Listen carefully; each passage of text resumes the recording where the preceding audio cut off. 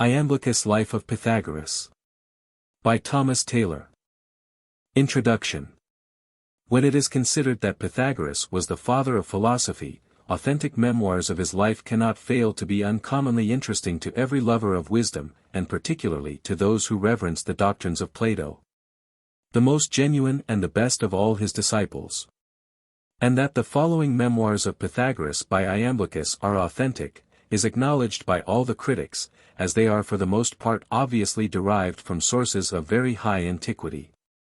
And where the sources are unknown, there is every reason to believe, from the great worth and respectability of the biographer, that the information is perfectly accurate and true. Of the biographer, indeed, Iamblichus, it is well known to every tyro in Platonism that he was dignified by all the Platonists that succeeded him with the epithet of divine. And after the encomium passed on him by the acute Emperor Julian, that he was posterior indeed in time, but not in genius, to Plato, all further praise of him would be as unnecessary as the defamation of him by certain modern critics is contemptible and idle. For these homunculi looking solely to his deficiency in point of style, and not to the magnitude of his intellect, perceive only his little blemishes, but have not even a glimpse of his surpassing excellence. They minutely notice the motes that are scattered in the sunbeams of his genius, but they feel not its invigorating warmth, they see not its dazzling radiance. Of this very extraordinary man there is a life extant by Euryphamus, the substance of which I have given in my History of the Restoration of the Platonic Theology, and to which I refer the English reader. At present I shall only select from that work the following biographical particulars respecting our Iamblichus. He was descended of a family equally illustrious, fortunate and rich. His country was Chalcis, a city of Syria, which was called Coele. He associated with Anatolius, who was the second to Porphyry, but he far excelled him in his attainments, and ascended to the very summit of philosophy. But after he had been for some time connected with Anatolius, and most probably found him insufficient to satisfy the vast desires of his soul, he applied himself to Porphyry, to whom, says Euryphamus, he was in nothing inferior, except in the structure and power of composition. For his writings were not so elegant and graceful as those of Porphyry, they were neither agreeable, nor perspicuous, nor free from impurity of diction. And though they were not entirely involved in obscurity, and perfectly faulty, yet as Plato formerly said of Xenocrates, he did not sacrifice to the mercurial graces. Hence he is far from detaining the reader with delight, who merely regards his diction, but will rather avert and dull his attention, and frustrate his expectation. However, though the surface of his conceptions is not covered with the flowers of elocution, yet the depth of them is admirable, and his genius is truly sublime. And admitting his style to abound in general with those defects, which have been noticed by the critics, yet it appears to me that the decision of the anonymous Greek writer respecting his answer to the Epistle of Porphyry, 2, is more or less applicable to all his other works. For he says, that his diction in that answer is concise and definite, and that his conceptions are full of efficacy, are elegant and divine. 3. Iamblichus shared in an eminent degree the favor of divinity, on account of his cultivation of justice, and obtained a numerous multitude of associates and disciples, who came from all parts of the world, for the purpose of participating the streams of wisdom, which so plentifully flowed from the sacred fountain of his wonderful mind. Among these was Sopater the Syrian, for who was most skilful both in speaking and writing, Eustathius the Cappadocian, and of the Greeks, Theodorus and Euphrasia.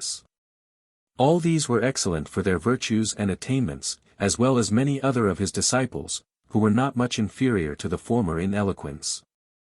So that it seems wonderful how Iamblichus could attend to all of them, with such gentleness of manners and benignity of disposition as he continually displayed. He performed some few particulars relative to the veneration of divinity by himself, without his associates and disciples, but was inseparable from his familiars in most of his operations. He imitated in his diet the frugal simplicity of the most ancient times, and during his repast, exhilarated those who were present by his behavior, and filled them as with nectar by the sweetness of his discourse. A celebrated philosopher named Alypius, who was deeply skilled in dialectic, was contemporary with Iamblichus, but was of such a diminutive stature, that he exhibited the appearance of a pygmy. However, his great abilities amply compensated for this trifling defect. For his body might be said to be consumed into soul, just as the great Plato says, that divine bodies, unlike those that are mortal, are situated in souls. Thus also it might be asserted of Alypius, that he had migrated into soul, and that he was contained and governed by a nature superior to man. This Alypius had many followers, but his mode of philosophizing was confined to private conference and disputation, without committing any of his dogmas to writing. Hence his disciples gladly applied themselves to Iamblichus, desirous to draw abundantly from the exuberant streams of his inexhaustible mind. The fame therefore of each continually increasing, they once accidentally met like two refulgent stars, and were surrounded by so great a crowd of auditors, that it resembled some mighty museum. While Iamblichus on this occasion waited rather to be interrogated, than to propose a question himself, Alypius, contrary to the expectation of every one, relinquishing philosophical discussions, and seeing himself surrounded with a theatre of men, turned to Iamblichus, and said to him, "Tell me, O philosopher, is either the rich man unjust, or the heir of the unjust man? For in this case there is no medium." But Iamblichus, hating the acuteness of the question, replied, "O most wonderful of all men, this manner of considering, whether some one excels in externals, is foreign from our method of philosophizing. Since we inquire whether a man abounds in the virtue which it is proper for him to possess, and which is adapted to a philosopher."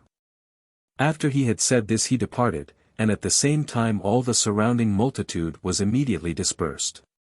But Iamblichus, when he was alone, admired the acuteness of the question, and often privately resorted to Alypius, whom he very much applauded for his acumen and sagacity, so that after his decease, he wrote his life.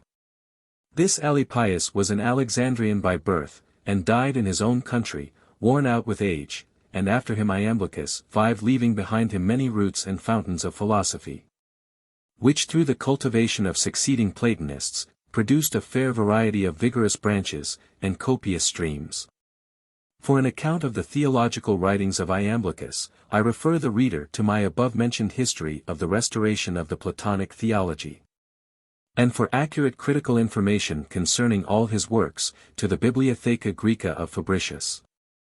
Of the following work, the Life of Pythagoras, it is necessary to observe that the original has been transmitted to us in a very imperfect state, partly from the numerous verbal errors of the text, partly from the want of connection in the things that are narrated, and partly from many particulars being related in different places, in the very same words.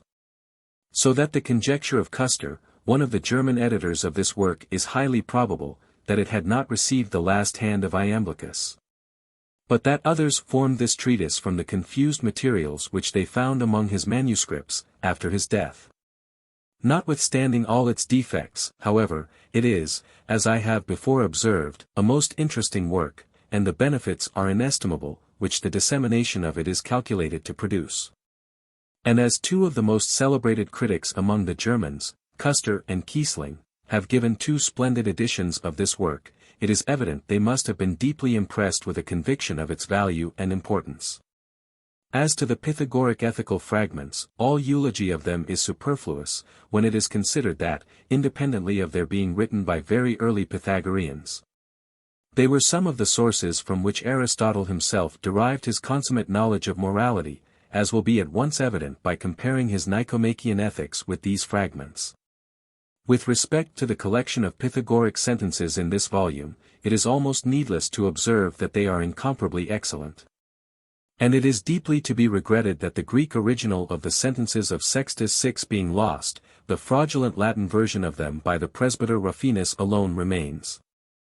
I call it a fraudulent version, because Rufinus, wishing to persuade the reader that these sentences were written by a bishop of the name of Sixtus, has in many places perverted and contaminated the meaning of the original. In the selection, however, which I have made from these sentences, I have endeavored, and I trust not in vain, to give the genuine sense of Sextus, unmingled with the barbarous and polluted interpolations of Rufinus. If the English reader has my translation of the sentences of Demophilus, and Mr. Bridgman's translation of the Golden Sentences of Democritus, and the similitudes of Demophilus. 7. He will then be possessed of all the Pythagoric sentences that are extant, those alone of Sextus excepted, which I have not translated. In consequence of the very impure and spurious state, in which they at present exist. I deem it also requisite to observe, that the Pythagoric life which is here delineated, is a specimen of the greatest perfection in virtue and wisdom, which can be obtained by man in the present state. Hence, it exhibits piety unadulterated with folly, moral virtue uncontaminated with vice, science unmingled with sophistry, dignity of mind and manners unaccompanied with pride, a sublime magnificence in theory, without any degradation in practice. And a vigor of intellect, which elevates its possessor to the vision of divinity, and thus deifies while it exalts. The original of the engraving of the head of Iamblichus in the title page, is to be found at the end of a little volume consisting of Latin translations of Iamblichus de Mysteriis, Proclus on the first Alcibiades of Plato, and 18 Mo, Genève. 1607, this engraving was added because it appeared to me to be probable that the original was copied from an ancient gem. And as it is not impossible that it was, if it is not genuine, it is at least ornamental. How do you find this book? Any thoughts about the book or the author? Any suggestion for improvement? Please take a moment to share your thoughts in a comment. If you like it, share it with your friends who might enjoy it as well. Subscribe to keep in touch. Visit CompleteAudiobooks.com for more quality content. The Life, etc. Chapter 1. Since it is usual with all men of sound understandings, to call on divinity, when entering on any philosophic discussion. It is certainly much more appropriate to do this in the consideration of that philosophy which justly receives its denomination from the divine Pythagoras. For as it derives its origin from the gods, it cannot be apprehended without their inspiring aid. To which we may also add, that the beauty and magnitude of it so greatly surpasses human power, that it is impossible to survey it by a sudden view. But then alone can any one gradually collect some portion of this philosophy, when, the gods being his leaders, he quietly approaches to it. On all these accounts, therefore, having invoked the gods as our leaders, and converting both ourselves and our discussion to them, we shall acquiesce in whatever they may command us to do. We shall not, however, make any apology for this sect having been neglected for a long time, nor for its being concealed by foreign disciplines, and certain arcane symbols, nor for having been obscured by false and spurious writings. Nor for many other such like difficulties by which it has been impeded. For the will of the gods is sufficient for us, in conjunction with which it is possible to sustain things still more arduous than these. But after the gods, we shall unite ourselves as to a leader, to the prince and father of this divine philosophy, of whose origin and country we must rise a little higher in our investigation. Chapter 2. It is said, therefore, that Ancius who dwelt in Samos in Cephallenia, was begot by Jupiter, whether he derived the fame of such an honorable descent through virtue, or through a certain greatness of soul. He surpassed, however, the rest of the Cephallenians in wisdom and renown. This Ancius, therefore, was ordered by the Pythian oracle to form a colony from Arcadia and Thessaly. And that besides this, taking with him some of the inhabitants of Athens, Epidaurus, and Chalcis, and placing himself at their head, he should render an island habitable, which from the virtue of the soil and land should be called Melamphilos. 8. And that he should call the city Samos, on account of Same in Cephallenia. The oracle, therefore, which was given to him, was as follows: I order you, Ancius, to colonize the marine island Samos instead of Same, and to call it Philos. But that a colony was collected from these places, is not only indicated by the honors and sacrifices of the gods, transferred into those regions together with the inhabitants, but also by the kindred families that dwell there, and the associations of the Samians with each other. It is said, therefore, that Nicarchus and Pythes, who were the parents of Pythagoras, descended from the family and alliance of this Ancius, who founded the colony. In consequence, however, of this nobility of birth being celebrated by the citizens, a certain Samian poet says, that Pythagoras was the son of Apollo. For thus he sings. Pythes, fairest of the Samian tribe. Bore from embraces of the god of day. Renowned Pythagoras, the friend of Jove. It is worth while, however, to relate how this report became so prevalent. The Pythian oracle then had predicted to this Nicarchus, who came to Delphi for the purposes of merchandise, with his wife not yet apparently pregnant. And who inquired of the god concerning the event of his voyage to Syria, that his voyage would be lucrative and most conformable to his wishes, but that his wife was now pregnant, and would bring forth a son surpassing in beauty and wisdom all that ever lived, and who would be of the greatest advantage to the human race in everything pertaining to the life of man. But, when Nicarchus considered with himself, that the god, without being interrogated concerning his son, had informed him by an oracle, that he would possess an illustrious prerogative, and a gift truly divine, he immediately named his wife Pythes, from her son and the Delphic prophet, instead of Parthenes, which was her former appellation. And he called the infant, who was soon after born at Sidon in Phoenicia, Pythagoras, signifying by this appellation, that such an offspring was predicted to him by the Pythian Apollo. For we must not regard the assertions of Epimenides, Eudoxus, and Xenocrates, who suspect that Apollo at that time, becoming connected with Parthenes, and causing her to be pregnant from not being so, had in consequence of this predicted concerning Pythagoras, by the Delphic prophet, for this is by no means to be admitted. 9 Indeed, no one can doubt that the soul of Pythagoras was sent to mankind from the empire of Apollo, either being an attendant on the god, of co-arranged with him in some other more familiar way, for this may be inferred both from his birth, and the all-various wisdom of his soul. And thus much concerning the nativity of Pythagoras. But after his father Nicarchus had returned from Syria to Samos, with great wealth, which he had collected from a prosperous navigation, he built a temple to Apollo, with the inscription of Pythias. And took care to have his son nourished with various and the best disciplines, at one time by Creophilus, at another by Pherecydes the Syrian, and at another by almost all those who presided over sacred concerns. To whom he earnestly recommended Pythagoras, that he might be as much as possible sufficiently instructed in divine concerns. He, however, was educated in such a manner, as to be fortunately the most beautiful and godlike of all those that have been celebrated in the annals of history.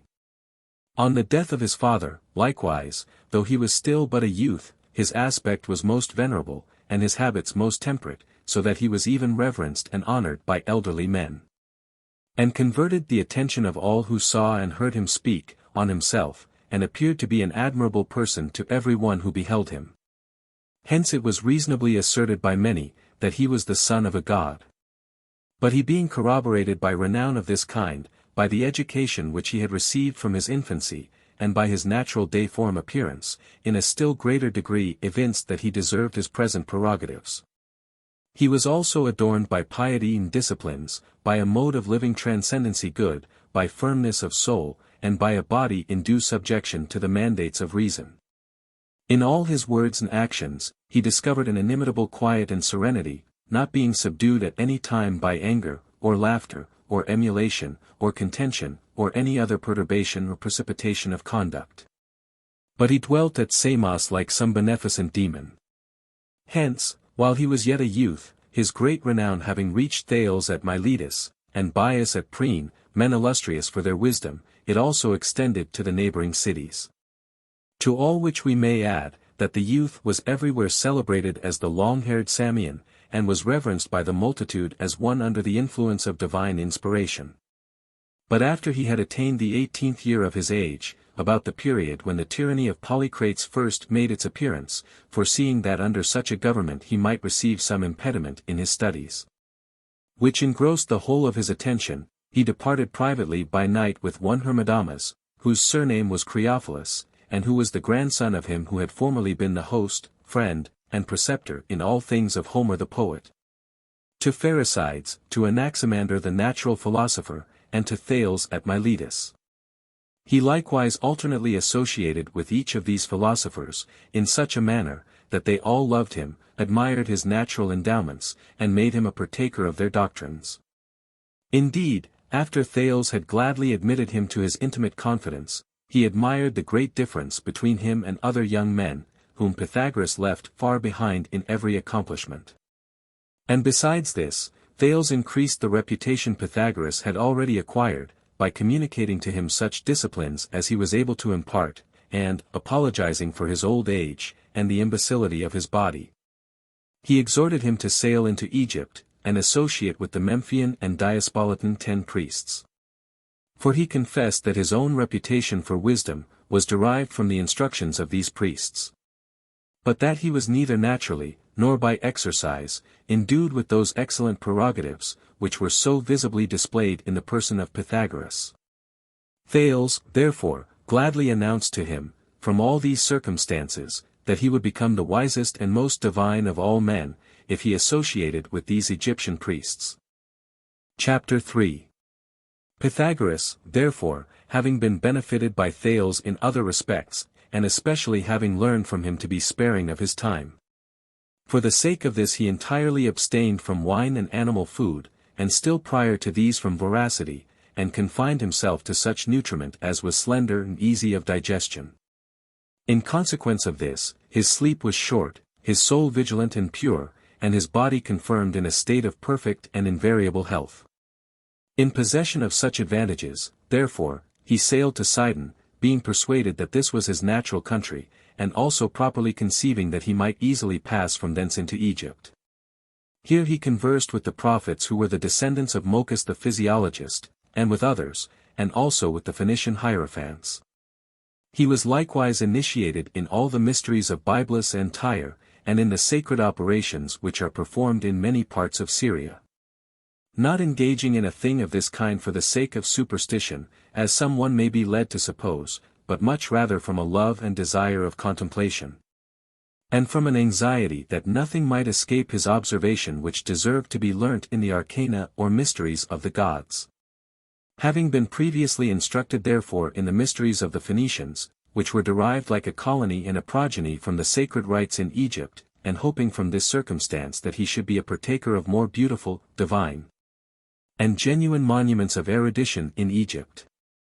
Joyfully calling to mind also the admonitions of his preceptor Thales, he immediately embarked for Egypt, through the means of some Egyptian sailors, who very opportunely at that time landed on the Phoenician coast under Mount Carmelus, in whose temple Pythagoras, separated from all society, for the most part dwelt.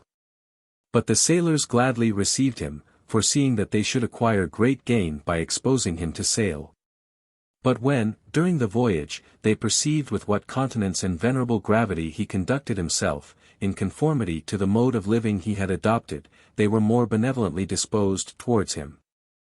Observing, likewise, that there was something greater than what pertains to human nature in the modesty of the youth, they called to mind how unexpectedly he had appeared to them on their landing, when from the summit of Mount Carmelus, which they knew was more sacred than other mountains, and inaccessible to the vulgar, he leisurely descended without looking back, or suffering any delay from precipices or opposing stones.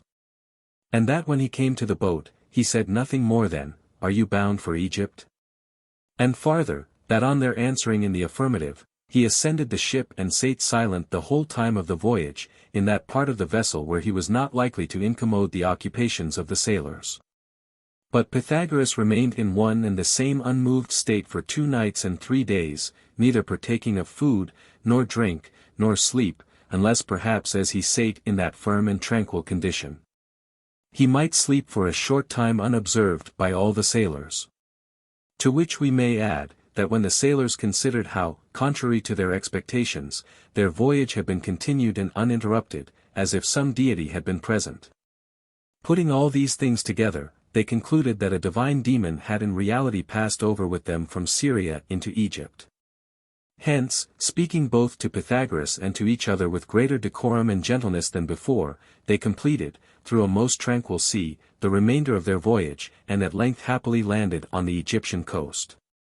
Here the sailors reverently assisted him in descending from the ship. And after they had placed him on the purest sand, they raised a certain temporary altar before him, and heaping on it from their present abundance the fruits of trees, and presenting him as it were with the first fruits of their freight, they departed from thence, and hastened to their destined port. But Pythagoras, whose body through such long fasting was become weaker, did not oppose the sailors in assisting him to descend from the ship. And immediately on their departure eat as much of the fruits as was requisite to restore his decayed strength. From thence also he arrived safe at the neighboring lands, constantly preserving the same tranquillity and modesty of behavior. Chapter 4.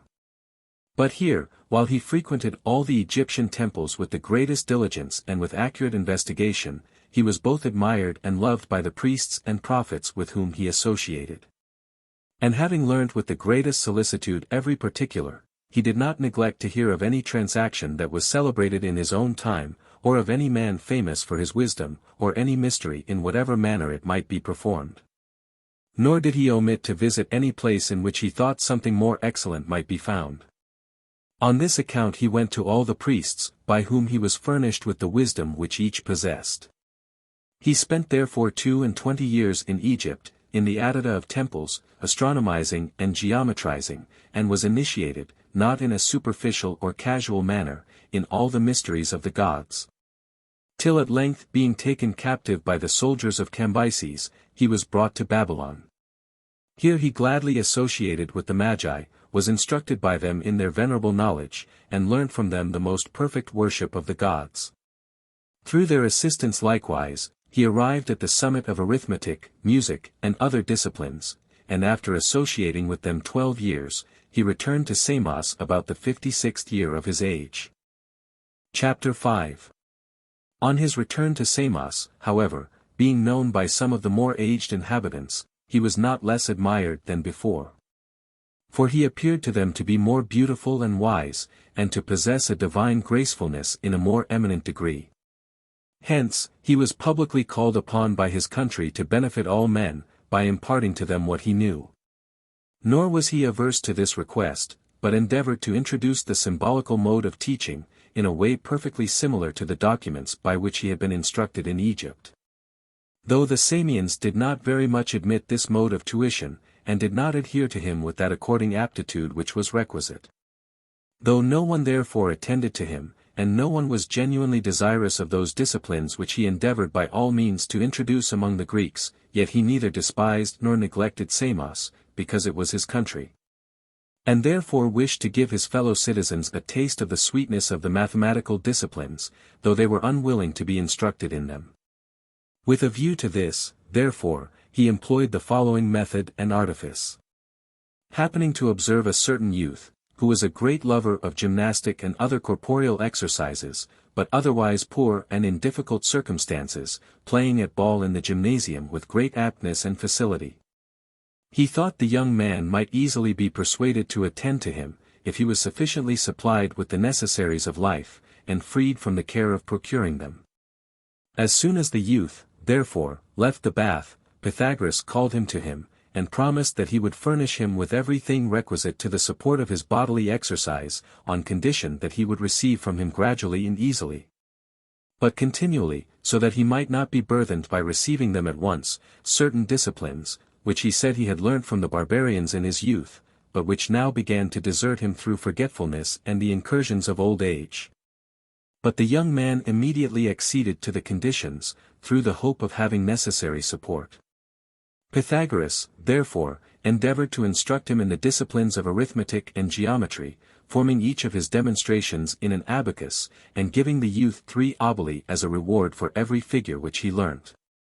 This also he continued to do for a long time, exciting him to the geometrical theory by the desire of honor, diligently, and in the best order, giving him, as we have said, 3 oboli for every figure which he apprehended.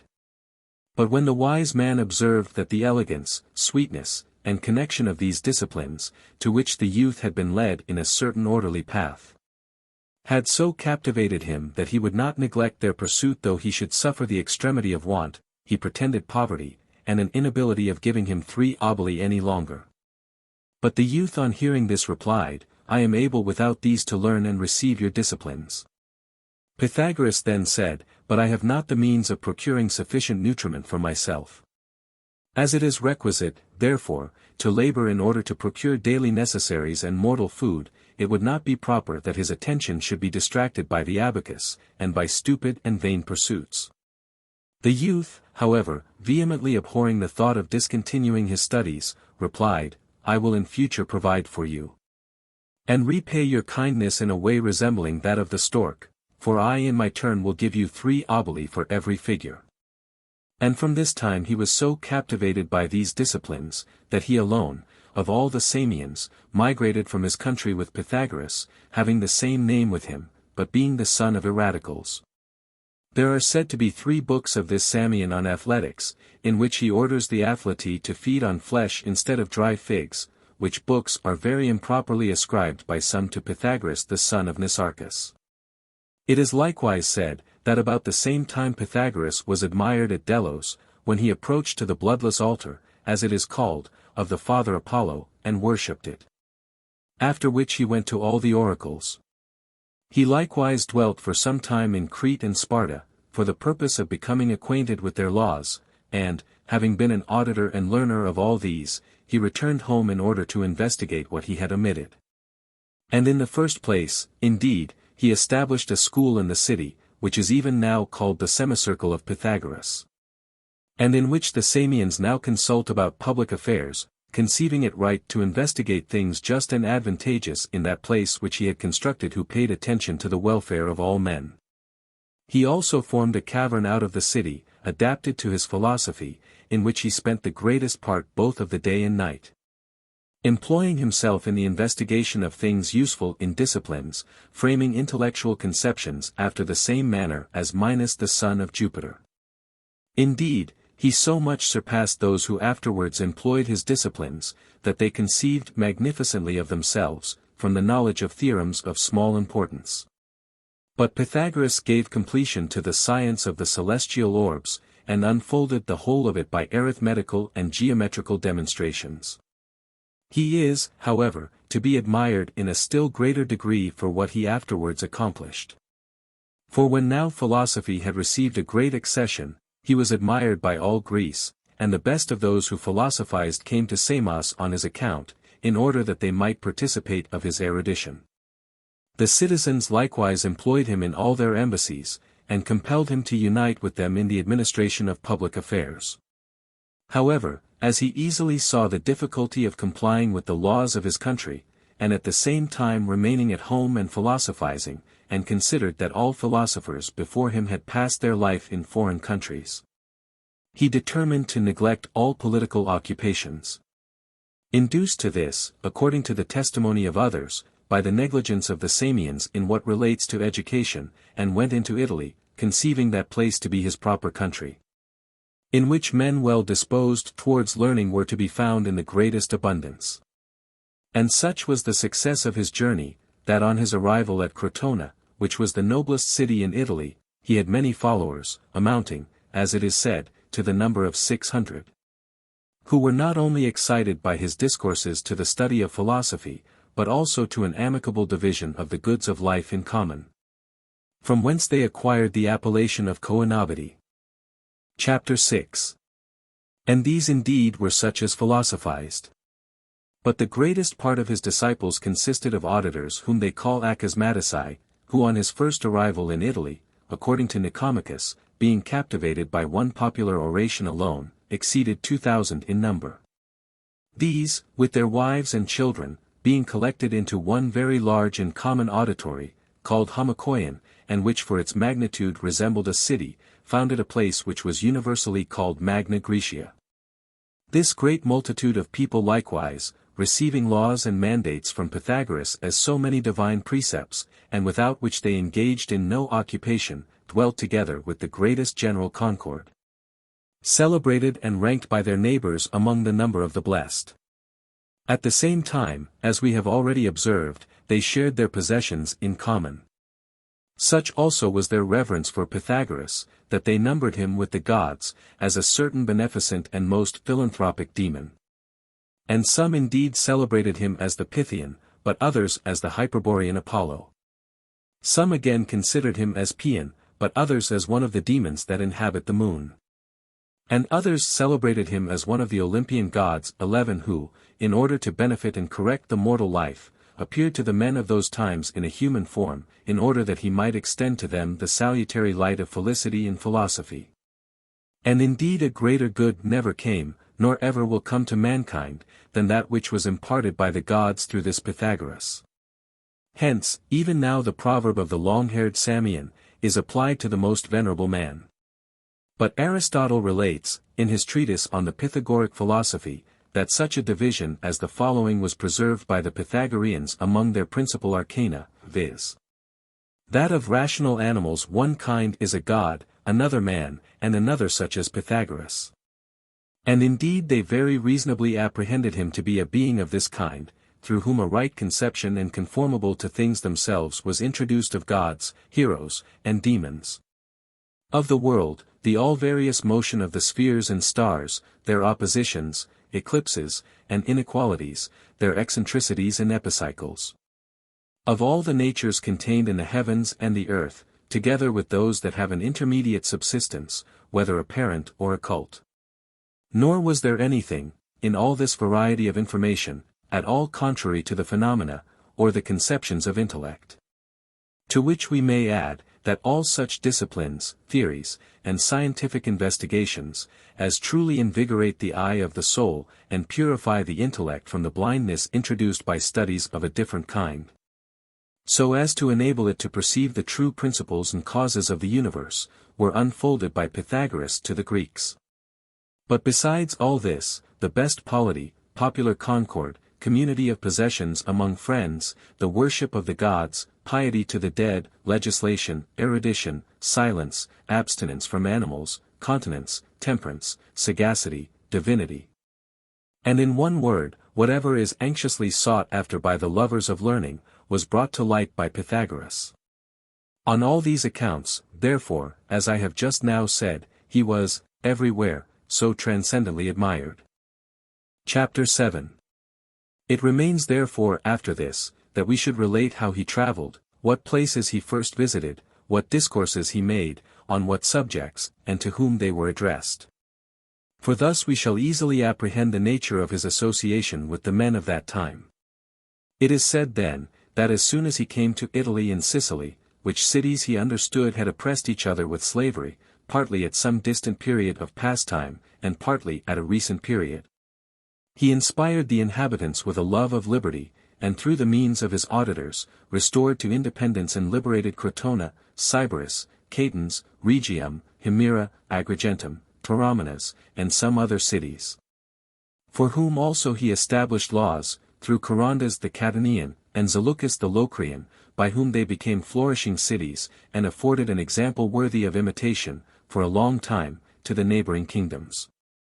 He also entirely subverted sedition, discord, and party zeal, not only from his familiars, and their posterity, for many generations, as we are informed by history, but, in short, from all the cities in Italy and Sicily, which were at that time disturbed with intestine and external contentions. For the following apothegm was always employed by him in every place, whether in the company of a multitude or a few, which was similar to the persuasive oracle of a god, and was an epitome and summary as it were of his own opinions. That we should avoid and amputate by every possible artifice, by fire and sword, and all various contrivances, from the body, disease, from the soul, ignorance, from the belly, luxury, from a city, sedition, from a house, discord. And at the same time, from all things, immoderation, through which, with a most fatherly affection, he reminded each of his disciples of the most excellent dogmas. Such therefore was the common form of his life at that time, both in words and actions. If, however, it be requisite to make a more particular relation of what he did and said, it must be observed, that he came to Italy in the 62nd Olympiad, at which time Eryxidas of Chalcis conquered in the stadium. But immediately on his arrival he became conspicuous and illustrious, in the same manner as before, when he sailed to Delos. For there, when he performed his adorations at the bloodless altar of the father Apollo, he was admired by the inhabitants of the island. Chapter 8. At that time also, when he was journeying from Sybaris to Crotona, he met near the shore with some fishermen, who were then drawing their nets heavily laden with fishes from the deep, and told them he knew the exact number of the fish they had caught. But the fishermen promising they would perform whatever he should order them to do, if the event corresponded with his prediction, he ordered them, after they had accurately numbered the fish, to return them alive to the sea, and what is yet more wonderful, not one of the fish died while he stood on the shore, though they had been detained from the water a considerable time. Having therefore paid the fishermen the price of their fish, he departed for Crotona. But they everywhere divulged the fact, and having learnt his name from some children, they told it to all men. Hence those that heard of this affair were desirous of seeing the stranger, and what they desired was easily obtained. But they were astonished on surveying his countenance, and conjectured him to be such a man as he was in reality. A few days also after this, he entered the gymnasium, and being surrounded with a crowd of young men, he is said to have delivered an oration to them, in which he incited them to pay attention to their elders, evincing that in the world, in life, in cities, and in nature, that which has a precedency is more honorable than that which is consequent in time. As for instance, that the East is more honorable than the West, the morning than the evening, the beginning than the end, and generation than corruption. In a similar manner he observed, that natives were more honorable than strangers, and the leaders of colonies than the builders of cities, and universally gods than demons, demons than demigods, and heroes than men. Of these likewise he observed, that the authors of generation are more honorable than their progeny. He said these things, however, for the sake of proving by induction, that children should very much esteem their parents, to whom he asserted they owed as many thanks as a dead man would owe to him who should be able to bring him back again into light. Afterwards, he observed, that it was indeed just to love those above all others, and never to give them pain, who first benefited us, and in the greatest degree. But parents alone benefit their children prior to their birth, and are the causes to their offspring of all their upright conduct. And that when children show themselves to be in no respect inferior to their parents in beneficence towards them, it is not possible for them in this respect to err. For it is reasonable to suppose, that the gods will pardon those who honor their parent in no less a degree than the divinities themselves, since we learnt from our parents to honor divinity. Hence Homer also added the same appellation to the king of the gods, for he denominates him the father of gods and mortals. Many other mythologists also have delivered to us, that the kings of the gods have been ambitious to vindicate to themselves that excessive love which subsists through marriage, in children towards their parents. And that on this account, they have at the same time introduced the hypothesis of father and mother among the gods 12, the former indeed generating Minerva, but the latter Vulcan, who are of a nature contrary to each other, in order that what is most remote may participate of friendship. All his auditors likewise having granted that the judgment of the immortals is most valid, he said he would demonstrate to the Crotonians, by the example of Hercules the founder of the colony brought to Crotona, that it is necessary to be voluntarily obedient to the mandates of parents, as they knew from tradition that the god himself had undertaken such great labors in consequence of obeying the commands of one older than himself, and being victorious in what he had undertaken to accomplish, had instituted in honor of his father the Olympic games. He also showed them that they should associate with each other in such a manner, as never to be in a state of hostility to their friends, but to become most rapidly friends to their enemies. And that they should exhibit in modesty of behavior to their elders, the benevolent disposition of children towards their parents, but in their philanthropy to others, fraternal love and regard.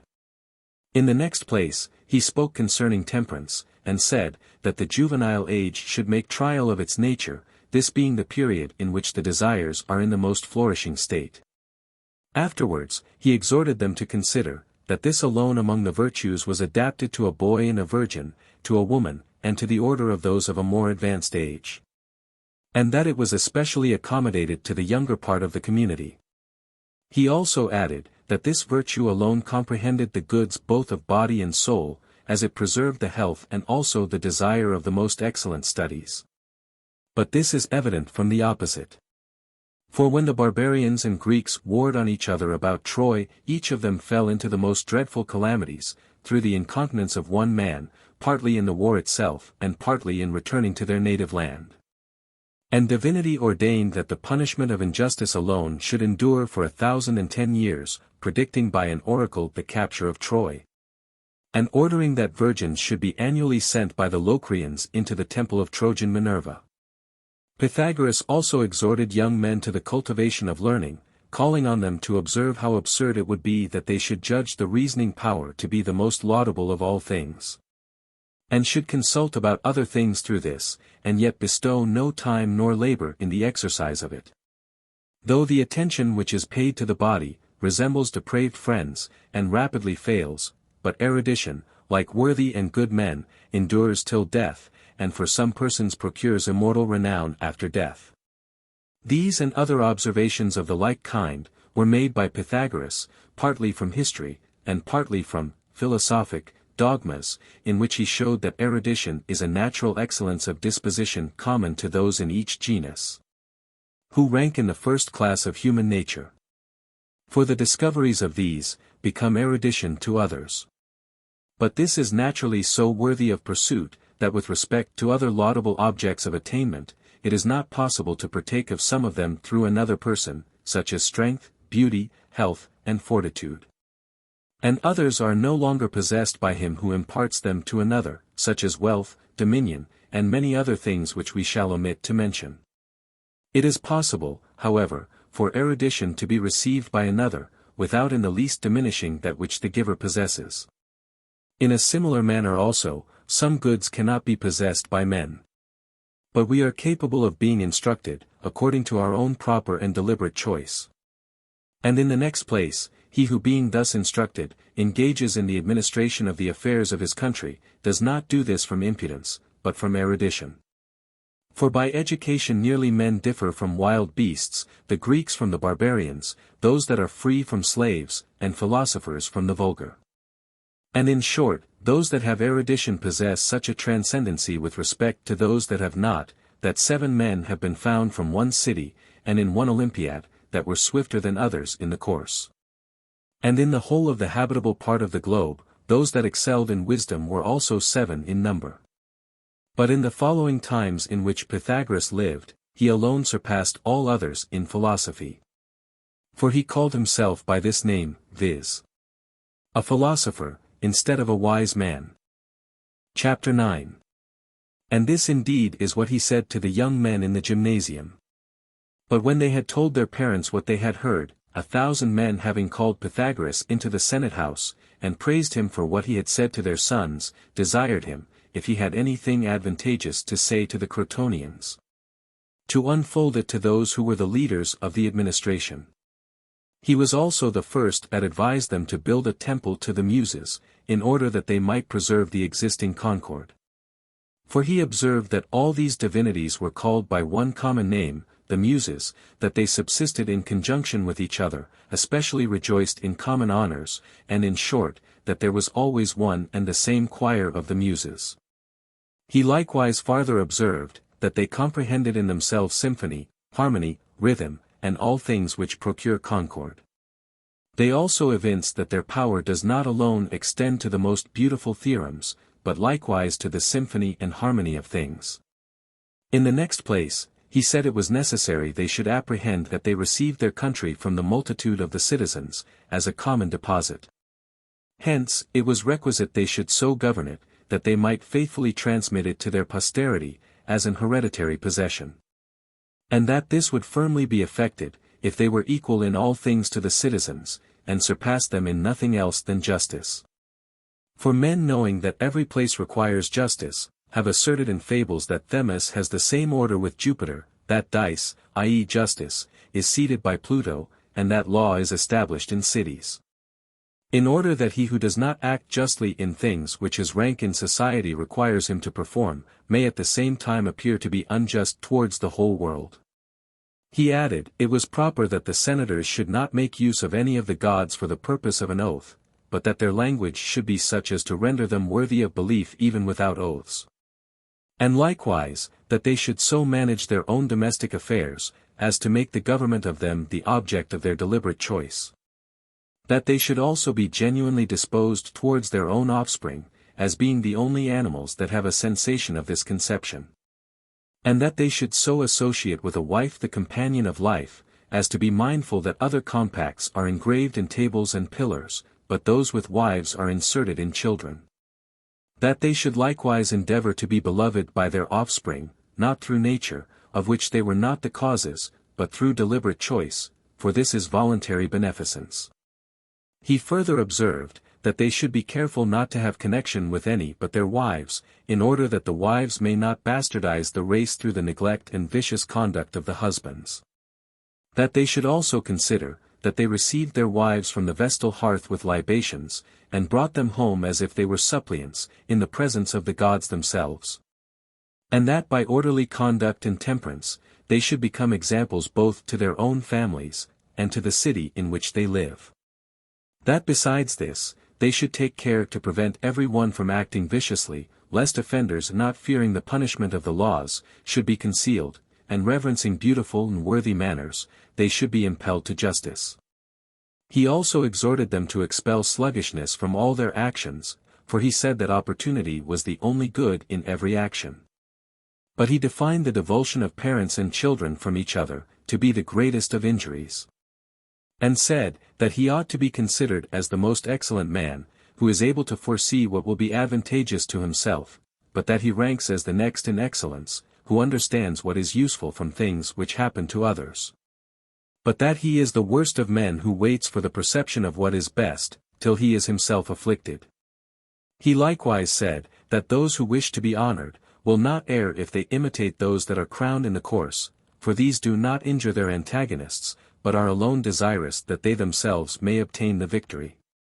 Thus also it is fit that those who engage in the administration of public affairs, should not be offended with those that contradict them, but should benefit such as are obedient to them. He likewise exhorted every one who aspired after true glory, to be such in reality as he wished to appear to be to others, for counsel is not so sacred a thing as praise. Since the former is only useful among men, but the latter is for the most part referred to the gods. And after all this he added, that their city happened to be founded by Hercules, at that time when he drove the oxen through Italy, having been injured by Licinius. And when giving assistance by night to Croton, he slew him through ignorance, conceiving him to be an enemy. After which, Hercules promised that a city should be built about the sepulchre of Croton, and should be called from him Crotona, when he himself became a partaker of immortality. Hence Pythagoras said, it was fit that they should justly return thanks for the benefit they had received. But the Crotonians, on hearing this, built a temple to the Muses, and dismissed the harlots which they were accustomed to have. They also requested Pythagoras to discourse to the boys in the temple of Pythian Apollo, and to the women in the temple of Juno. Chapter 10. Pythagoras, therefore, complying with their wish, is said to have given the boys the following advice, that they should neither revile any one, nor take vengeance on those that reviled. He likewise exhorted them to pay diligent attention to learning, which derives its appellation from their age. He added, that it was easy for a modest youth to preserve probity through the whole of life. But that it was difficult for one to accomplish this, who was not naturally well disposed at that age, or rather it is impossible that he who begins his course from a bad impulse, should run well to the end. Besides this, he observed that boys were most dear to divinity, and hence in times of great drought, they were sent by cities to implore rain from the gods, in consequence of the persuasion that divinity is especially attentive to children. Those such as are permitted to be continually conversant with sacred ceremonies, scarcely obtain purification in perfection. From this cause also, the most philanthropic of the gods, Apollo and Love, are universally represented in pictures as having the age of boys. It is likewise acknowledged, that some of the games in which the conquerors are crowned, were instituted on account of boys, the Pythian, indeed, in consequence of the serpent Python being slain by a boy.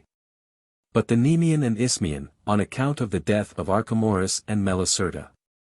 Besides what has been said likewise, while the city of Crotona was building, Apollo promised to the founder, that he would give him a progeny, if he brought a colony into Italy. From which inferring that Apollo providentially attended to the propagation of them, and that all the gods paid attention to every age, they ought to render themselves worthy of their friendship. He added, that they should exercise themselves in hearing, in order that they may be able to speak.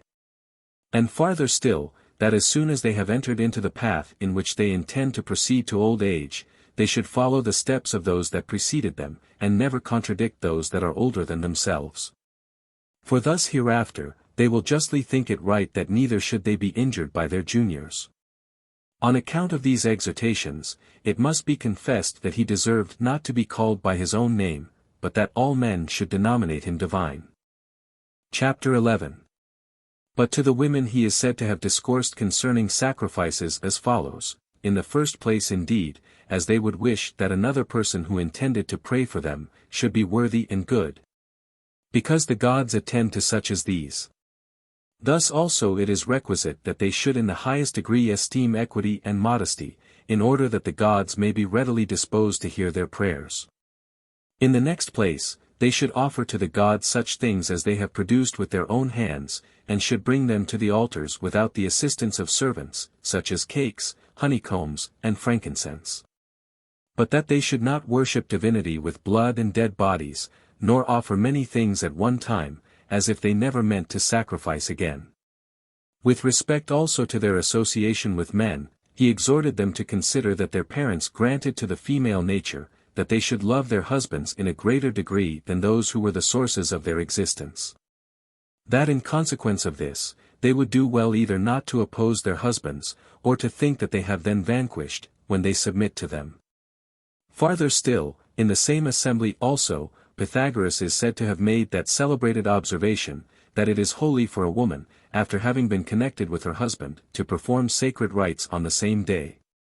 But that this is never holy, after she has been connected with any other man. He also exhorted the women to use words of good omen through the whole of life, and to endeavor that others may predict good things of them. He likewise admonished them not to destroy popular renown, nor to blame the writers of fables, who surveying the justice of women, from their accommodating others with garments and ornaments, without a witness.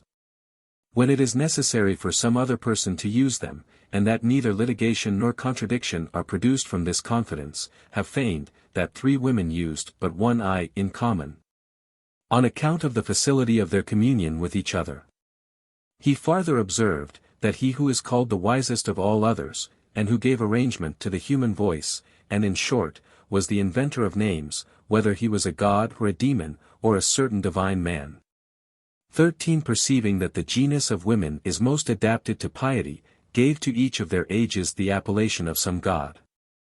Hence he called an unmarried woman Cor, i.e. Proserpine, but a bride, Nympha, the woman who has brought forth children, Mater, and a grandmother, according to the Doric dialect, Maya.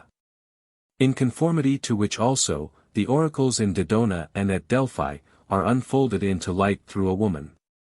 But through this praise pertaining to piety, Pythagoras is said to have produced so great a change in female attire, that the women no longer dared to clothe themselves with costly garments, but consecrated many myriads of their vestments in the temple of Juno. The effect also of this discourse is said to have been such, that about the region of the Crotonians the fidelity of the husband to the wife was universally celebrated. Imitating in this respect, Ulysses, who would not receive immortality from Calypso, on condition that he should abandon Penelope. Pythagoras therefore also observed, that it remained for the women to exhibit their probity to their husbands, in order that they might be equally celebrated with Ulysses. In short, it is recorded that through the above-mentioned discourses, Pythagoras obtained no moderate honor and esteem, both in the city of the Crotonians and throughout Italy. Chapter 12. It is also said, that Pythagoras was the first who called himself a philosopher, this not being a new name, but previously instructing us in a useful manner in a thing appropriate to the name. For he said that the entrance of men into the present life, resembled the progression of a crowd to some public spectacle. For there men of every description assemble with different views. One hastening to sell his wares for the sake of money and gain, but another that he may acquire renown by exhibiting the strength of his body. And there is also a third class of men, and those the most liberal, who assemble for the sake of surveying the places, the beautiful works of art, the specimens of valor, and the literary productions which are usually exhibited on such occasions. Thus also in the present life, men of all various pursuits are collected together in one and the same place. For some are influenced by the desire of riches and luxury, others by the love of power and dominion. And others are possessed with an insane ambition for glory. But the most pure and unadulterated character is that of the man who gives himself to the contemplation of the most beautiful things, and whom it is proper to call a philosopher. 14. He adds, that the survey of all heaven, and of the stars that revolve in it, is indeed beautiful, when the order of them is considered. For they derive this beauty and order by the participation of the first and the intelligible essence. But that first essence is the nature of number and reasons, i.e. productive principles, which pervades through all things, and according to which all these, celestial bodies, are elegantly arranged, and fitly adorned. And wisdom indeed, truly so called, is a certain science which is conversant with the first beautiful objects. 15. And these divine, undecaying, and possessing an invariable sameness of subsistence. By the participation of which other things also may be called beautiful. But philosophy is the appetition of a thing of this kind. The attention therefore to erudition is likewise beautiful, which Pythagoras extended, in order to effect the correction of mankind. Chapter 13. Moreover, if we may believe in so many ancient and credible historians as have written concerning him, the words of Pythagoras contain something of a recalling and admonitory nature, which extended as far as to irrational animals. By which it may be inferred that learning predominates in those endued with intellect, since it tames even wild beasts, and those which are considered to be deprived of reason. For it is said that Pythagoras detained the Daunian bear which had most severely injured the inhabitants, and that having gently stroked it with his hand for a long time, fed it with maize and acorns.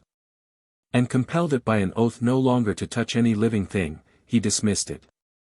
But the bear immediately after hid herself in the mountains and woods, and was never seen from that time to attack any irrational animal.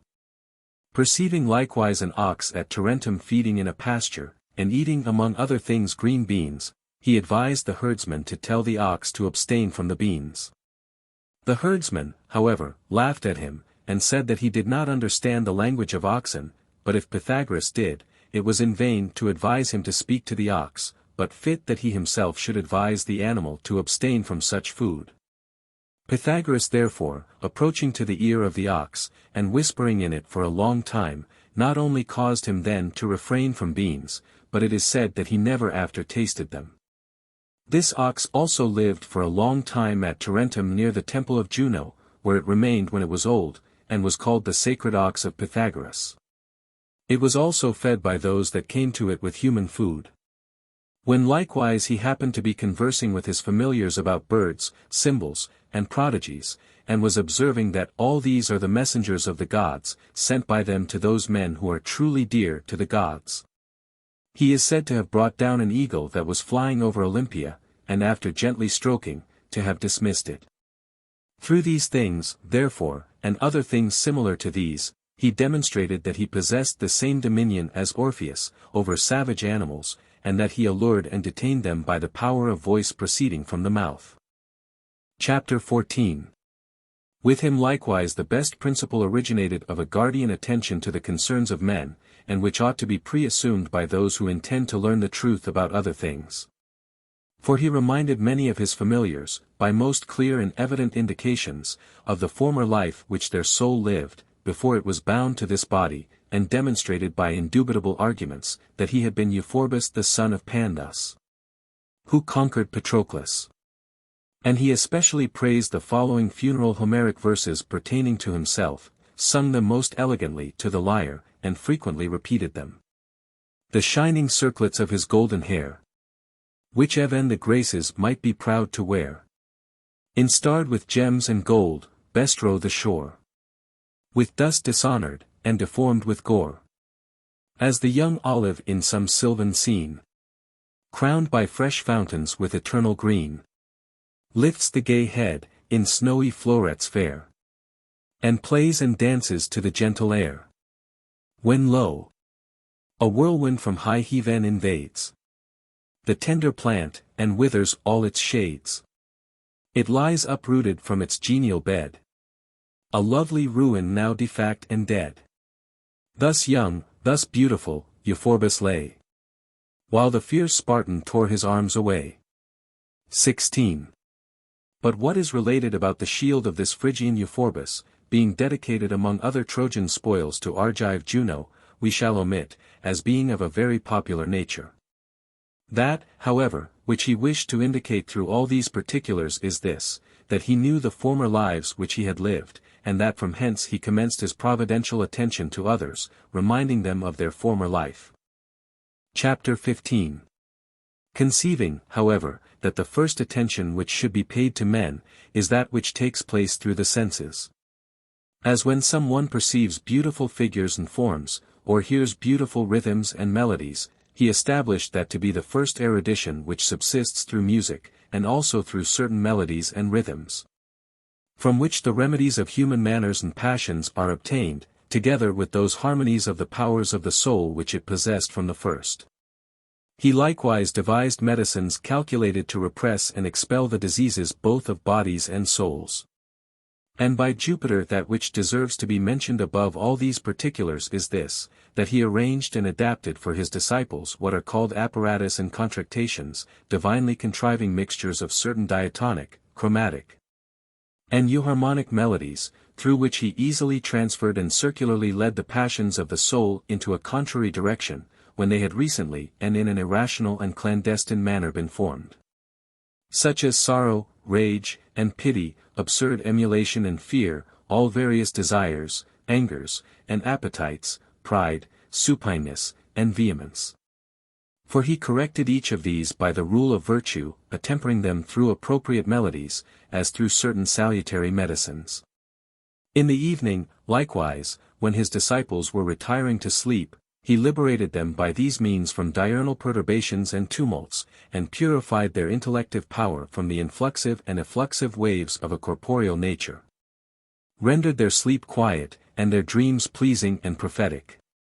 But when they again rose from their bed, he freed them from nocturnal heaviness, relaxation and torpor, through certain peculiar songs and modulations, produced either by simply striking the lyre, or employing the voice.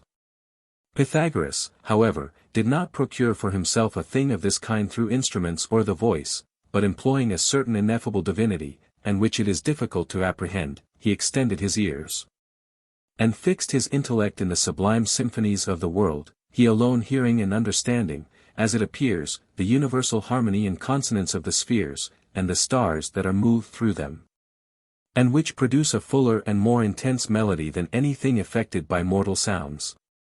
17. This melody also was the result of dissimilar and variously differing sounds, celerities, magnitudes, and intervals, arranged with reference to each other in a certain most musical ratio, and thus producing a most gentle, and at the same time variously beautiful motion and convolution. Being therefore irrigated as it were with this melody, having the reason of his intellect well arranged through it, and as I may say, exercised, he determined to exhibit certain images of these things to his disciples as much as possible, especially producing an imitation of them through instruments, and through the mere voice alone. For he conceived that by him alone, of all the inhabitants of the earth, the mundane sounds were understood and heard, and this from a natural fountain itself and root. He therefore thought himself worthy to be taught, and to learn something about the celestial orbs, and to be assimilated to them by desire and imitation, as being the only one on the earth adapted to this by the conformation of his body, through the demoniacal power that inspired him. But he apprehended that other men ought to be satisfied in looking to him, and the gifts he possessed, and in being benefited and corrected through images and examples, in consequence of their inability to comprehend truly the first and genuine archetypes of things. Just, indeed, as to those who are incapable of looking intently at the sun, through the transcendent splendor of his rays, we contrive to exhibit the eclipses of that luminary either in the profundity of still water, or through melted pitch, or through some darkly splendid mirror, sparing the imbecility of their eyes, and devising a method of representing a certain repercussive light, though less intense than its archetype, to those who are delighted with a thing of this kind. Empedocles also appears to have obscurely signified this about Pythagoras, and the illustrious and divinely gifted conformation of his body above that of other men, when he says, "There was a man among them, i.e., among the Pythagoreans, who was transcendent in knowledge, who possessed the most ample stores of intellectual wealth, and who was in the most eminent degree the adjutor of the works of the wise. For when he extended all the powers of his intellect, he easily beheld everything, as far as to 10 or 20 ages of the human race.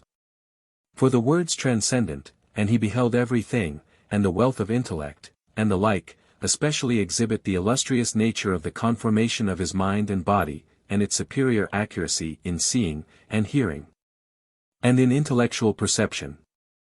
Chapter 16. This adaptation therefore of souls was procured by him through music.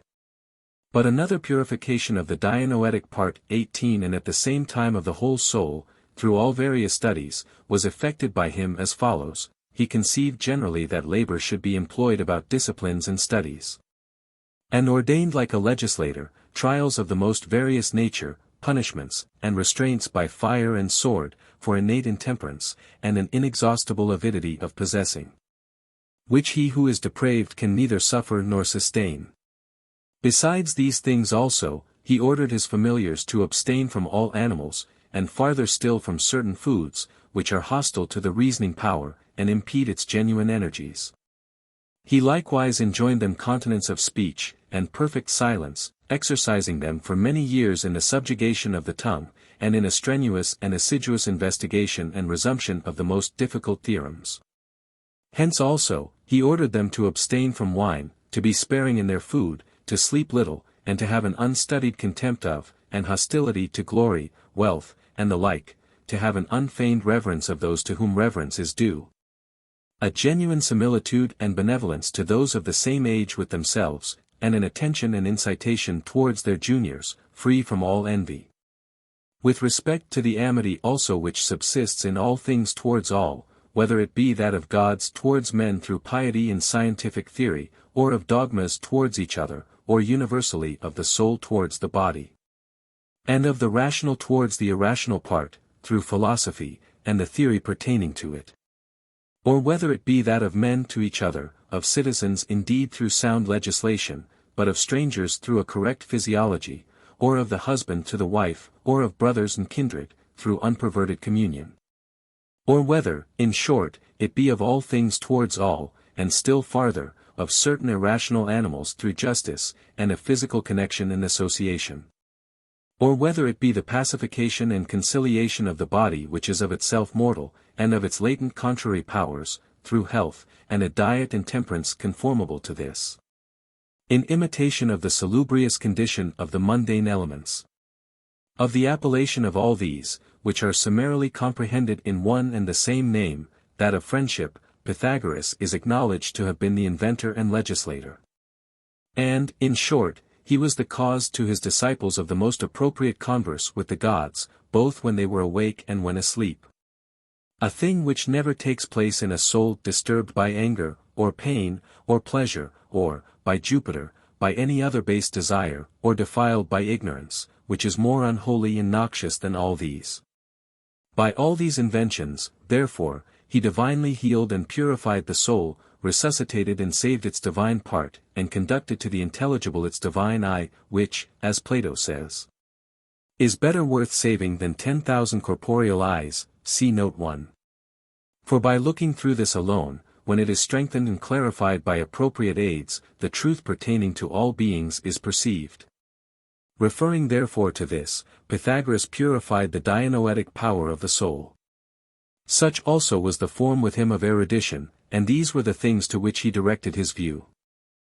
Chapter 17. As he therefore thus prepared his disciples for erudition, he did not immediately receive into the number of his associates those who came to him for that purpose, till he had made trial of, and judiciously examined them.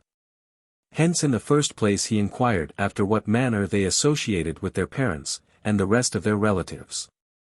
In the next place he surveyed their unseasonable laughter, their silence, and their speaking when it was not proper.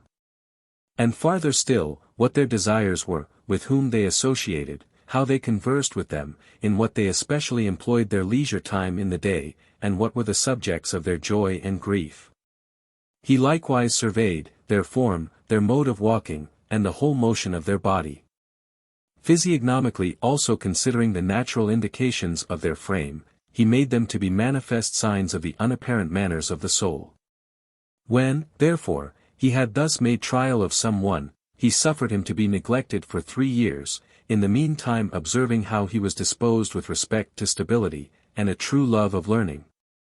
And if he was sufficiently prepared with reference to glory, so as to despise popular honor. After this, he ordered those who came to him to observe a quinquennial silence, in order that he might experimentally know how they were affected as to continence of speech, the subjugation of the tongue being the most difficult of all victories. As those have unfolded to us who instituted the mysteries. During this probationary time, however, the property of each was disposed of in common, and was committed to the care of those appointed for this purpose, who were called politicians, economizers, and legislators. And with respect to these probationers, those who appeared to be worthy to participate of his dogmas, from the judgment he had formed of them from their life and the modesty of their behavior, after the quinquennial silence, then became esoterics. And both heard and saw Pythagoras himself within the veil. For prior to this they participated of his words through the hearing alone, beyond the veil, without at all seeing him, giving for a long time a specimen of their peculiar manners. But if they were rejected they received the double of the wealth which they brought, and a tomb was raised to them as if they were dead by the homikoi, for thus all the disciples of the man were called. And if they happened to meet with them afterwards, they behaved to them as if they were other persons, but said that they were dead, whom they had modeled by education. In the expectation that they would become truly good men by the disciplines they would learn. They also were of opinion that those who were more slow in the acquisition of knowledge, were badly organized, and, as I may say, imperfect and barren. If, however, after Pythagoras had physiognomically considered their form, their mode of walking, and every other motion, and the state of their body, and he had conceived good hope respecting them. After likewise the quinquennial silence, and the orgies and initiations from so many disciplines, together with the ablutions of the soul, and so many and such great purifications produced from such various theorems, through which the sagacity and sanctity of the soul is perfectly ingenerated. If, after all this, some one was found to be still sluggish and of a dull intellect, they raised to such a one in the school a certain pillar and monument, as they are said to have done to Periolus the Thurian. And Cylon the prince of the Sybarites, who were rejected by them, expelled him from the homikoion or auditory, loading him with a great quantity of silver and gold. For these were deposited by them in common, and were committed to the care of certain persons adapted to this purpose, and who were called economics, from the office which they bore. And if afterwards they happened to meet with such a one, they conceived him to be any other person, than him who according to them was dead. Hence also Lysis, blaming a certain person named Hipparchus, because he had communicated the doctrines of the Pythagoreans to the profane, and to those who acceded to them without disciplines and theory, says as follows. It is reported that you philosophize to every one you may happen to meet, and publicly, which Pythagoras did not think fit to do. And these things, indeed, O Hipparchus, you learnt with diligent assiduity, but you have not preserved them, having tasted, O excellent man, of Sicilian delicacies, which you ought not to have tasted a second time.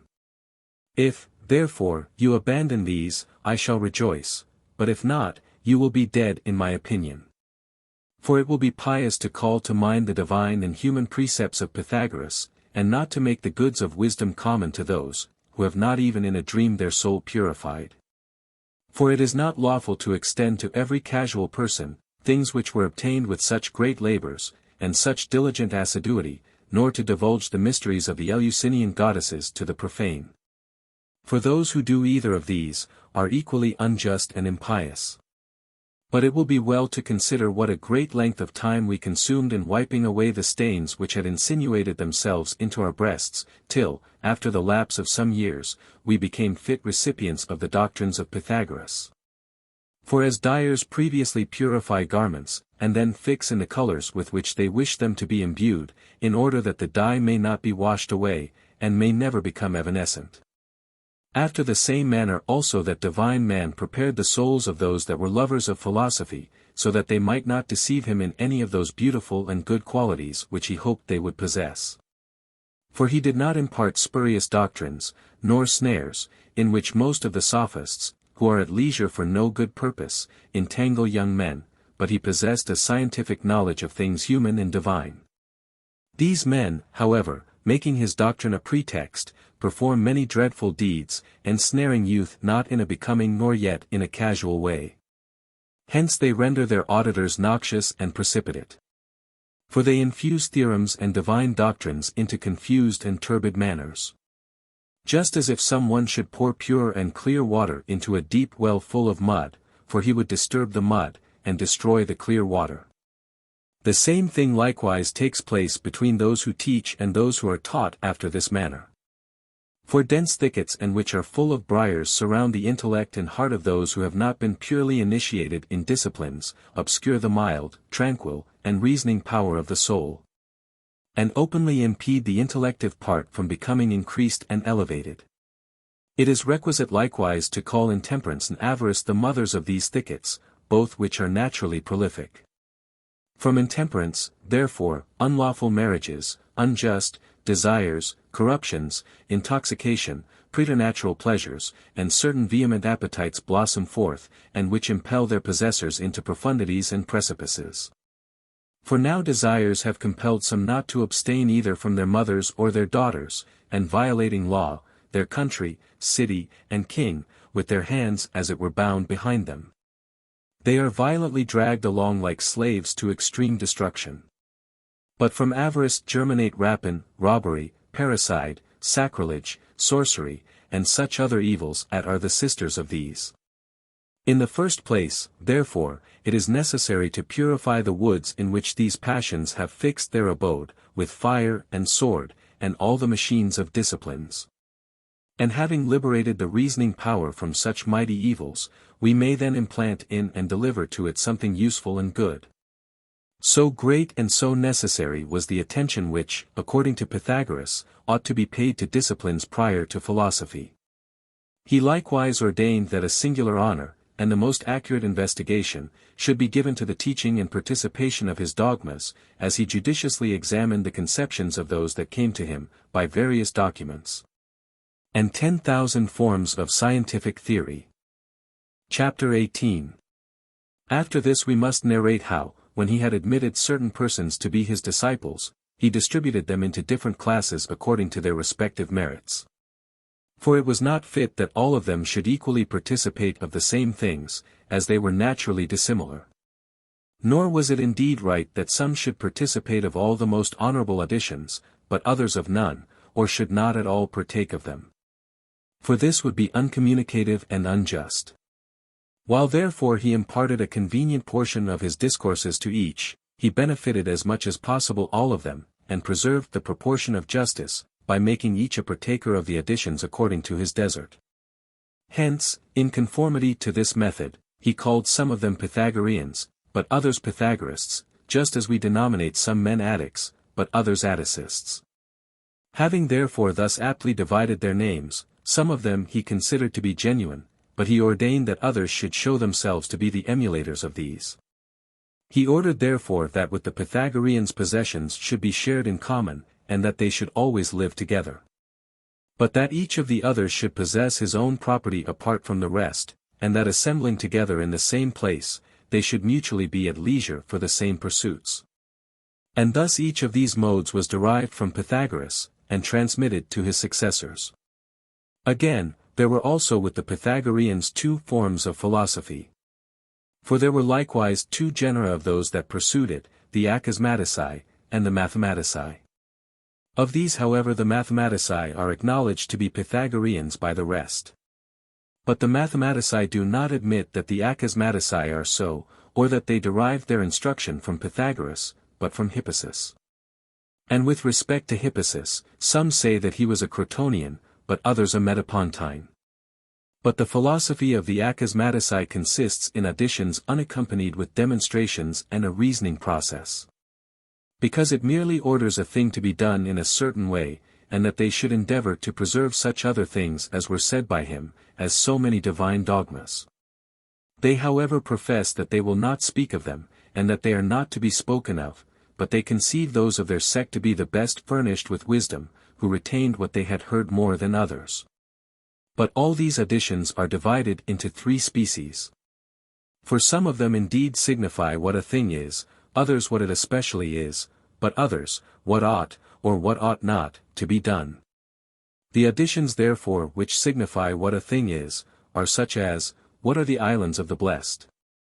The sun and moon. What is the oracle at Delphi? The Tetractes. What is harmony? That in which the sirens subsist. 19, see note 2, but the additions which signify what a thing especially is, are such as, what is the most just thing? To sacrifice. What is the wisest thing? Number point 20. But the next to this in wisdom, is that which gives names to things. What is the wisest of the things that are with us, i.e. which pertain to human concerns? Medicine. What is the most beautiful? Harmony. What is the most powerful? Mental decision. What is the most excellent? Felicity. What is that which is most truly asserted? That men are depraved. Hence they say that Pythagoras praised the Salaminian poet Hippodamus, because he sings.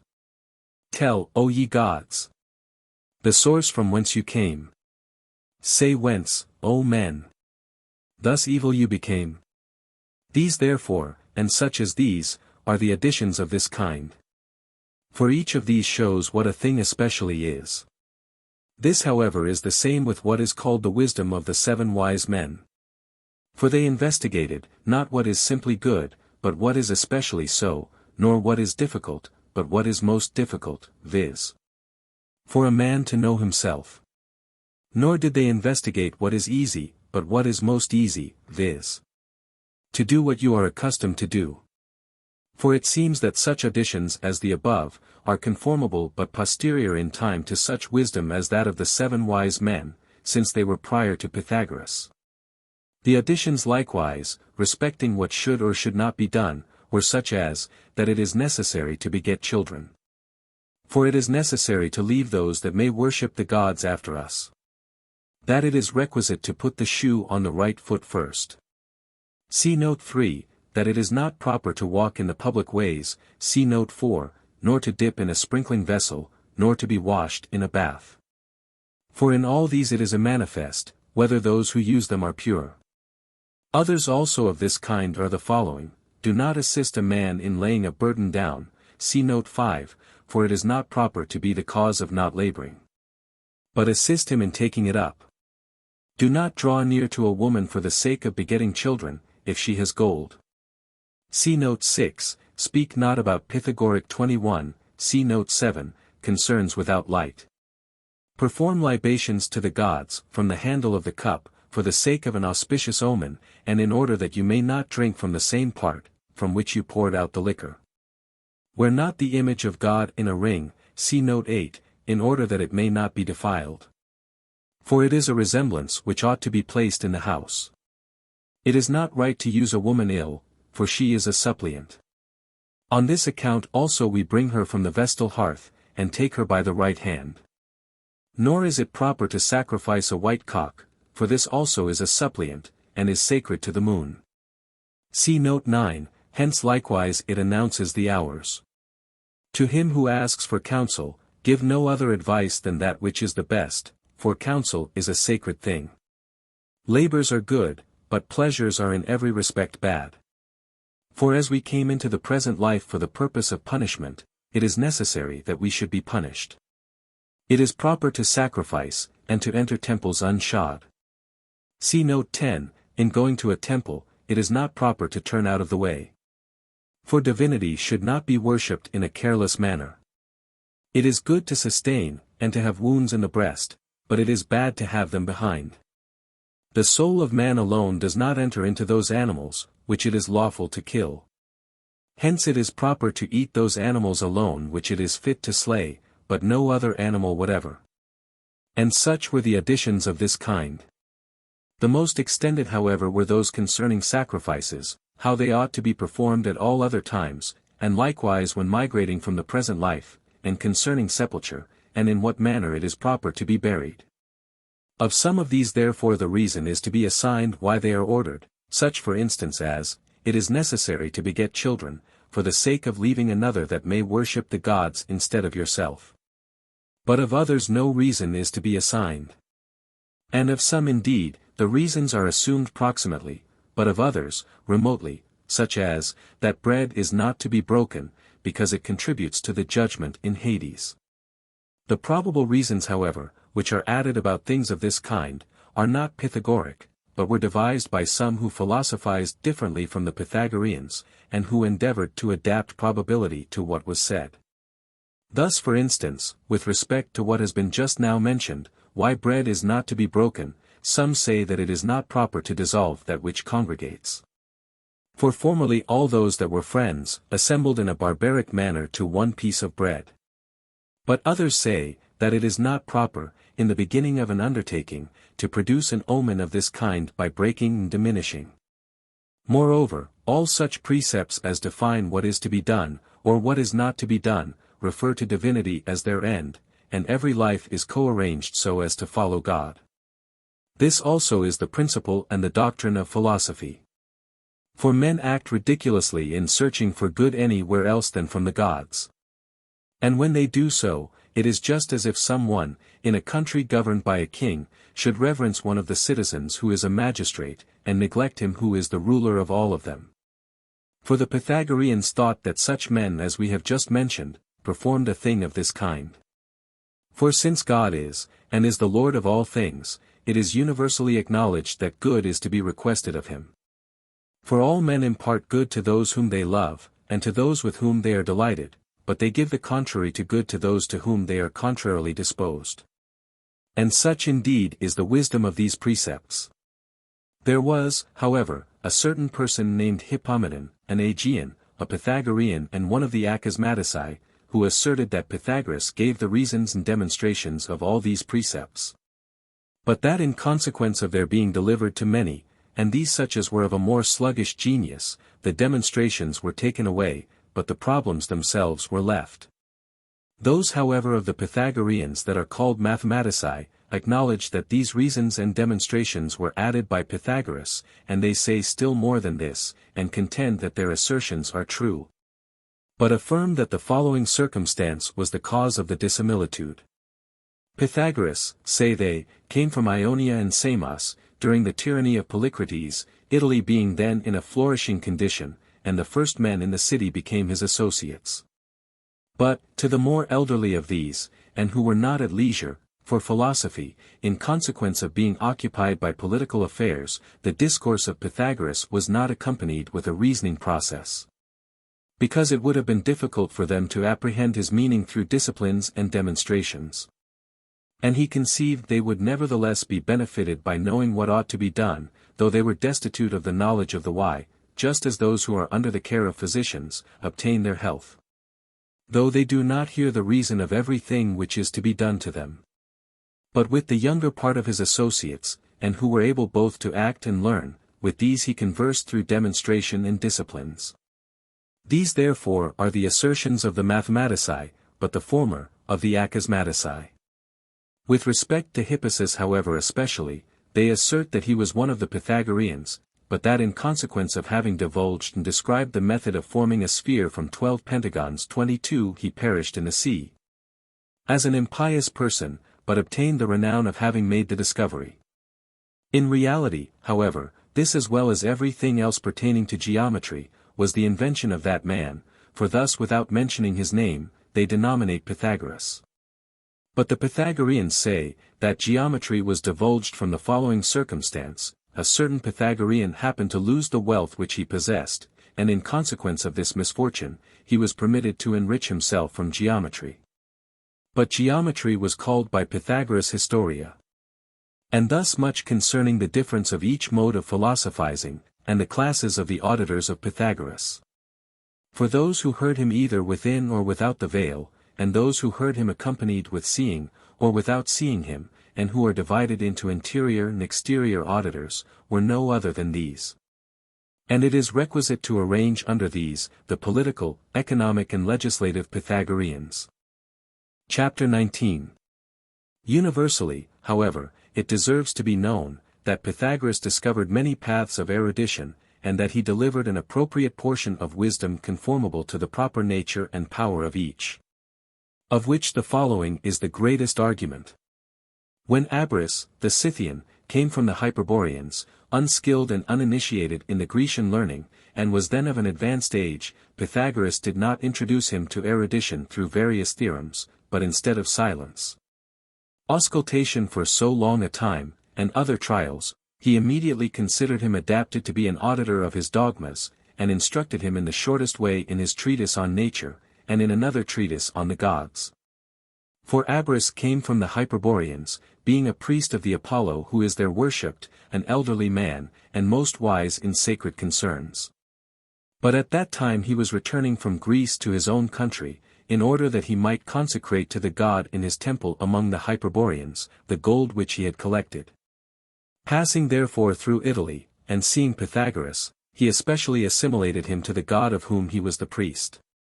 And believing that he was no other than the god himself, and that no man resembled him, but that he was truly Apollo, both from the venerable indications which he saw about him, and from those which the priest had known before, he gave Pythagoras a dart which he took with him when he left the temple, as a thing that would be useful to him in the difficulties that would befall him in so long a journey.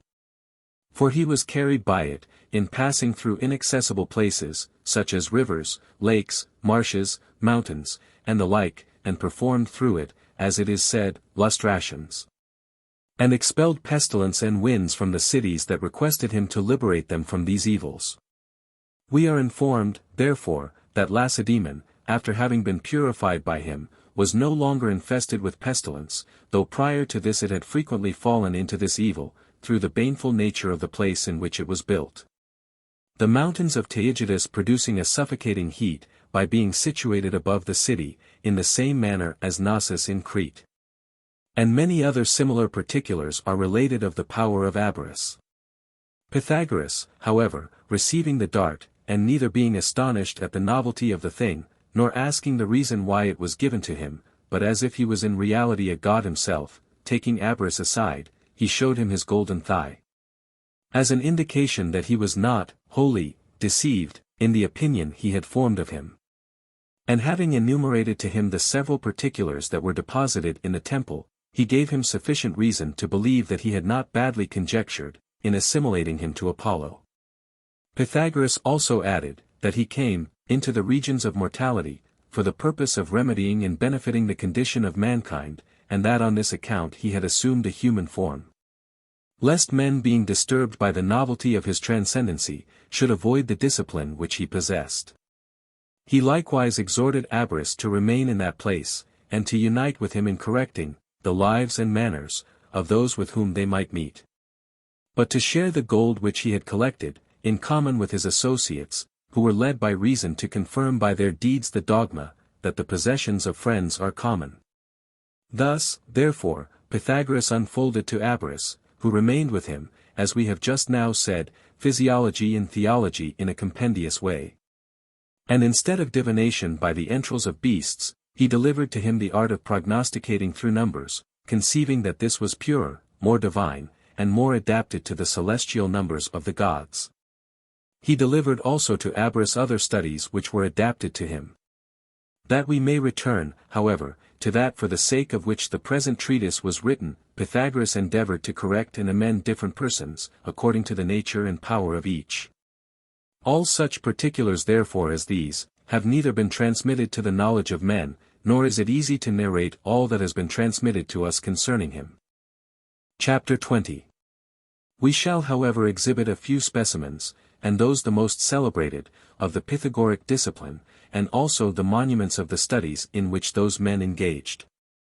In the first place, therefore, Pythagoras in making trial, of the aptitude of those that came to him, considered whether they could echomuthein, i.e. whether they were able to refrain from speaking, for this was the word which he used, and surveyed whether they could conceal in silence and preserve what they had learnt and heard. In the next place, he observed whether they were modest. For he was much more anxious that they should be silent than that they should speak. He likewise directed his attention to every other particular, such as whether they were astonished by the energies of any immoderate passion or desire. Nor did he in a superficial manner consider how they were affected with respect to anger or desire, or whether they were contentious or ambitious, or how they were disposed with reference to friendship or strife. And if on his surveying all these particulars accurately, they appeared to him to be endued with worthy manners, then he directed his attention to their facility in learning and their memory. And in the first place, indeed he considered whether they were able to follow what was said, with rapidity and perspicuity, but in the next place, whether a certain love and temperance attended them towards the disciplines which they were taught. For he surveyed how they were naturally disposed with respect to gentleness. But he called this catharticis, i.e. elegance of manners. And he considered ferocity as hostile to such a mode of education. For impudence, shamelessness, intemperance, slothfulness, slowness in learning, unrestrained licentiousness, disgrace, and the like, are the attendants on savage manners, but the contraries on gentleness and mildness. He considered these things, therefore, in making trial of those that came to him, and in these he exercised the learners. And those that were adapted to receive the goods of the wisdom he possessed, he admitted to be his disciples, and thus endeavored to elevate them to scientific knowledge. But if he perceived that any one of them was unadapted, he expelled him as one of another tribe, and a stranger. In the next place, I shall speak of the studies which he delivered through the whole of the day to his associates.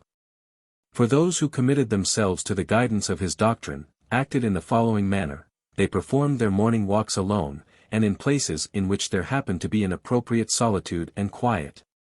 And where there were temples and groves, and other things adapted to give delight. For they thought it was not proper to converse with any one, till they had rendered their own soul sedate, and had co-harmonized the reasoning power. For they apprehended it to be a thing of a turbulent nature to mingle in a crowd as soon as they rose from bed.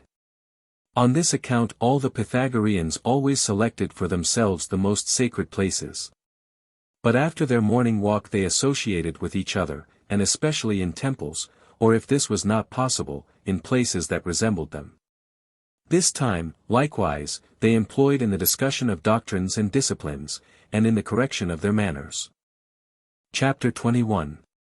After an association of this kind, they turned their attention to the health of the body. Most of them, however, used unction and the course, but a less number employed themselves in wrestling in gardens and groves. Others in leaping with leaden weights in their hands, or in pantomime gesticulations, with a view to the strength of this body, studiously selecting for this purpose opposite exercises. Their dinner consisted of bread and honey or the honeycomb. But they did not drink wine during the day. They also employed the time after dinner in the political economy pertaining to strangers and guests, conformably to the mandate of the laws.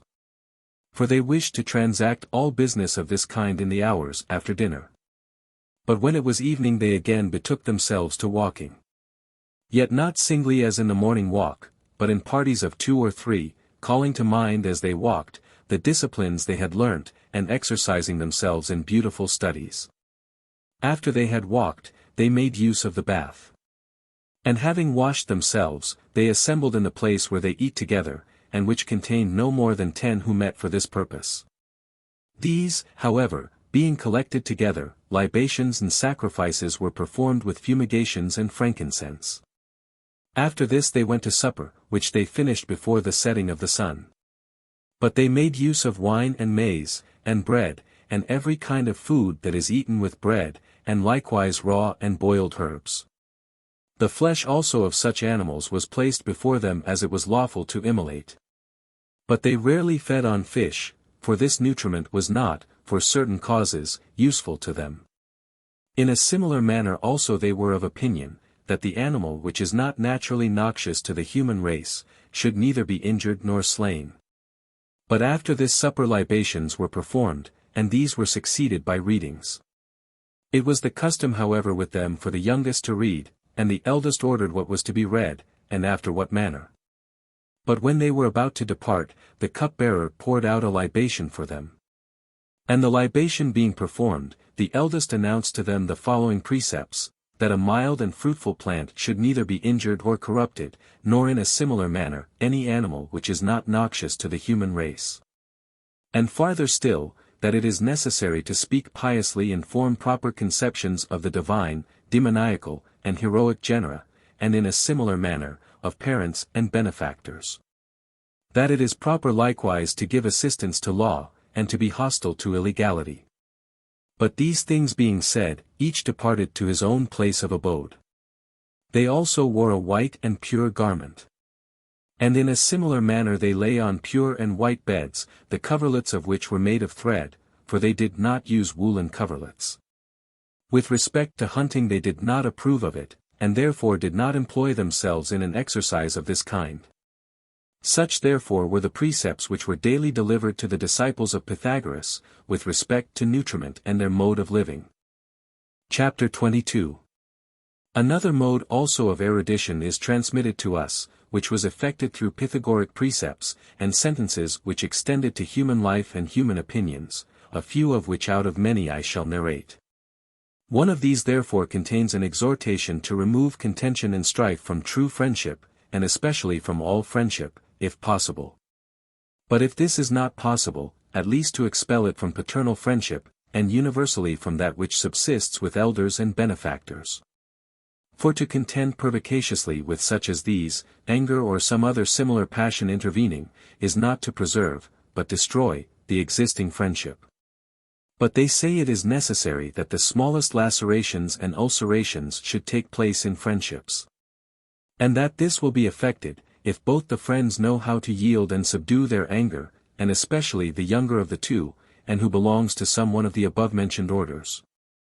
They likewise thought it necessary that the corrections and admonitions which they called paedartices, and which the elder employed towards the younger, should be made with much suavity of manners and great caution.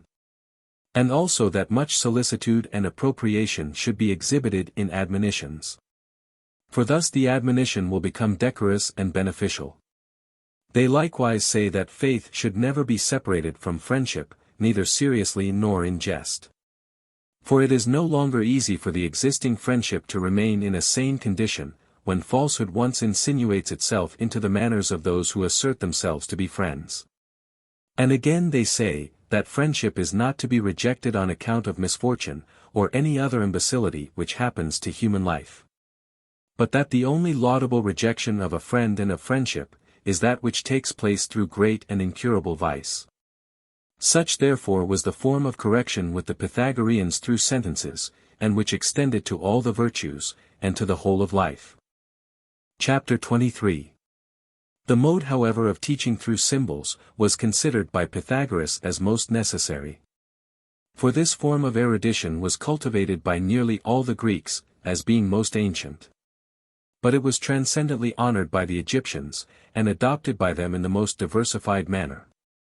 Conformably to this, therefore, it will be found, that great attention was paid to it by Pythagoras, if any one clearly unfolds the significations and arcane conceptions of the Pythagoric symbols. And thus develops the great rectitude and truth they contain, and liberates them from their enigmatic form.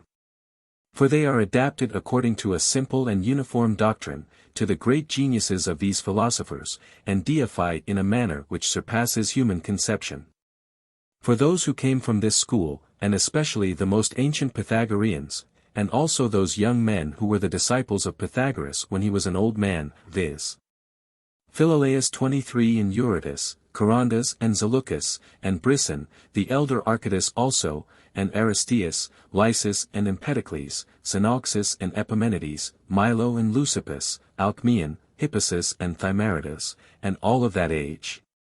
Consisting of a multitude of learned men, and who were above measure excellent, all these adopted this mode of teaching, in their discourses with each other, and in their commentaries and annotations. Their writings also, and all the books which they published, most of which have been preserved even to our time, 24 were not composed by them in a popular and vulgar diction, and in a manner usual with all other writers. So as to be immediately understood, but in such a way as not to be easily apprehended by those that read them. For they adopted that taciturnity which was instituted by Pythagoras as a law, in concealing after an arcane mode, divine mysteries from the uninitiated, and obscuring their writings and conferences with each other. Hence he who selecting these symbols does not unfold their meaning by an apposite exposition, will cause those who may happen to meet with them to consider them as ridiculous and inane, and as full of negacity and garrulity. When, however, they are unfolded in a way conformable to these symbols, and become obvious and clear even to the multitude, instead of being obscure and dark, then they will be found to be analogous to prophetic sayings, and to the oracles of the Pythian Apollo. They will then also exhibit an admirable meaning, and will produce a divine afflatus in those who unite intellect with erudition. Nor will it be improper to mention a few of them, in order that this mode of discipline may become more perspicuous. Enter not into a temple negligently, nor in short a door carelessly, not even though you should stand at the very doors themselves. See note 11, sacrifice and adore unshod. Declining from the public ways, walk in unfrequented paths, speak not about Pythagoric concerns without light. And such are the outlines of the mode adopted by Pythagoras of teaching through symbols. Chapter 24. Since, however, nutriment greatly contributes to the best discipline, when it is properly used, and in an orderly manner, let us consider what Pythagoras also instituted as a law about this. Universally, therefore, he rejected all such food as is flatulent, and the cause of perturbation, but he approved of the nutriment contrary to this, and ordered it to be used, viz. such food as composes and compresses the habit of the body. Hence, likewise, he thought that millet was a plant adapted to nutrition. But he altogether rejected such food as is foreign to the gods, because it withdraws us from familiarity with the gods. Again, according to another mode also, he ordered his disciples to abstain from such food as is reckoned sacred, as being worthy of honor, and not to be appropriated to common and human utility. He likewise exhorted them to abstain from such things as are an impediment to prophecy, or to the purity and chastity of the soul, or to the habit of temperance, or of virtue. And lastly, he rejected all such things as are adverse to sanctity, and which obscure and disturb the other purities of the soul, and the phantasms which occur in sleep. These things therefore he instituted as laws in common about nutriment. Separately, however, he forbade the most contemplative of philosophers, and who have arrived at the summit of philosophic attainments, the use of superfluous and unjust food, and ordered them never to eat anything animated, nor in short to drink wine, nor to sacrifice animals to the gods, nor by any means to injure animals, but to preserve most solicitously justice towards them. And he himself lived after this manner, abstaining from animal food, and adoring altars undefiled with blood. He was likewise careful in preventing others from destroying animals that are of a kindred nature with us, and rather corrected and instructed savage animals through words and deeds, than injured them through punishment. And farther still, he also enjoined those politicians that were legislators to abstain from animals. For as they wished to act in the highest degree justly, it is certainly necessary that they should not injure any kindred animal. Since, how could they persuade others to act justly, if they themselves were detected in indulging an insatiable avidity by partaking of animals that are allied to us? For through the communion of life and the same elements, and the mixture subsisting from these, they are as it were conjoined to us by a fraternal alliance.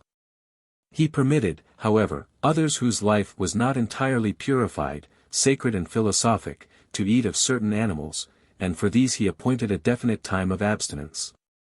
These therefore, he ordered not to eat the heart, see note 12, nor the brain, see note 13, and from the eating of these he entirely prohibited all the Pythagoreans.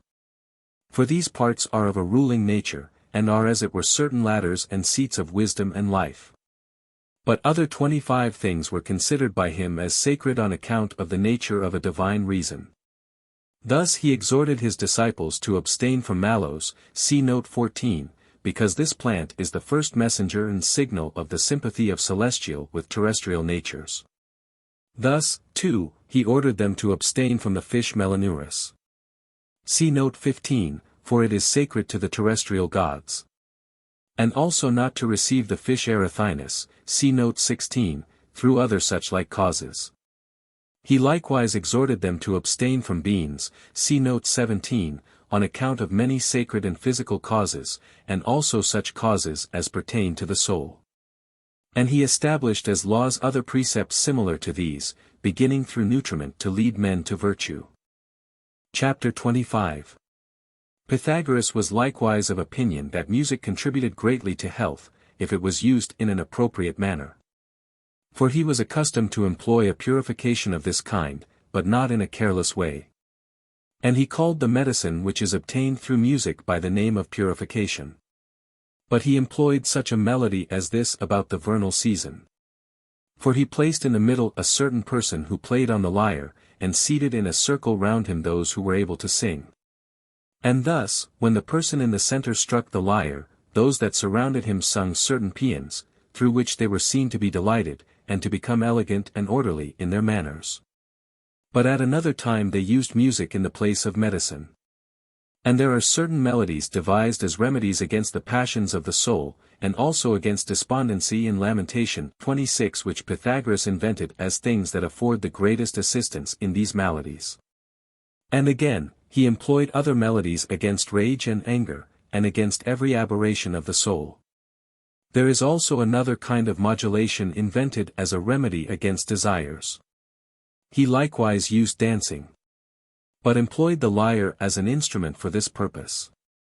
For he conceived that the pipe was calculated to excite insolence, was a theatrical instrument, and had by no means a liberal sound. 27 select verses also of Homer and Hesiod were used by him, for the purpose of correcting the soul.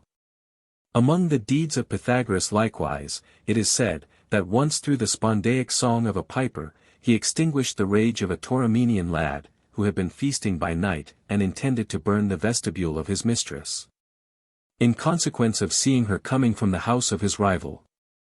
For the lad was inflamed and excited, to this rash attempt, by a Phrygian song, which however Pythagoras most rapidly suppressed. But Pythagoras, as he was astronomizing, happened to meet with the Phrygian piper at an unseasonable time of night, and persuaded him to change his Phrygian for a spondaic song. Through which the fury of the lad being immediately repressed, he returned home in an orderly manner, though a little before this, he could not be in the least restrained, nor would in short, bear any admonition. And even stupidly insulted Pythagoras when he met him. When a certain youth also rushed with a drawn sword on Archytas, the host of Empedocles, because, being a judge, he had publicly condemned his father to death, and would have slain him as a homicide, Empedocles changed the intention of the youth, by singing to his lyre that verse of Homer. Nepenthe, without gall, o'er every ill oblivion spreads. 28. And thus snatched his host Archytas from death, and the youth from the crime of homicide. It is also related that the youth from that time became the most celebrated of the disciples of Pythagoras. Farther still, the whole Pythagoric school produced by certain appropriate songs, what they called exartasis or adaptation, synermoge or elegance of manners, and epiphy or contact, usefully conducting the dispositions of the soul to passions contrary to those which it before possessed. For when they went to bed they purified the reasoning power from the perturbations and noises to which it had been exposed during the day, by certain odes and peculiar songs, and by this means procured for themselves tranquil sleep, and few and good dreams. But when they rose from bed, they again liberated themselves from the torpor and heaviness of sleep, by songs of another kind. Sometimes, also, by musical sounds alone, unaccompanied with words, they healed the passions of the soul and certain diseases, enchanting, as they say, in reality. And it is probable that from hence this name epode, i.e., enchantment, came to be generally used. After this manner, therefore, Pythagoras through music produced the most beneficial correction of human manners and lives. Chapter 26. Since, however, we are narrating the wisdom employed by Pythagoras in instructing his disciples, it will not be inappropriate to relate that which is proximate in a following order to this, viz. How he invented the harmonic science, and harmonic ratios. But for this purpose we must begin a little higher. Intently considering once, and reasoning with himself, whether it would be possible to devise a certain instrumental assistance to the hearing, which should be firm and unerring, such as the sight obtains through the compass and the rule, or, by Jupiter, through a dioptric instrument. or such as the touch obtains through the balance, or the contrivance of measures. Thus considering, as he was walking near a brazier's shop, he heard from a certain divine casualty the hammers beating out a piece of iron on an anvil, and producing sounds that accorded with each other, one combination only excepted. But he recognized in those sounds, the diapason, the diapente, and the diatessaron, harmony. He saw, however, that the sound which was between the diatessaron and the diapente was itself by itself dissonant, yet, nevertheless, gave completion to that which was the greater sound among them. Being delighted, therefore, to find that the thing which he was anxious to discover had succeeded to his wishes by divine assistance, he went into the brazier's shop, and found by various experiments that the difference of sound arose from the magnitude of the hammers, but not from the force of the strokes, nor from the figure of the hammers, nor from the transposition of the iron which was beaten. When, therefore, he had accurately examined the weights and the equal counterpoise of the hammers, he returned home, and fixed one stake diagonally to the walls, lest if there were many, a certain difference should arise from this circumstance. Or in short, lest the peculiar nature of each of the stakes should cause a suspicion of mutation. Afterwards, from this stake he suspended 4 cords consisting of the same materials, and of the same magnitude and thickness, and likewise equally twisted. To the extremity of each cord also he tied a weight. And when he had so contrived, that the cords were perfectly equal to each other in length, he afterwards alternately struck 2 cords at once, and found the before-mentioned symphonies, viz. a different symphony in a different combination. For he discovered that the cord which was stretched by the greatest weight, produced, when compared with that which was stretched by the smallest, the symphony diapason. But the former of these weights was 12 pounds, and the latter 6. And, therefore, being in a duple ratio, it exhibited the consonance diapason, which the weights themselves rendered apparent. But again, he found that the cord from which the greatest weight was suspended compared with that from which the weight next to the smallest depended, and which weight was 8 pounds, produced the symphony diapente. Hence he discovered that this symphony is in a sesquialter ratio, in which ratio also the weights were to each other. And he found that the cord which was stretched by the greatest weight, produced, when compared with that which was next to it in weight, and was 9 pounds, the symphony diatessaron, analogously to the weights. This ratio, therefore, he discovered to be sesquitertian, but that of the cord from which a weight of 9 pounds was suspended, to the cord which had the smallest weight, or 6 pounds, to be sesquialter. For 9 is to 6 in a sesquialter ratio. In like manner, the cord next to that from which the smallest weight depended, was to that which had the smallest weight, in a sesquitertian ratio, for it was the ratio of 8 to 6, but to the cord which had the greatest weight. In a sesquialter ratio, for such is the ratio of 12 to 8. Hence, that which is between the diapente and the diatessaron, and by which the diapente exceeds the diatessaron, is proved to be in an epogdoan ratio, or that of 9 to 8. But either way it may be proved that the diapason is a system consisting of the diapente in conjunction with the diatessaron, just as the duple ratio consists of the sesquialter and sesquitertian, as for instance, 12, 8, and 6. Or conversely, of the diatessaron and the diapente, as in the duple ratio of the sesquitertian and sesquialter ratios, as for instance 12, 9, and 6. After this manner, therefore, and in this order, having conformed both his hand and his hearing to the suspended weights, and having established according to them the ratio of the habitudes, he transferred by an easy artifice the common suspension of the cords from the diagonal stake to the limen of the instrument, which he called chordatonon. But he produced by the aid of pegs a tension of the cords analogous to that effected by the weights. Employing this method, therefore, as a basis, and as it were an infallible rule, he afterwards extended the experiment to various instruments. Viz. to the pulsation of patelli or pans, to pipes and reeds, to monochords, triangles, and the like. And in all these he found an immutable concord with the ratio of numbers. But he denominated the sound which participates of the number 6 hypate, that which participates of the number 8 and is sesquitertian, mesi. That which participates of the number 9, but is more acute by a tone than mesi, he called parames, and epogdus, but that which participates of the dodecad, neat. Having also filled up the middle spaces with analogous sounds according to the diatonic genus, he formed an octochord from symphonious numbers, viz. From the double, the sesquialter, the sesquitertian, and from the difference of these, the epogdus. And thus he discovered the harmonic progression, which tends by a certain physical necessity from the most grave, i.e. flat, to the most acute sound, according to this diatonic genus. For from the diatonic, he rendered the chromatic and enharmonic genus perspicuous, as we shall some time or other show when we treat of music. This diatonic genus, however, appears to have such physical gradations and progressions as the following, viz. A semitone, a tone, and then a tone. And this is the diatessaron, being a system consisting of two tones, and of what is called a semitone. Afterwards, another tone being assumed, viz.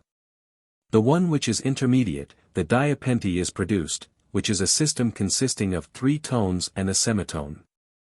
In the next place to this is the system of a semitone, a tone, and a tone, forming another diatessaron, i.e. another sesquitertian ratio.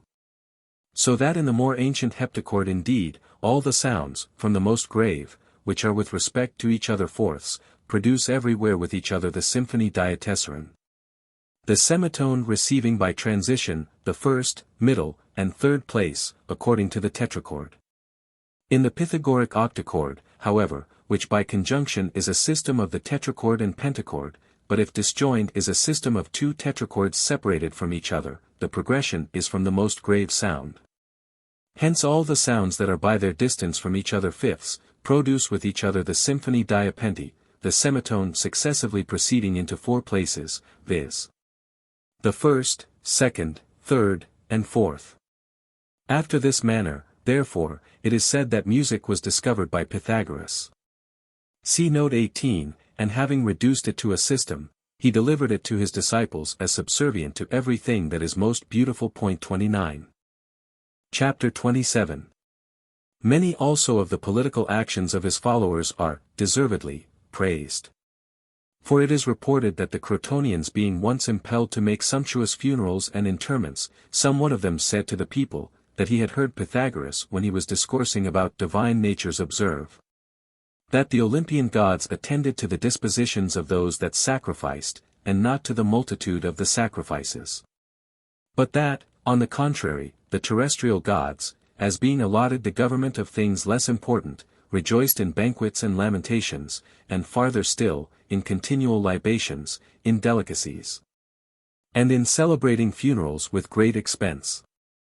Whence, on account of his wish to receive, Pluto is called Hades.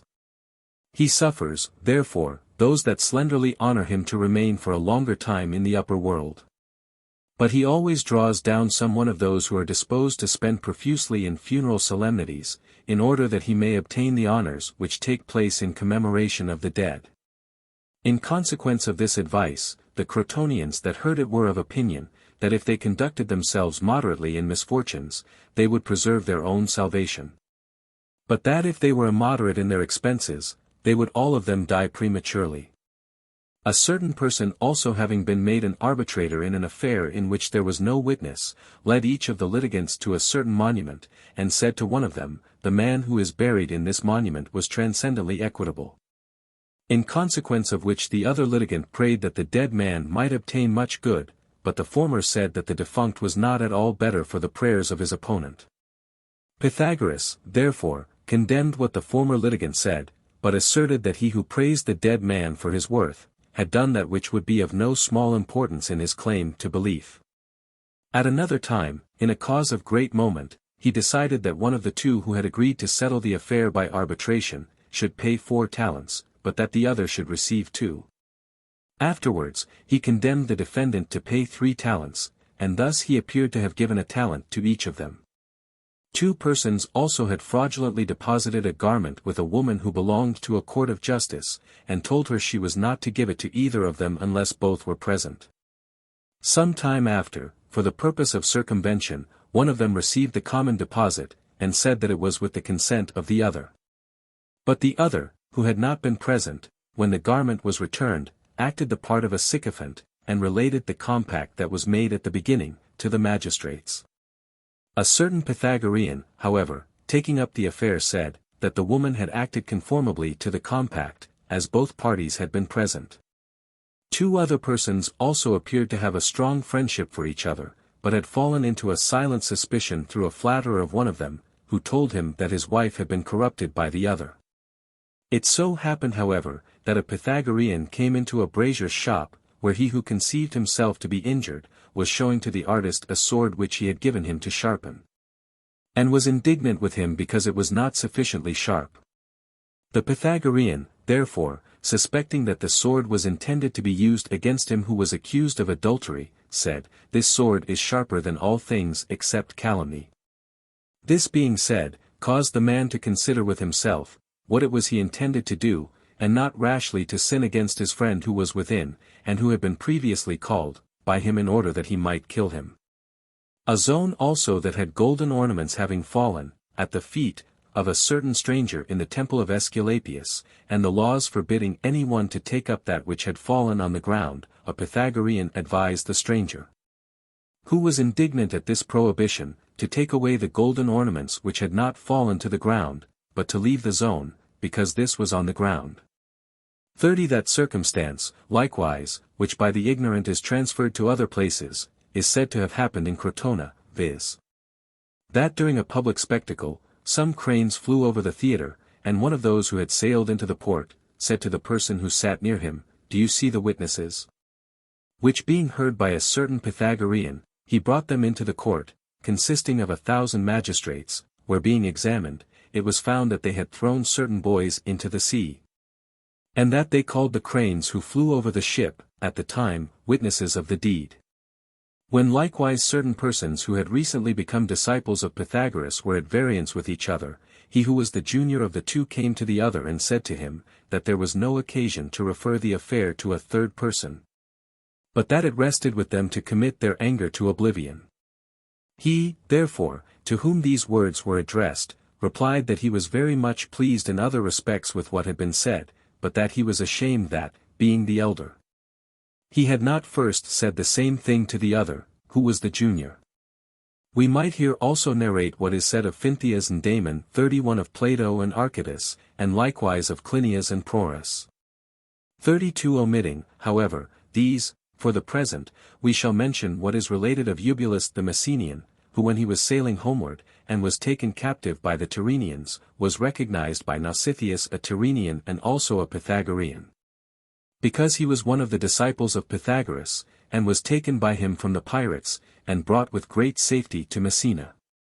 When the Carthaginians, also, were about to send more than 5,000 soldiers into a desert island, Miltiades the Carthaginian, perceiving among them the Argive Poseidon, both of them being Pythagoreans, went to him, and not manifesting what he intended to do, advised him to return to his native country, with all possible celerity, and having placed him in a ship that was then sailing near the shore, supplied him with what was necessary for his voyage, and thus saved the man from the dangers, to which he was exposed.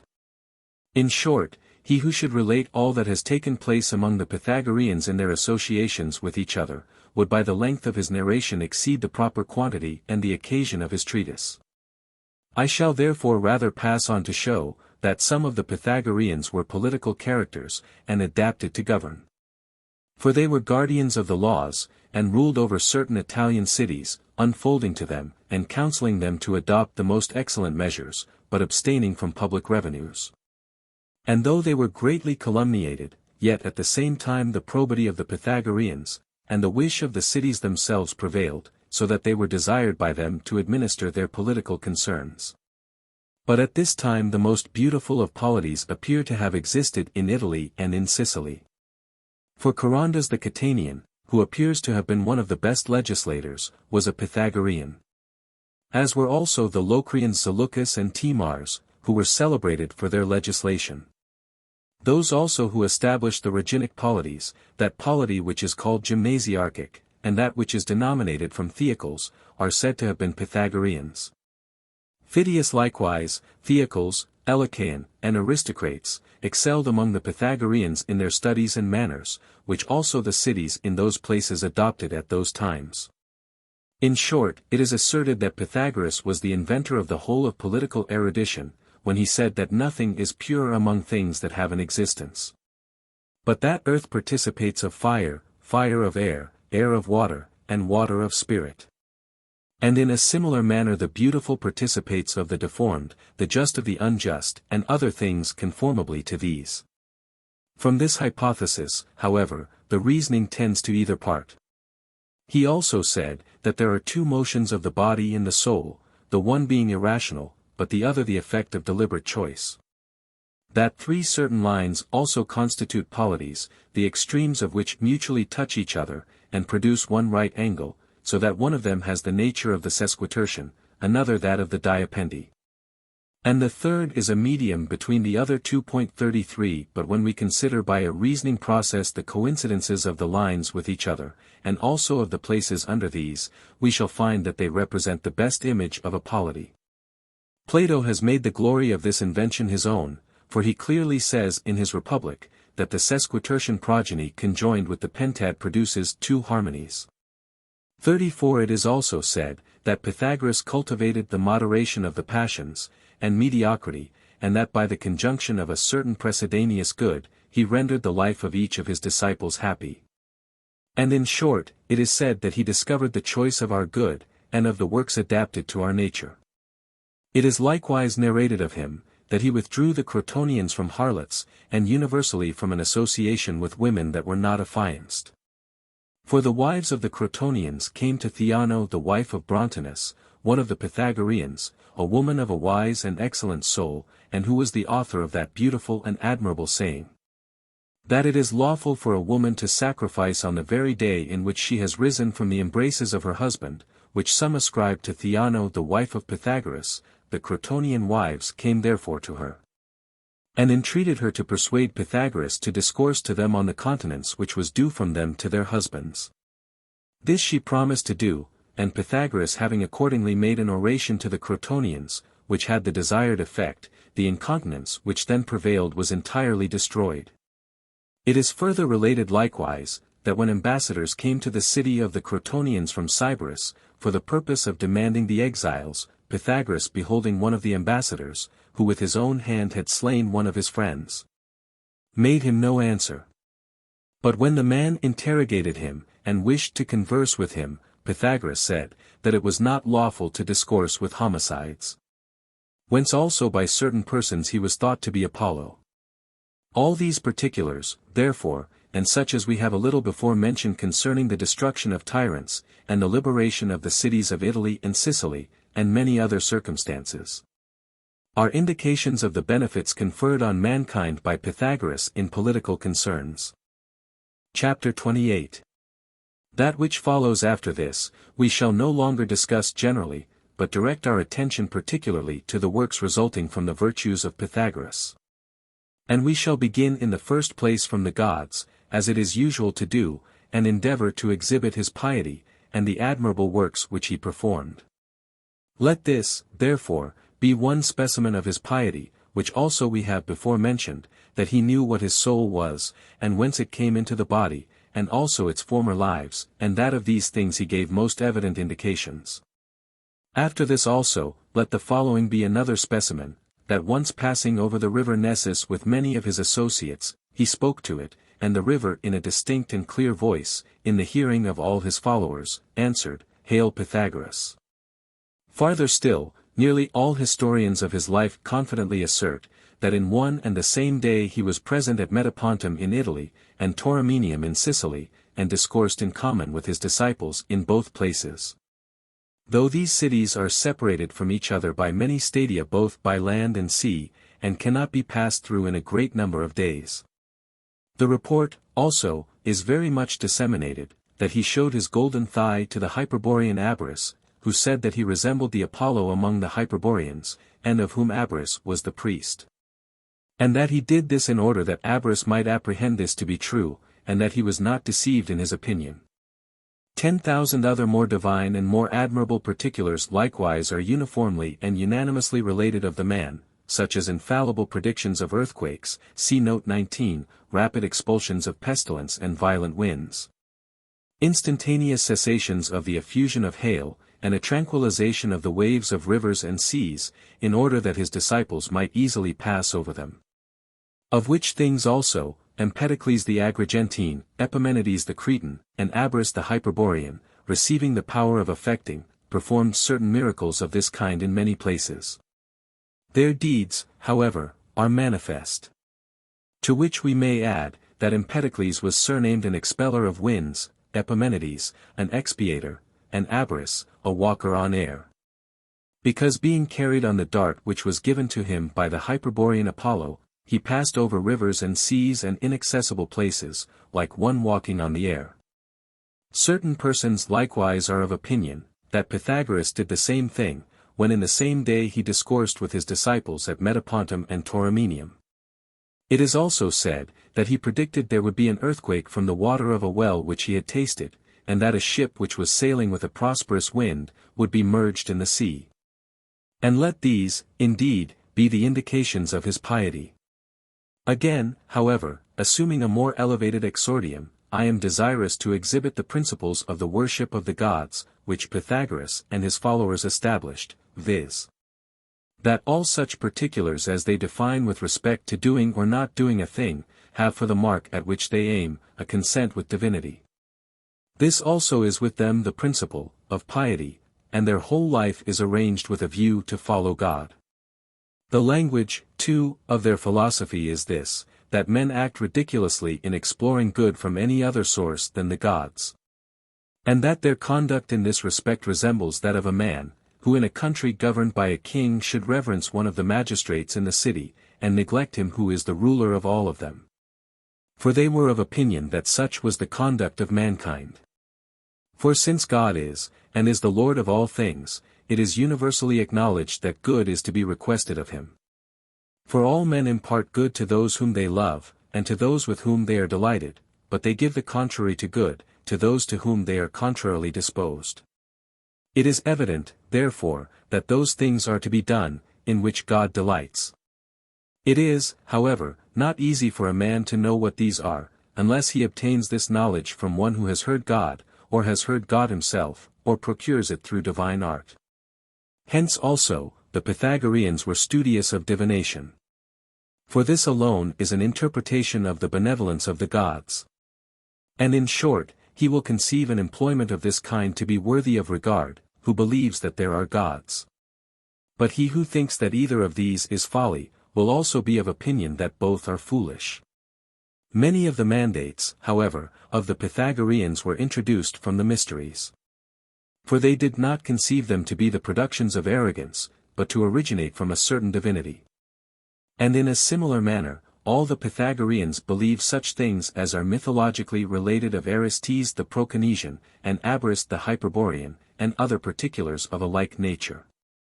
For they consider everything of this kind to be credible, and of many such things they make trial themselves. They also frequently recollect such like particulars as appear to be fabulous, as not disbelieving in any thing which may be referred to divinity. A certain person therefore relates, that Euryphamus said, that a shepherd feeding his sheep near the tomb of Philolaus, heard some one singing.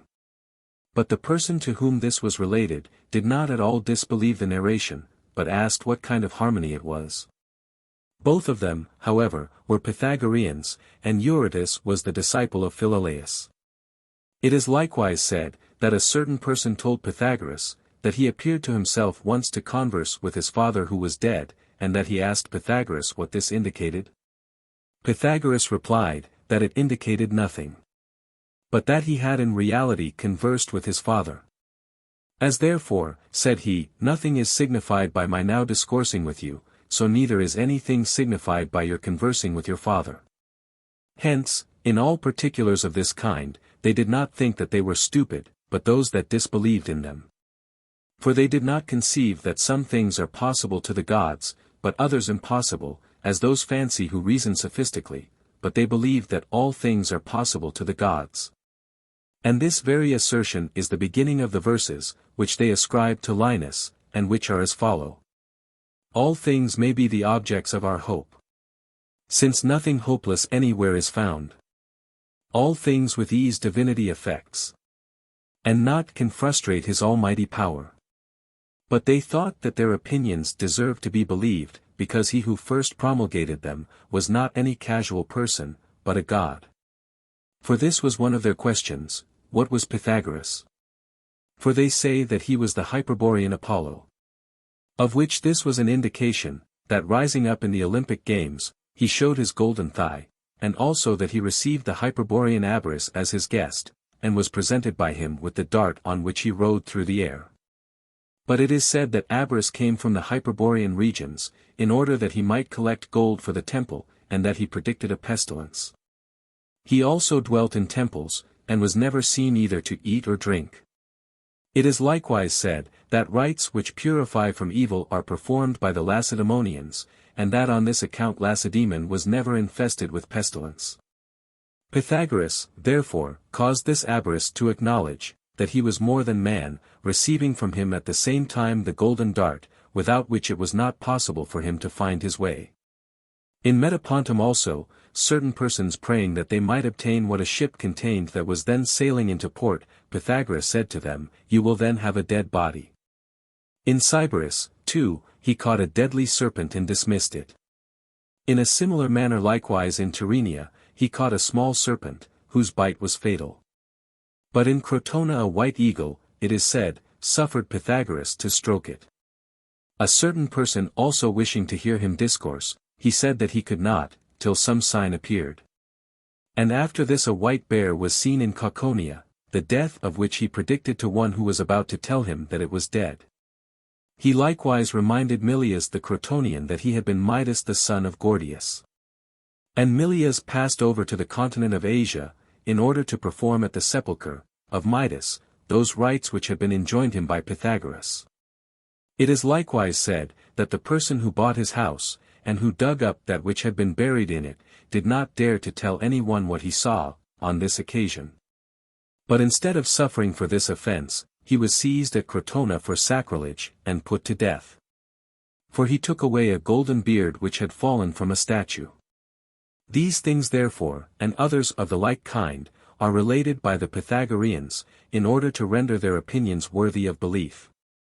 And as these are acknowledged to be true, and it is impossible they should have happened to one man, they consequently think it is clear, that what is related of Pythagoras, should be received as pertaining to a being superior to man.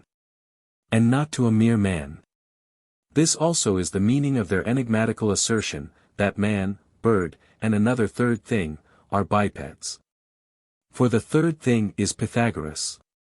Such, therefore, was Pythagoras on account of his piety, and such he was truly thought to be. With respect to oaths, however, all the Pythagoreans religiously observe them, being mindful of the Pythagoric precept. First to th immortal gods thy homage pay. As they by law are orderly disposed. And reverence thy oath, but honor next. Th illustrious heroes.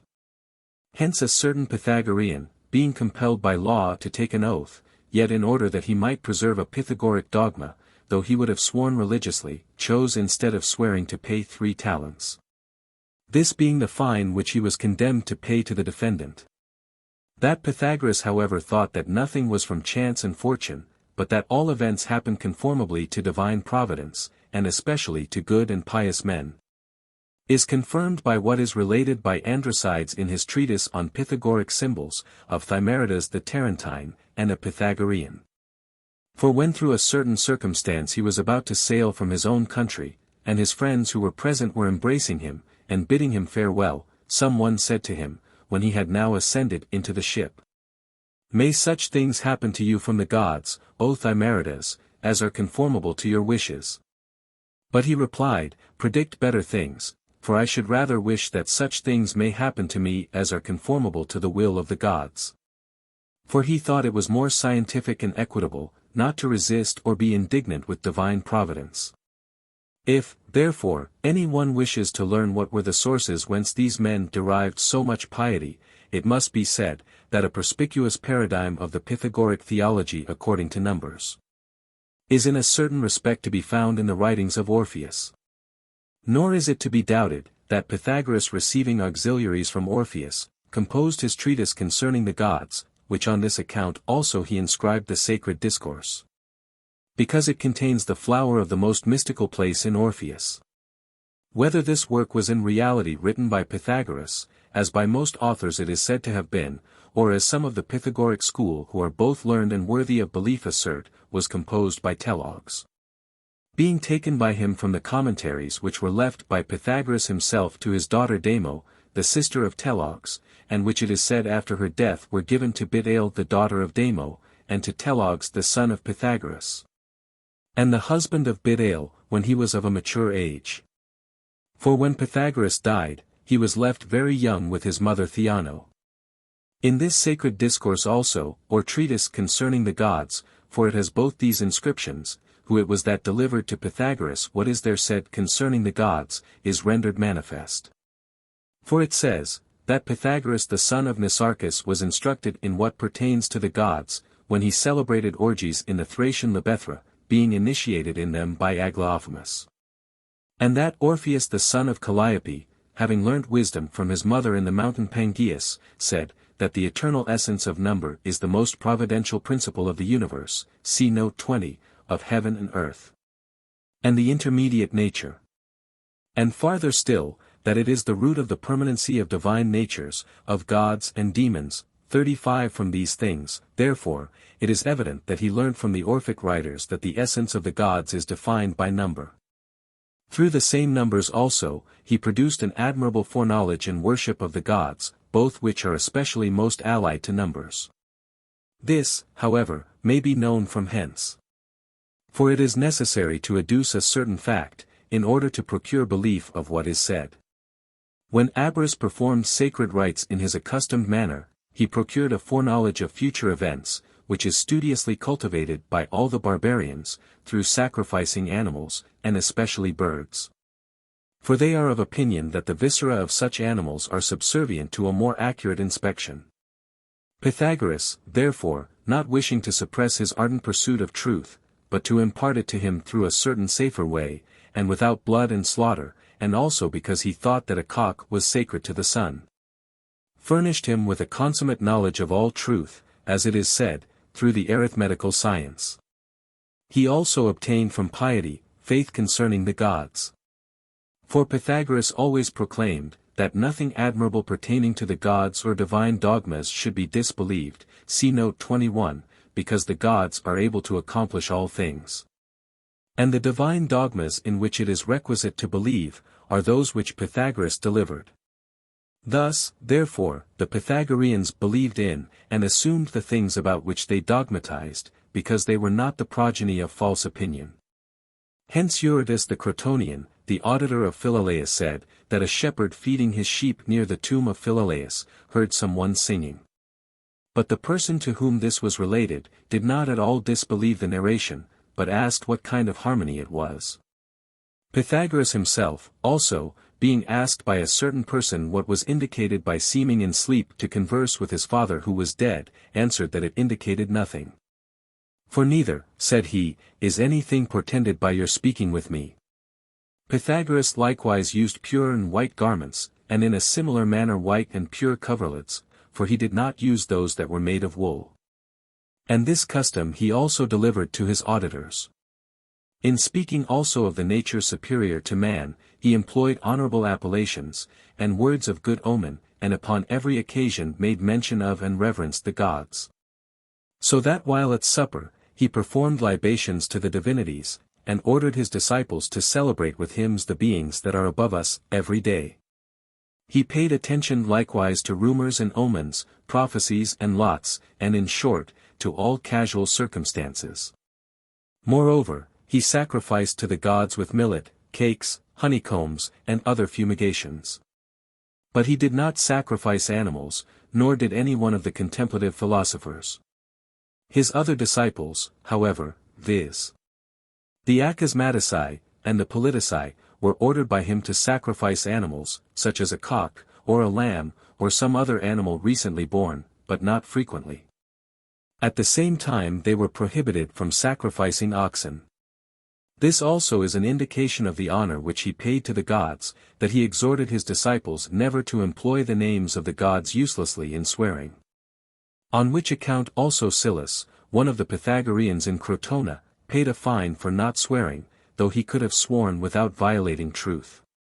An oath too such as the following is ascribed to the Pythagoreans, as they were unwilling, through reverence, to name Pythagoras, just as they very much abstained from using the names of the gods. But they manifested the man through the invention of the Tetractes. I swear by him who the Tetractes found, see note 22. Whence all our wisdom springs, and which contains perennial nature's fountain, cause, and root. And, in short, it is said that Pythagoras was emulous of the Orphic mode of writing and piety of disposition. And that he honored the gods in a way similar to that of Orpheus, placing them in images and in brass, not conjoined to our forms, but to divine receptacles, 36 because they comprehend and provide for all things. And have a nature and morphe similar to the universe. He also promulgated purifications, and initiations as they are called, which contain the most accurate knowledge of the gods. And farther still, it is said, that he was the author of a compound divine philosophy in worship of the gods, having learnt indeed some things from the followers of Orpheus, but others from the Egyptian priests, some from the Chaldeans and Magi. Some from the mysteries performed in Eleusis, in Imbris, Samothracia, and Delos, and some also from those which are performed by the Celti, and in Iberia. It is also said that the sacred discourse of Pythagoras is extant among the Latins, and is read not to all, nor by all of them, but by those who are promptly disposed to learn what is excellent, and apply themselves to nothing base. He likewise ordained that men should make libations thrice, and observed that Apollo delivered oracles from the tripod, because the triad is the first number. That sacrifices also should be made to Venus on the 6th day, because this number is the first that partakes of every number, see note 23, and, when divided in every possible way, receives the power of the numbers subtracted and of those that remain. But that it is necessary to sacrifice to Hercules on the 8th day of the month from the beginning, looking in so doing to his being born in the 7th month. He further asserted, that it was necessary that he who entered a temple should be clothed with a pure garment, and in which no one had slept, because sleep in the same manner as the black and the brown, is an indication of sluggishness. But purity is a sign of equality and justice in reasoning.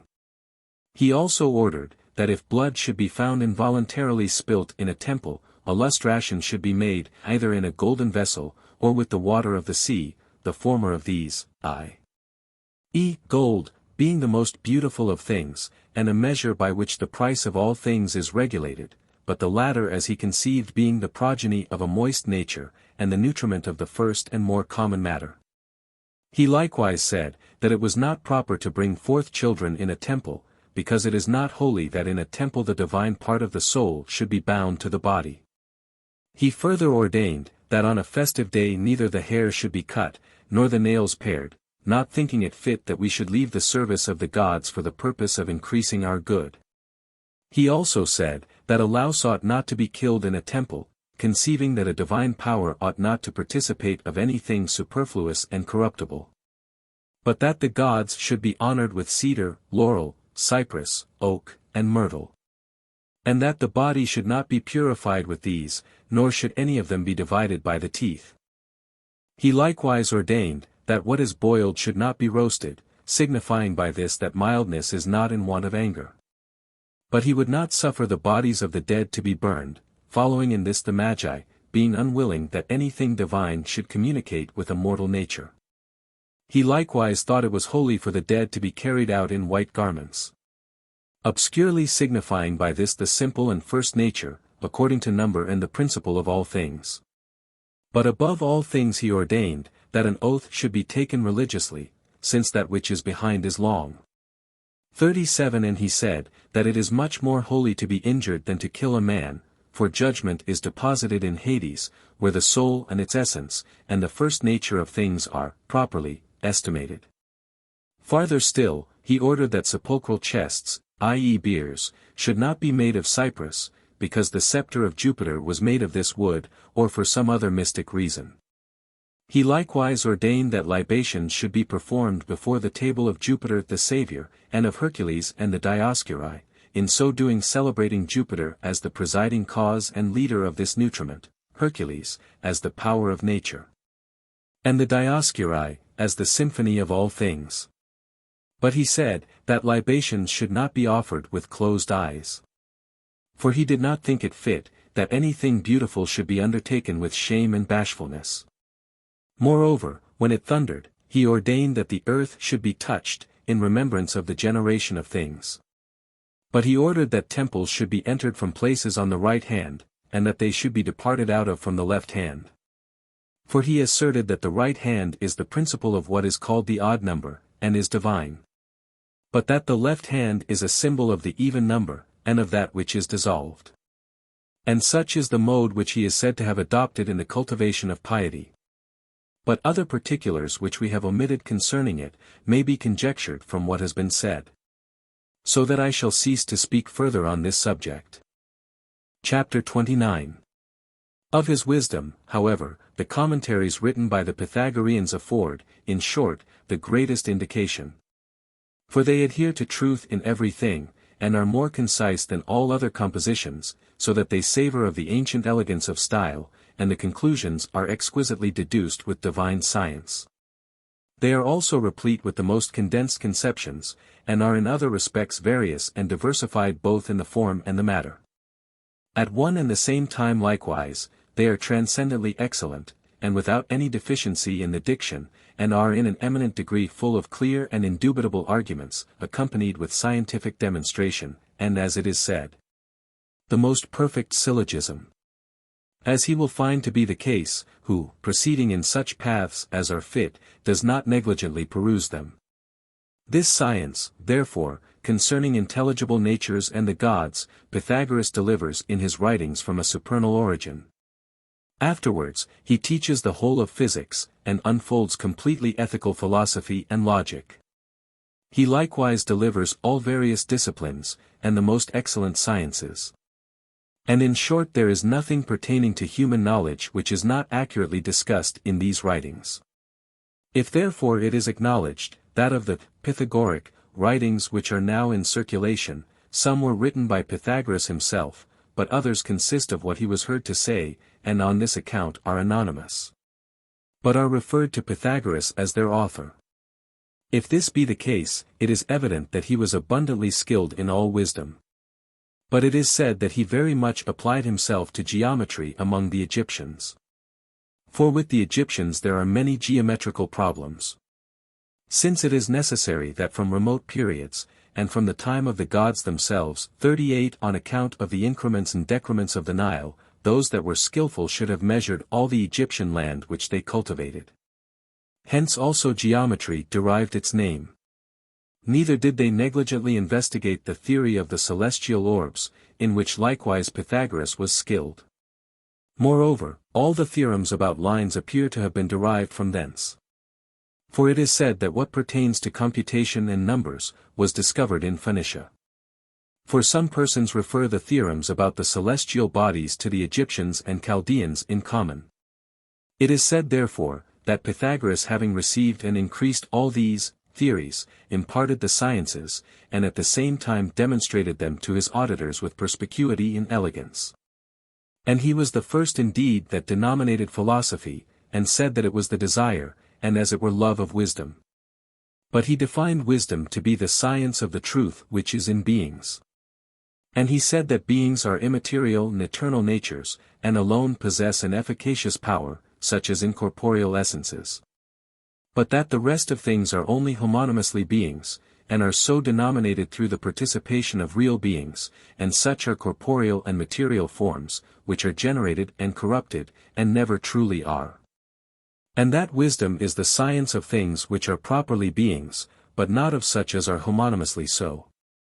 For corporeal natures are neither the objects of science nor admit of a stable knowledge, since they are infinite and incomprehensible by science, and are as it were, non-beings, when compared with universals. And are incapable of being properly circumscribed by definition.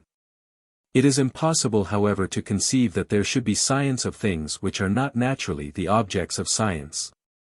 Hence it is not probable that there will be a desire of science which has no subsistence, but rather that desire will be extended to things which are properly beings, which exist with invariable permanency, and are always consubsistent with a true appellation. For it happens that the perception of things which are homonymously beings, and which are never truly what they seem to be, follows the apprehension of real beings, just as the knowledge of particulars follows the science of universals. For he who knows universals properly, says Archytas, will also have a clear perception of the nature of particulars. Hence things which have an existence are not alone, nor only begotten, nor simple, but they are seen to be various and multiform.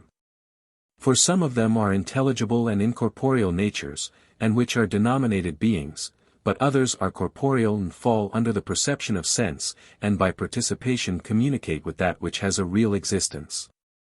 Concerning all these therefore, he delivered the most appropriate sciences, and left nothing, pertaining to them, uninvestigated. He likewise unfolded to men those sciences which are common to all disciplines, as for instance the demonstrative, the definitive, and that which consists in dividing, as may be known from the Pythagoric commentaries.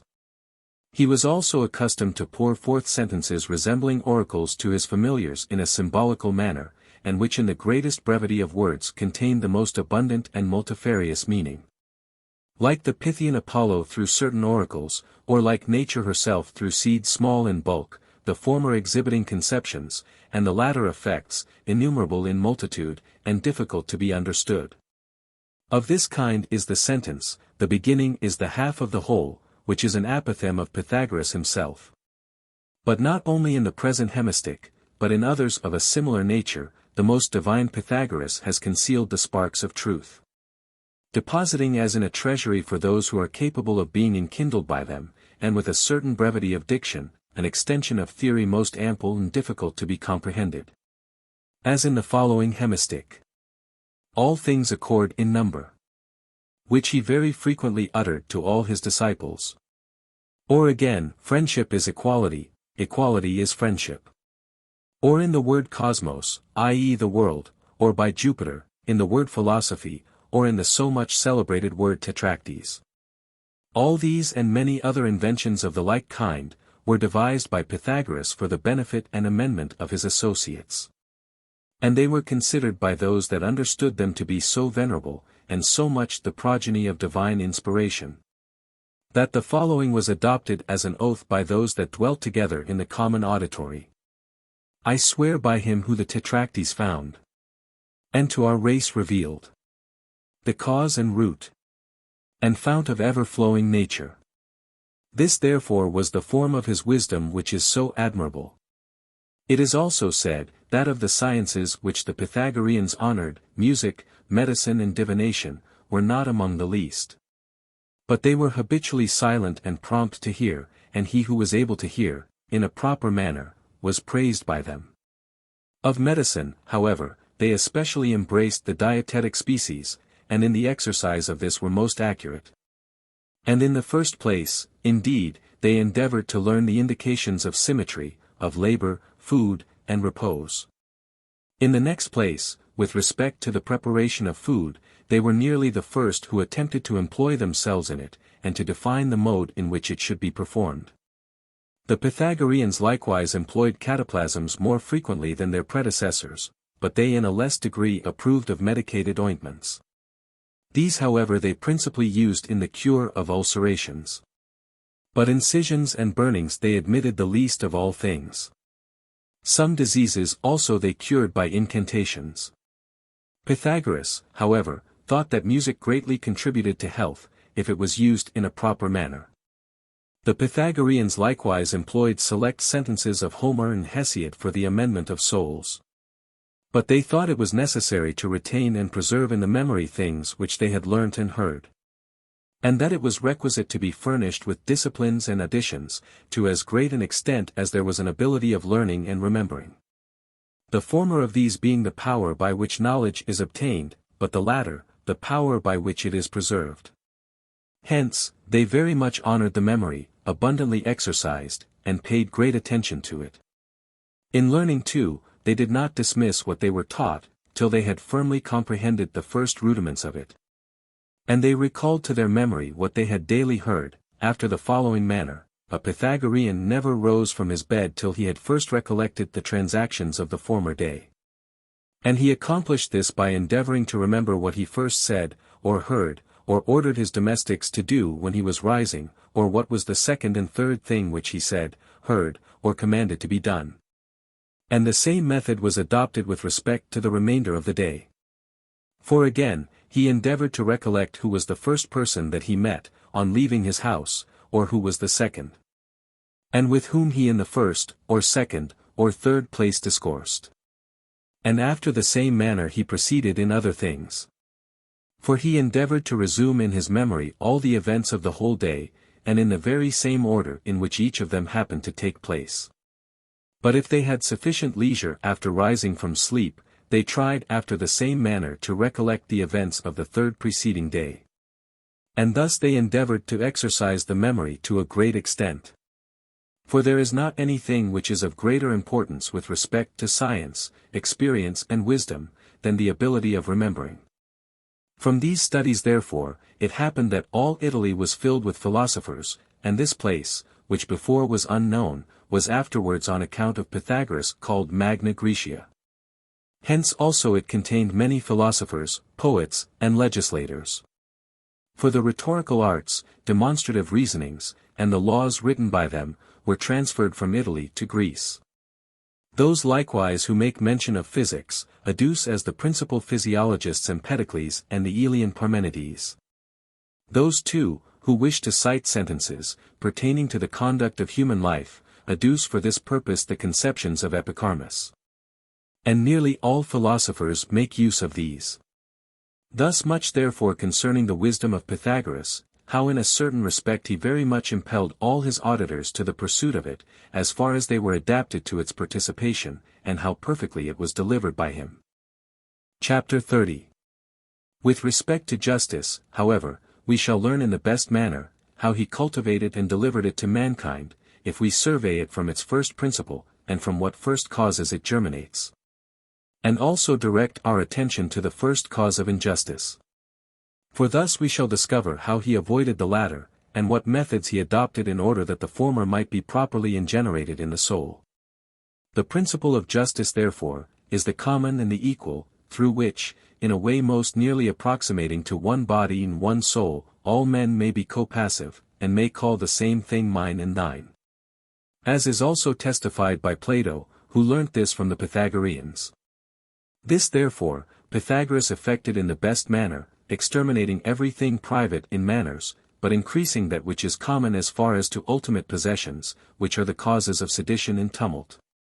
For all things, with his disciples, were common and the same to all, and no one possessed anything private.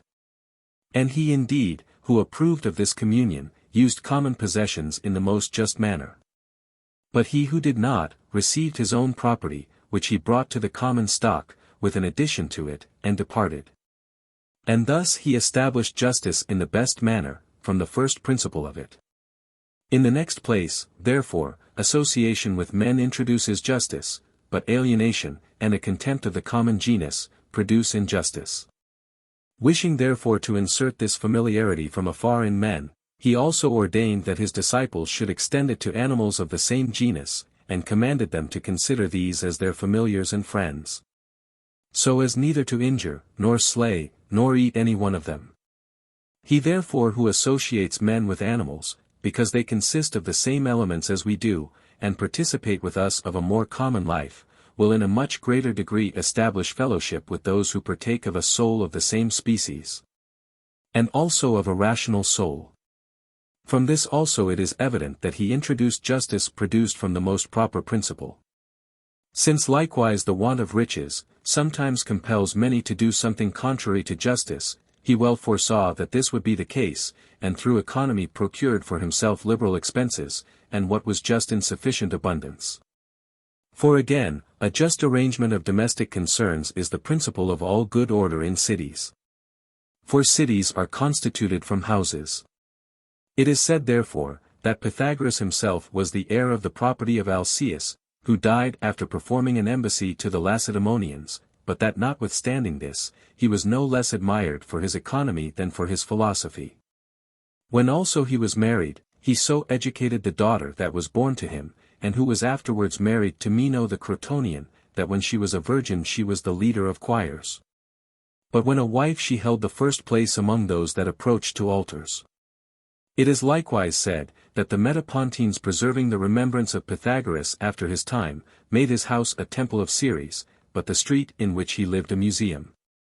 Because also insolence, luxury, and a contempt of the laws, frequently impel men to injustice, on this account he daily exhorted his disciples to give assistance to law, and to be hostile to illegality.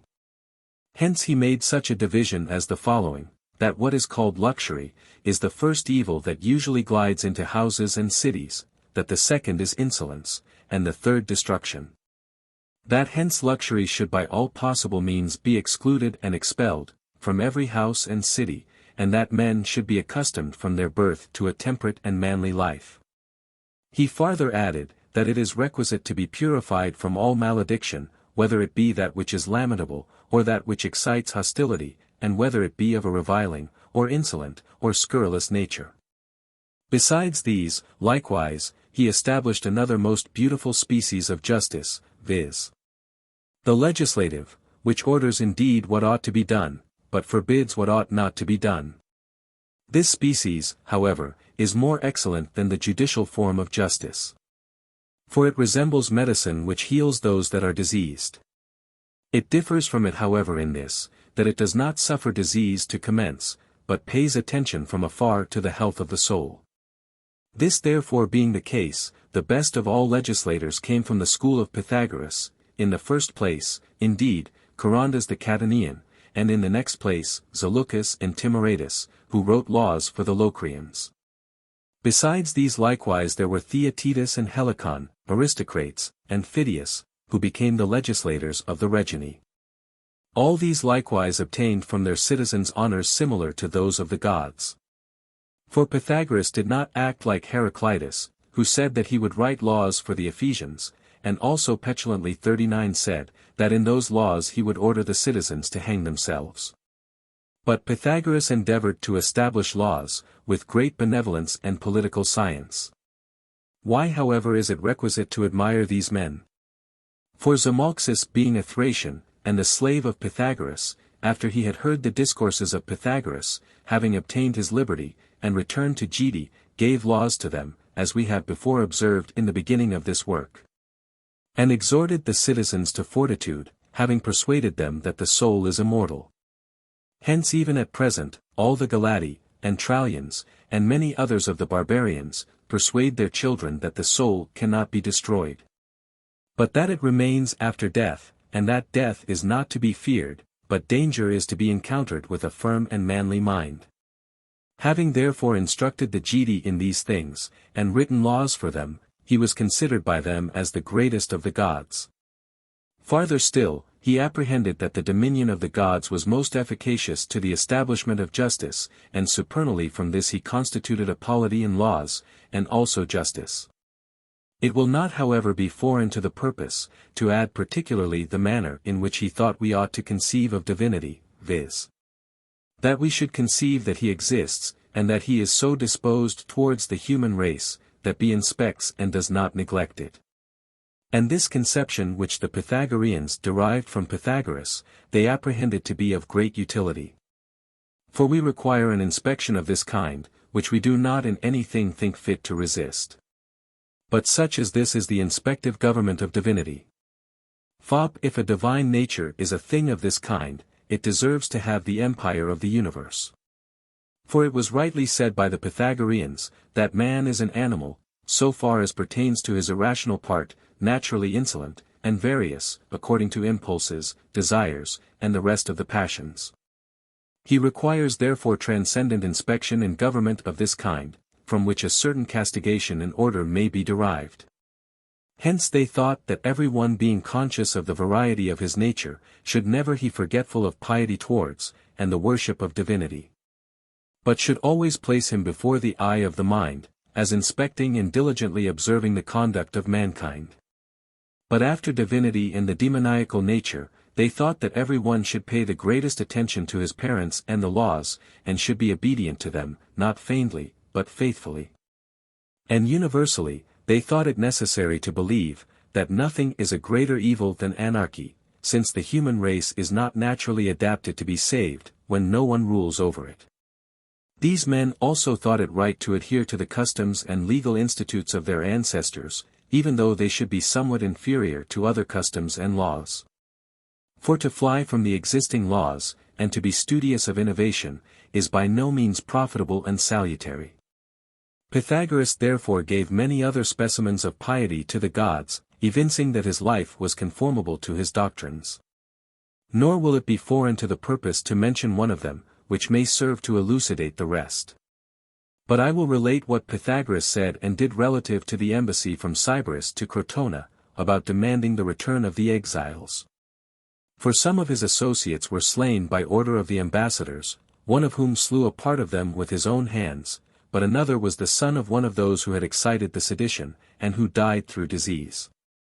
When the Crotonians therefore were deliberating how they should act in this affair, Pythagoras said to his disciples, that he was not willing the Crotonians should be so greatly discordant in this affair, and that in his opinion, the ambassadors should not even lead victims to the altars, much less ought they to drag suppliants, i.e., the exiles, from them.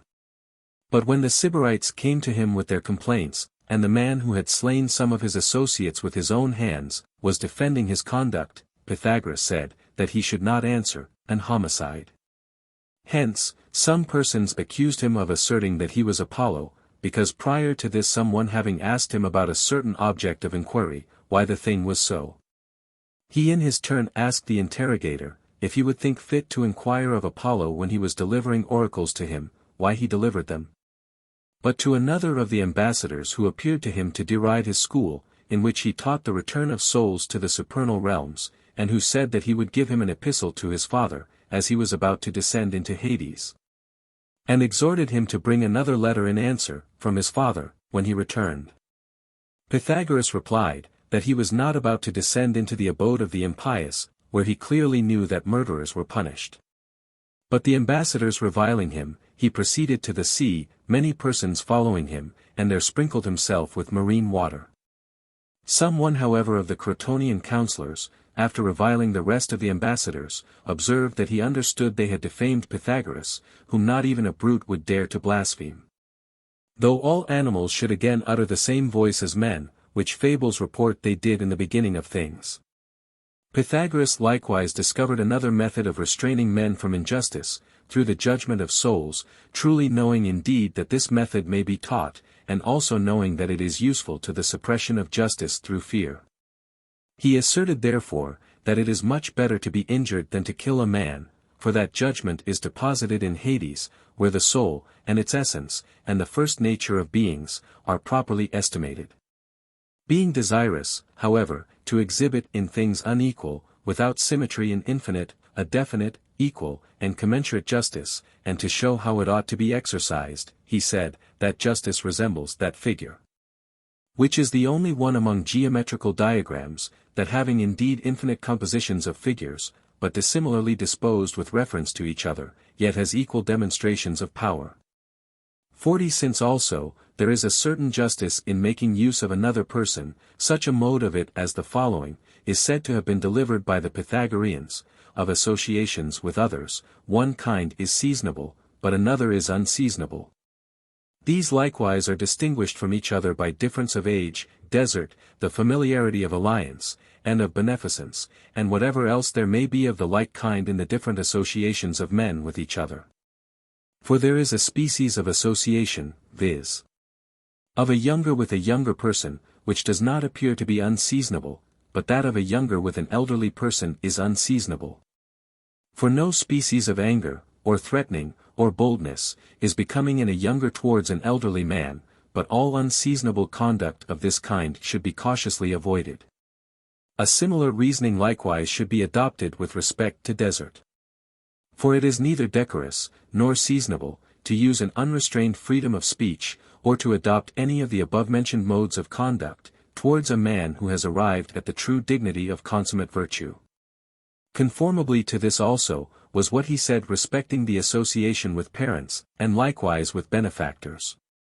He added, that there is a certain various and multiform use of an opportune time. For of those that are enraged and angry, some are so seasonably, but others unseasonably. And again, of those that aspire after, desire, and are impelled to anything appetible, an opportune time is the attendant on some, and an unseasonable time on others. And the same thing may be said concerning other passions and actions, dispositions, associations, and meetings. He farther observed, that an opportune time is to a certain extent, to be taught, and also, that what happens contrary to expectation, is capable of receiving an artificial discussion. But that when it is considered universally and simply, none of the above-mentioned particulars pertain to it. Nearly, however, such things are the attendants on it, as follow the nature of opportune time, viz. What is called the florid, the becoming, the adapted, and whatever else there may be homogeneous to these. He likewise asserted, that principle, or the beginning, is in the universe unity, and is the most honorable of things. And that in a similar manner it is so in science, in experience, and in generation. And again, that the number 2 is most honorable in a house, in a city, in a camp, and in all such like systems. But that the nature of principle is difficult to be surveyed and apprehended in all the above-mentioned particulars. For in sciences, it is not the province of any casual understanding to learn and judge, by well surveying the parts of things, what the nature is of the principle of these. He added, that it makes a great difference, and that there is danger with respect to the knowledge of the whole of things, when principle is not rightly assumed. For none, in short, of the consequent conclusions can be sane, when the true principle is unknown. The same thing may also be said respecting a principle of another kind. For neither can a house, or a city, be well instituted, unless each has a true ruler, who governs those that voluntarily submit to him. For it is necessary that in both these the governor should be willing to rule, and the governed to obey. Just as with respect to disciplines, when they are taught with proper effect, it is necessary that there should be a concurrence in the will both of the teacher and learner. For if there is a resistance on the part of either, the proposed work will never be accomplished in a proper manner. Thus therefore, he proved, that it was beautiful to be persuaded by rulers, and to be obedient to preceptors. But he exhibited the following as the greatest argument through deeds, of the truth of his observations. He went from Italy to Delos, to Pherecydes the Syrian, who had been his preceptor, in order that he might afford him some assistance, as he was then afflicted with what is called the morbus pedicularis. And he carefully attended him to the time of his death, and piously performed whatever rites were due to his dead preceptor. So diligent was he in the discharge of his duties to him from whom he had received instruction. Moreover, with respect to compacts and the veracity pertaining to them, Pythagoras so prepared his disciples for the observance of them, that, as it is said, Lysis having once performed his adorations in the temple of Juno, met, as he was departing from it, about the vestibules with Euryphamus the Syracusan, who was one of his fellow disciples, and was then entering into the temple. Euryphamus therefore desiring Lysis to wait for him, till he also had adored the goddess, Lysis sat down on a stone seat which was placed there. Euryphamus however having finished his adoration, and becoming absorbed in certain profound conceptions, forgot his appointment, and went out of the temple through another gate. But Lysis waited for him without quitting his seat, the remainder of that day and the following night, and also the greater part of the next day. And perhaps he would have stayed there for a still longer time, unless Euryphamus on the following day, had heard in the auditory, that Lysis was wanted by his associates. Recollecting therefore his compact, he came to Lysis, and liberated him from his engagement, at the same time telling him the cause of his forgetfulness, and added, "Some God produced in me this oblivion, as a trial of your firmness in preserving your compacts." Pythagoras likewise ordained abstinence from animal food, for many other reasons, and likewise because it is productive of peace. For those who are accustomed to abominate the slaughter of animals as iniquitous and preternatural, will think it to be much more unlawful to kill a man, or engage in war. But war is the leader and legislator of slaughter.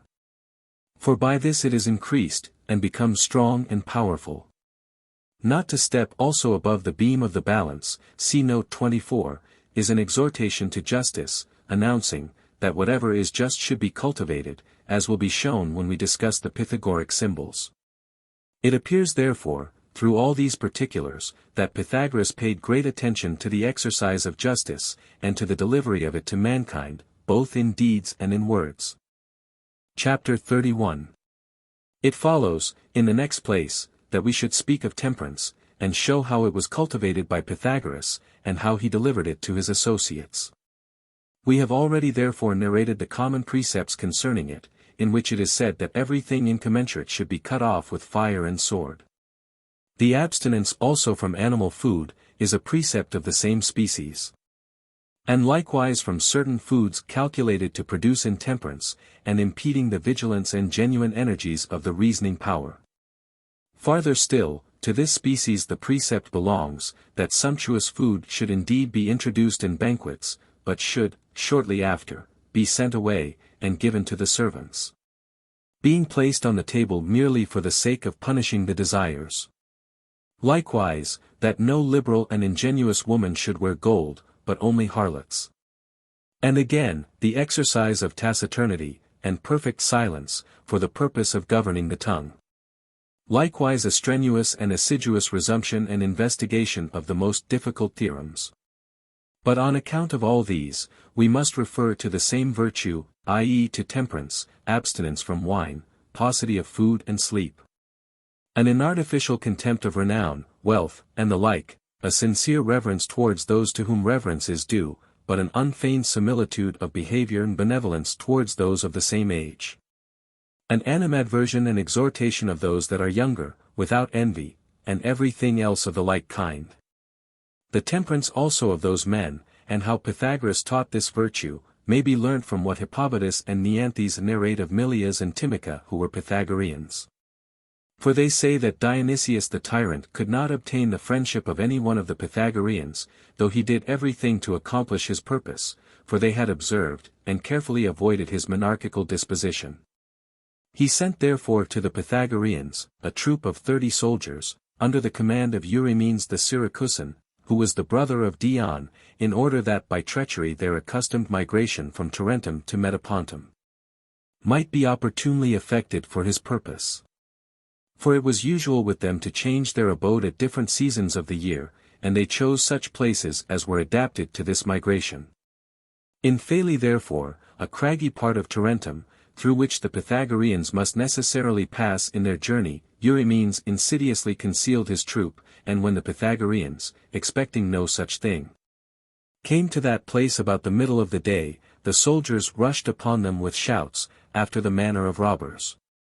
But the Pythagoreans being disturbed and terrified at an attack so unexpected, and at the superior number of their enemies, for the whole number of the Pythagoreans was but 10, and considering also that they must be taken captive, as they were without arms, and had to contend with men who were variously armed, they found that their only safety was in flight, and they did not conceive that this was foreign to virtue. For they knew that fortitude, according to the decision of right reason, is the science of things which are to be avoided and endured. And this they now obtained. For those who were with Euryphamus, being heavy-armed, would have abandoned the pursuit of the Pythagoreans, if the latter in their flight had not arrived at a certain field sown with beans, and which were in a sufficiently flourishing condition. Not being willing therefore to violate the dogma which ordered them not to touch beans, they stood still, and from necessity attacked their pursuers with stones and sticks, and whatever else they happened to meet with, till they had slain some, and wounded many of them. All the Pythagoreans however, were at length slain by the spearmen, nor would any one of them suffer himself to be taken captive, but preferred death to this, conformably to the mandates of their sect. Euryphamus therefore, and his soldiers, were beyond measure disturbed on finding that they should not be able to bring one of the Pythagoreans alive to Dionysius, though they were sent by him for this purpose alone. Hence, having piled earth on the slain, and buried them in that place in a common sepulchre, they turned their steps homeward. As they were returning, however, they happened to meet with Milias the Crotonian, and his wife Timica the Lacedaemonian, whom the other Pythagoreans had left behind, because Timica being pregnant, was now in her 6th 41 month. And on this account walked leisurely. These therefore, the soldiers gladly made captive, and led them to the tyrant, paying every attention to them, in order that they might be brought to him safe. But the tyrant having learnt what had happened, was greatly dejected, and said to the 2 Pythagoreans, "You shall obtain from me honours transcending all others in dignity, if you will consent to reign in conjunction with me." All his offers however being rejected by Milias and Timica, "If then," said he, "you will only teach me one thing, I will dismiss you with a sufficiently safe guard." Milias therefore asking him what it was he wished to learn. Dionysius replied, "It is this, why your companions chose rather to die, than to tread on beans." But Milias immediately answered, "My companions indeed submitted to death, in order that they might not tread upon beans, but I would rather tread on them, than tell you the cause of this." Dionysius therefore, being astonished at this answer, ordered him to be forcibly taken away, but commanded Timica to be tortured, for he thought, that as she was a woman, pregnant, and deprived of her husband, she would easily tell him what he wanted to know, through fear of the torments. The heroic woman, however, grinding her tongue with her teeth, bit it off, and spit it at the tyrant. Evincing by this, that though her sex being vanquished by the torments might be compelled to disclose something which ought to be concealed in silence, yet the member subservient to the development of it, should be entirely cut off. So much difficulty did they make in admitting foreign friendships, even though they should happen to be royal. Similar to these also, were the precepts concerning silence, and which tended to the exercise of temperance. For the subjugation of the tongue, is of all other continents the most difficult. The persuading likewise the Crotonians to abstain from the profane and spurious association with harlots, pertains to the same virtue. And besides this, the correction through music, by means of which Pythagoras restored a young man to temperance, who had become furious through love. The exhortation also, which leads from lascivious insolence, must be referred to the same virtue. And these things Pythagoras delivered to the Pythagoreans, he himself being the cause of them. For they so attended to their bodies, that they might always remain in the same condition, and not at one time be lean, but at another, abounding in flesh. For they considered this to be an indication of an anomalous life. In a similar manner also with respect to the mind, they were careful that they might not be at one time cheerful, and at another sad, but that they might be mildly joyful with uniformity. But they expelled rage, despondency, and perturbation. And it was a precept with them, that no human casualties ought to be unexpected by those who are endued with intellect, but that they should expect everything may happen which it is not in their power to prevent. But if at any time they were in a rage, or oppressed with sorrow, or anything else of this kind, they separated themselves from the rest of their associates, and each by himself alone, endeavored to digest and heal the passion. This also is said of the Pythagoreans, that no one of them when angry, either punished a servant, or admonished any free man, but each of them waited till his mind was restored to its former, tranquil, condition. But they called to admonish, Pedarton. For they accomplished this waiting by employing silence and quiet.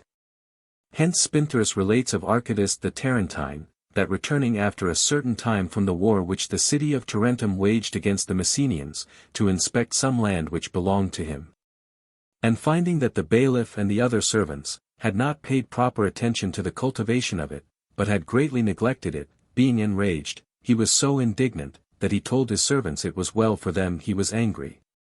Since, if this had not happened, they would not have escaped the punishment due to so great an offense. Spinthorus likewise says that a similar thing is related of Clinias. For he also deferred all admonitions and punishments, till his mind was restored to tranquillity. It is farther related of the Pythagoreans, that they expelled from themselves lamentation, weeping, and everything else of this kind. And that neither gain, nor desire, nor anger, nor ambition, nor anything of a similar nature, became the cause of dissension among them, but that all the Pythagoreans were so disposed towards each other, as a worthy father is towards his offspring. This also is a beautiful circumstance, that they referred everything to Pythagoras, and called it by his name, and that they did not ascribe to themselves the glory of their own inventions, except very rarely. For there are very few whose works are acknowledged to be their own. The accuracy too, with which they preserve their writings is admirable. For in so many ages, no one appears to have met with any of the commentaries of the Pythagoreans, prior to the time of Philolaus. But he first published those 3 celebrated books, which Dion the Syracusan is said to have bought, at the request of Plato, for 100 mina. For Philolaus had fallen into a certain great and severe poverty. And from his alliance to the Pythagoreans, was a partaker of their writings. With respect also to opinion 42 it is related that they spoke of it as follows, that it is the province of a stupid man to pay attention to the opinion of every one, and especially to that of the multitude. For it belongs to a few only to apprehend and opine rightly, since it is evident that this pertains to the intelligent alone. But they are few. It is manifest therefore, that a power of this kind does not extend itself to the multitude. But it is also stupid to despise the opinion of every one. For it will happen that he who is so disposed will be unlearned and incorrigible. It is however necessary that he who is destitute of science should learn those things of which he is ignorant, and has no scientific knowledge. And it is likewise necessary that the learner should pay attention to the opinion of him who possesses science, and is able to teach. And universally, it is necessary that those young men who wish to be saved, should attend to the opinion of their elders, and of those who have lived well. But in the whole of human life there are certain ages, denominated by them as it is said endodasmini, which it is not in the power of any casual person to connect with each other. For they are expelled by each other, unless some one conducts a man from his birth, in a beautiful and upright manner. It is necessary therefore, when a child is educated well, and is formed to temperance and fortitude, that a great part of his education should be given to the age of adolescence, which is that of a lad. In a similar manner also, when a lad is formed to temperance and fortitude, it is necessary that a great part of his education should be transferred to the age of manhood. For that which happens to the multitude is absurd and ridiculous. For they fancy it is requisite that boys should be orderly and temperate, and should abstain from everything which appears to be troublesome and indecorous. But that when they have arrived at adolescency, they may for the most part do whatever they please. Hence there is nearly a conflux of both kinds of errors into this age. For lads commit many faults which are both puerile and virile. For, in short, to avoid every kind of sedulity and order, and to pursue every species of sport, and puerile intemperance and insolence, are most adapted to the age of a boy. Such a disposition therefore as this, is derived from the puerile into the following age. But the genus of strong desires, and of different species of ambition, and in a similar manner the remaining impulses and dispositions, when they are of a severe and turbulent nature, are derived from the virile age into that of adolescency. Hence this of all the ages demands the greatest attention.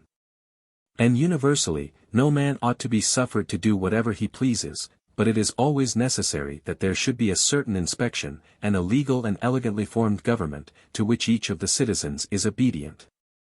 For the animal, when left to itself and neglected, rapidly degenerates into vice and depravity. It is likewise said, that the Pythagoreans frequently inquired and doubted why we accustom boys to take their food in an orderly and commensurate manner, and show them that order and symmetry are beautiful. But that the contraries to these, disorder and incommensuration, are base, and that he who is given to wine and is insatiable, is held in great disgrace. For if no one of these is useful to us when we have arrived at the age of virility, it was in vain that we were accustomed, when boys, to an order of this kind. And there is also the same reason concerning the other manners, to which we are accustomed when boys. This, therefore, is not seen to happen in other animals which are disciplined by men. But immediately from the first, a whelp and a colt are accustomed to, and learn those things which it is requisite for them to do when they have arrived at the perfection of their nature. And universally, it is said that the Pythagoreans exhorted both those they happened to meet, and their familiars, to avoid pleasure as a thing that required the greatest caution. For nothing so much deceives us, or precipitates us into error, as this passion. In short, as it seems, they contended that we should never do anything with a view to pleasure as the end. For this scope is, for the most part, indecorous and noxious.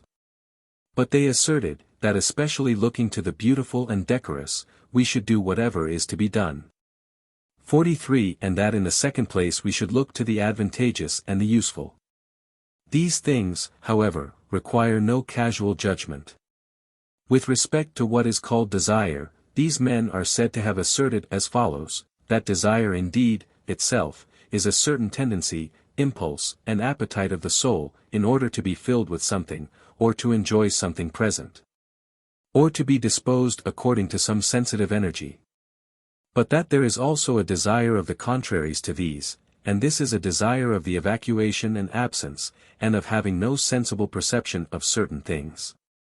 That this passion likewise is various, and is nearly the most multifarious of all those that pertain to man. But that many human desires are adventitious, and procured by men themselves. Hence this passion requires the greatest attention, and no casual care and corporeal exercise.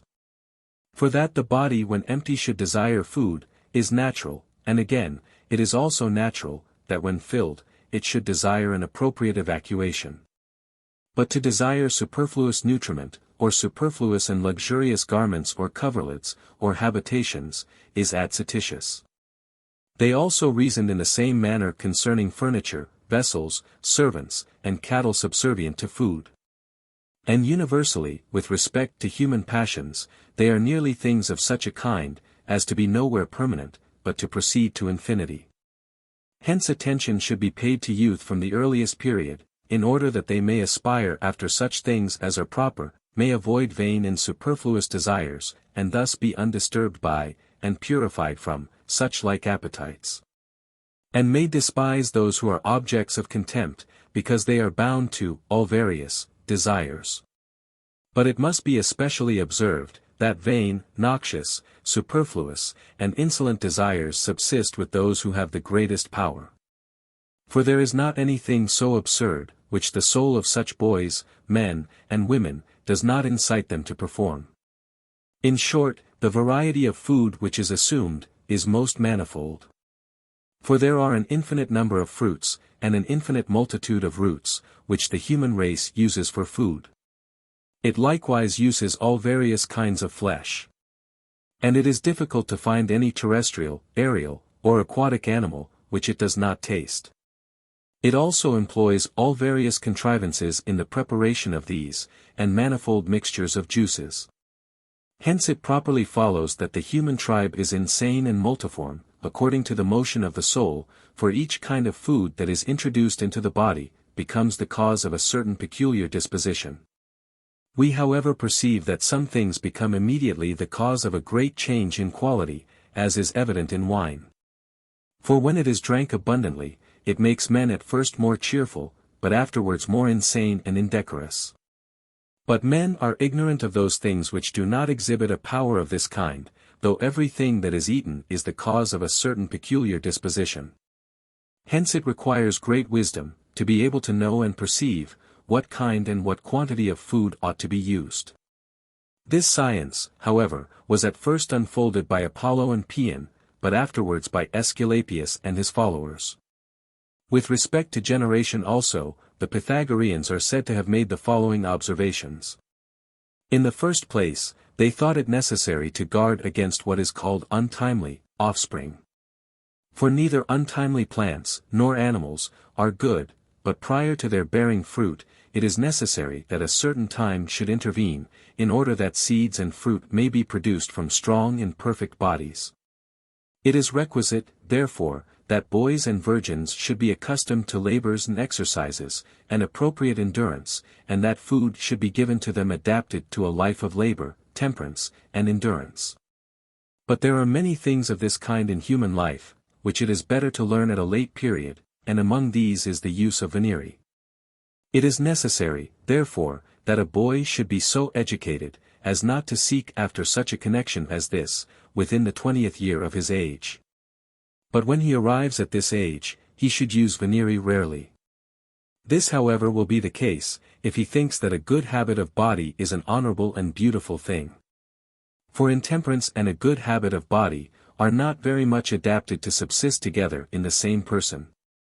It is also said, that those laws were praised by the Pythagoreans, which existed prior to their time in Grecian cities, and which prohibited the having connection with a woman who is a mother, or a daughter, or a sister either in a temple, or in a public place. For it is beautiful and advantageous that there should be numerous impediments to this energy.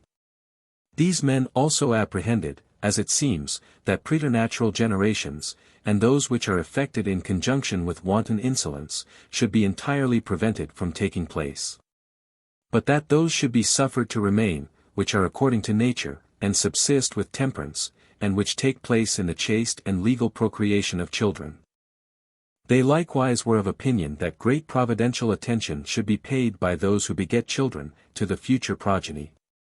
The first, therefore, and the greatest care which should be taken by him who applies himself to the procreation of children is, that he lives temperately and healthfully, that he neither fills himself with food unseasonably, nor uses such aliments as may render the habits of the body worse than they were, and above all things, that he avoids intoxication.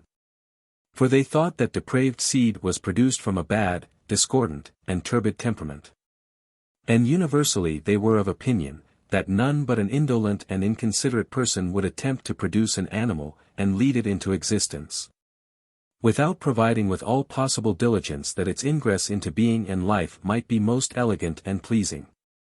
For those that are lovers of dogs, pay every possible attention to the generation of whelps, in order that they may be produced from such things as are proper, and when it is proper, and in such a way as is proper, and thus may become a good offspring. The same attention also is paid by those who are lovers of birds. And it is evident that others also who are studious about the procreation of generous animals, endeavor by all possible means, that the generation of them may not be in vain. It would be absurd therefore that men should pay no attention to their own offspring, but should both beget them casually and with perfect carelessness, and, after they are begotten, nourish and educate them with extreme negligence. For this is the most powerful and most manifest cause of the vice and depravity of the greater part of mankind. For with the multitude the procreation of children is undertaken in a beastly and rash manner. And such were the assertions, and such the doctrine of these men, which they verified both in words and deeds, respecting temperance. These precepts having been originally received by them from Pythagoras himself, like certain oracles delivered by the Pythian Apollo. Chapter 32. With respect to fortitude, however, many of the particulars which have been already related, appropriately pertain to it. Such as the admirable deeds of Timocca, and of those Pythagoreans who chose to die rather than transgress the decisions of Pythagoras concerning beans, and other things conformable to such like pursuits. Such also are the deeds which Pythagoras himself generously accomplished, when he travelled everywhere alone, and underwent immense labours and dangers, choosing to leave his country, and dwell among strangers. Likewise, when he dissolved tyrannies, gave an orderly arrangement to confused polities, and emancipated cities. When also he caused illegality to cease, and impeded the operations of insolent and tyrannical men. Exhibiting himself a benignant leader to the just and mild, but expelling savage and licentious men from his association, and refusing even to give them an answer. Gladly, indeed, giving assistance to the former, but with all his might resisting the latter. Many instances therefore of these things might be adduced, and of upright actions frequently performed by him. But the greatest of all these, is what he said and did to Phalaris, with an invincible freedom of speech. For when he was detained in captivity by Phalaris, the most cruel of tyrants, a wise man of the Hyperborean race, whose name was Abaris, was his associate, who came to him for the sake of conversing with him, and asked him many questions. And especially such as were of a sacred nature, respecting statues, and the most holy worship, the providence of the gods, celestial and terrestrial natures, and many other things of a similar kind. But Pythagoras, being under the influence of divine inspiration, answered Abaris vehemently, and with all truth and persuasion, so as to convince those that heard him. Then, however, Phalaris was inflamed with anger against Abaris, because he praised Pythagoras, and was ferociously disposed towards Pythagoras himself. He also dared to utter blasphemies against the gods themselves, and such as he was accustomed to pour forth. But Abras gave Pythagoras thanks for what he said. And after this, learnt from him that all things are suspended from and governed by the heavens, which he evinced to be the case from many other things, and also from the energy of sacred rites. And Abras was so far from thinking that Pythagoras, who taught these things, was an enchanter, that he beyond measure admired him as if he had been a god. To these things, however, Phalaris replied by endeavoring to subvert divination, and openly denying the efficacy of the things which are performed in sacred rites. But Abras transferred the discourse from these particulars to such as are clearly apparent to all men, and endeavored to persuade him that there is a divine providence, from those circumstances which transcend all human hope and power, whether they are immense wars, or incurable diseases, or the corruption of fruits, or the incursions of pestilence, or certain other things of the like kind, which are most difficult to be borne, and deplorable, arising from the beneficent energies of certain demoniacal and divine powers. 44. Phalaris, however, shamelessly and audaciously opposed what was said. Again therefore Pythagoras, suspecting that Phalaris intended to put him to death, but at the same time knowing that he was not destined to die by Phalaris, began to address him with great freedom of speech. For looking to Abras he said, that a transition was naturally adapted to take place from the heavens to aerial and terrestrial beings. And again, he showed that all things follow the heavens, from instances most known to all men. He likewise indubitably demonstrated, that the deliberative power of the soul possesses freedom of will. And proceeding still farther, he amply discussed the perfect energy of reason and intellect.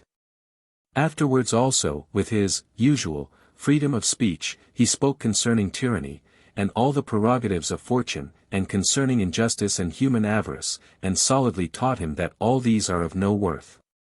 In the next place, he gave him a divine admonition concerning the most excellent life, and earnestly entered on a comparison of it with the most depraved life.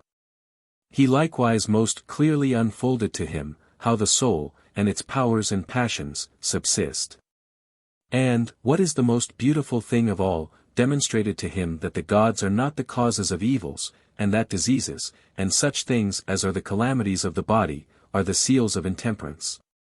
Reprehending at the same time mythologists and poets for what they have badly said in fables, on this subject.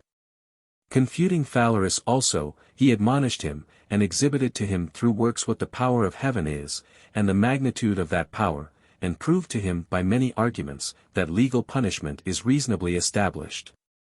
He likewise clearly showed him what the difference is between men and other animals, and scientifically discussed internal and external speech. He also perfectly demonstrated the nature of intellect, and of the knowledge which descends from it, together with many other ethical dogmas consequent to these things.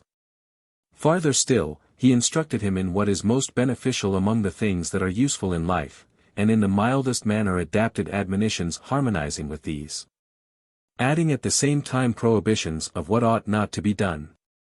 And that which is the greatest of all, he unfolded to him the distinction between the productions of fate, and those of intellect, and also the difference between what is done by destiny, and what is done by fate. He likewise wisely discussed many things concerning demons, and the immortality of the soul. These things however pertain to another treatise. But those particulars are more appropriate to our present purpose which belong to the cultivation of fortitude.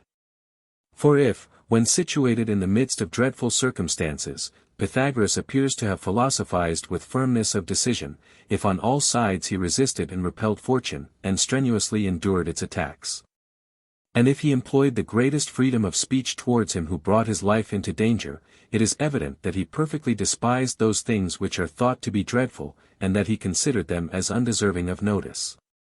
If also, when he expected according to appearances to be put to death, he entirely despised this, and was not moved by the expectation of it, it is evident that he was perfectly free from the dread of death. 45. He performed however what is still more generous than this, by effecting the dissolution of tyranny, restraining the tyrant when he was about to bring the most deplorable calamities on mankind, and liberating Sicily from the most cruel and imperious power. But that it was Pythagoras who accomplished this, is evident from the oracles of Apollo, in which it is predicted that the domination of Phalaris would then be dissolved, when those that were governed by him should become better men, and be more concordant with each other. Such as they then became, when Pythagoras was present with them, through the doctrines and instruction which he imparted to them. A greater proof however of the truth of this, is derived from the time in which it happened. For on the very same day in which Phalaris put Pythagoras and Abaris in danger of death, he himself was slain by stratagem. That also which happened to Epimenides may be an argument of the truth of these things. For as he, who was the disciple of Pythagoras, when certain persons intended to destroy him, invoked the Furies, and the avenging gods, and by so doing caused all those that attempted his life, to destroy each other. Thus also Pythagoras, who gave assistance to mankind, after the manner and with the fortitude of Hercules, for the benefit of men, punished and occasioned the death of him who had acted in an insolent and disorderly manner towards others. And this through the oracles themselves of Apollo, to the series of which divinity both he and Epimenides spontaneously belonged from their very birth. And thus far, indeed, we have thought it requisite to mention this admirable and strenuous deed, the effect of his fortitude. We shall however adduce another example of it, viz. the salvation of legitimate opinion. For, preserving this, he performed that which appeared to him to be just, and which was dictated by right reason, not being diverted from his intention either by pleasure, or labor, or any other passion, or danger. His disciples also chose to die rather than transgress his mandates. And when they were exposed to all various fortunes, they preserved invariably the same manners. When also they were involved in 10,000 calamities, they never deviated from his precepts. But it was a never-failing exhortation with them, always to give assistance to law, but to be hostile to illegality, and to be accustomed from their birth to a life of temperance and fortitude, in order to restrain and repel luxury. They had also certain melodies which were devised by them, as remedies against the passions of the soul, and likewise against despondency and lamentation, which Pythagoras invented, as affording the greatest assistance in these maladies. And again, they employed other melodies against rage and anger, through which they gave intention and remission to these passions, till they reduced them to moderation, and rendered them commensurate with fortitude. That, however, which afforded them the greatest support in generous endurance, was the persuasion that no human casualties ought to be unexpected by men who are in the possession of intellect, but that all things ought to be expected by them, over which they have no absolute power. Moreover, if at any time they happened to be angry, or sorrowful, they immediately separated themselves from the rest of their associates, and each by himself alone strenuously endeavored to digest and heal the passion, by which he was oppressed. They also conceived generally, that labor should be employed about disciplines and studies, and that they should be severely exercised in trials of the most various nature, in punishments and restraints by fire and sword, in order to be liberated from innate intemperance, and an inexhaustible avidity of possessing. And that for this purpose, no labors, nor any endurance should be spared. In order to accomplish this likewise, they generously exercised abstinence from all animals, and besides this, from certain other kinds of food.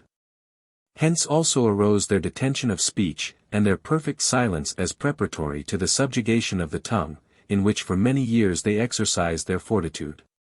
To which also may be added, their strenuous and assiduous investigation and resumption of the most difficult theorems.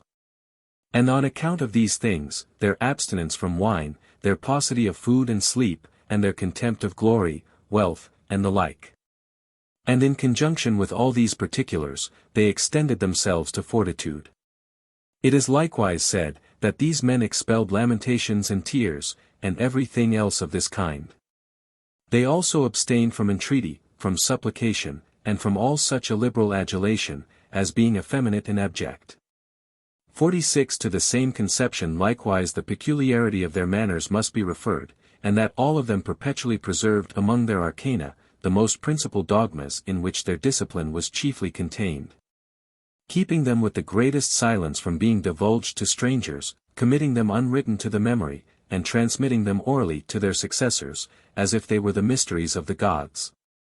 Hence it happened, that nothing of their philosophy worth mentioning, was made public, and that though for a long time it had been taught and learnt, it was alone known within their walls. But to those out of their walls, and as I may say, to the profane, if they happened to be present, these men spoke obscurely to each other through symbols, of which the celebrated precepts that are now in circulation retain a vestige. Such as, dig not fire with a sword, see note 25, and other symbols of the like kind, which, taken literally, resemble the tales of old women, but when unfolded, impart a certain admirable and venerable benefit to those that receive them. The precept, however, which is of the greatest efficacy of all others to the attainment of fortitude, is that which has for its most principal scope the being defended and liberated from those bonds which detain the intellect in captivity from infancy, and without which no one can learn or perceive anything sane or true, through whatever sense he may energize. For according to the Pythagoreans, 'tis mind that all things sees and hears. What else exists is deaf and blind. But the precept which is next to this in efficacy is that which exhorts to be beyond measure studious of purifying the intellect, and by various methods adapting it through mathematical orgies to receive something divinely beneficial.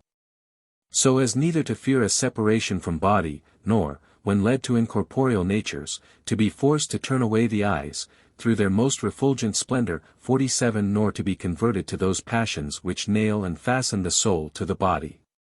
And, in short, which urges the soul to be untamed by all those passions which are the progeny of the realms of generation, and which draw it to an inferior condition of being. For the exercise and ascent through all these, is the study of the most perfect fortitude. And such are the instances adduced by us of the fortitude of Pythagoras, and the Pythagoreans. Chapter 33. With respect to the amity, however, which subsists in all things towards all, Pythagoras delivered it in the clearest manner. And the amity of the gods indeed towards men, he unfolded through piety and scientific cultivation. But that of dogmas towards each other, and universally of the soul towards the body, and of the rational towards the species of the irrational part, through philosophy, and the theory pertaining to it. With respect to the amity of men also towards each other, that of citizens he delivered through sane legislation, but that of strangers through a correct physiology. And that between man and wife, or children, or brothers, and kindred, through unperverted communion. In short, he unfolded the friendship of all things towards all, and still farther, of certain irrational animals, through justice and a physical connection and association. But the pacification and conciliation of the body, which is of itself mortal, and of its latent contrary powers, he unfolded through health, and a diet and temperance conformable to this.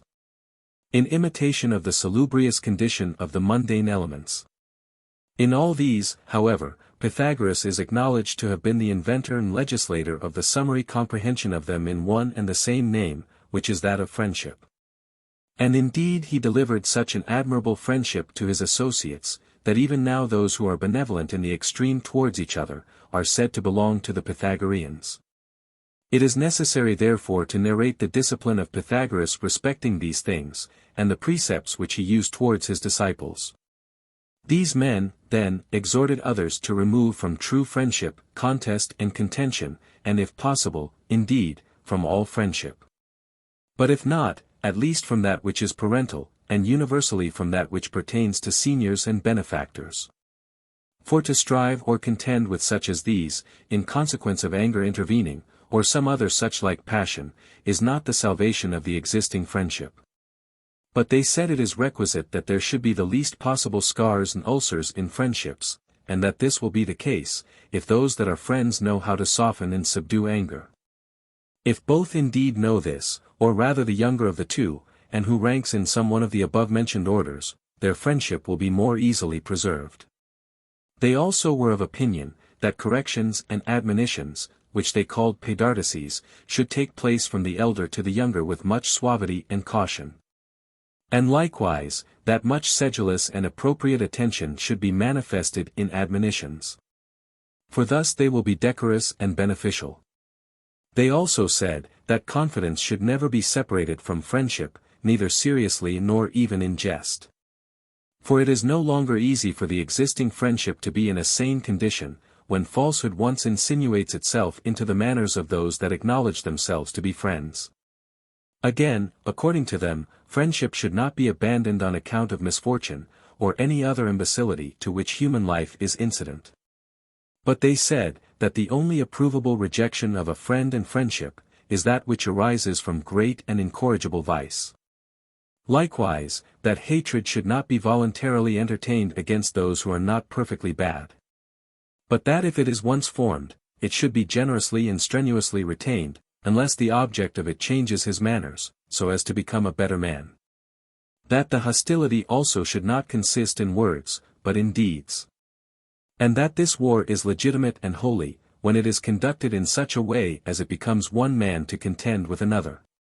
They likewise said, that we should never, to the utmost of our power, become the cause of dissension. But that we should as much as possible avoid the source of it. That in the friendship also, which is intended to be pure, the greater part of the things pertaining to it ought to be definite and legitimate.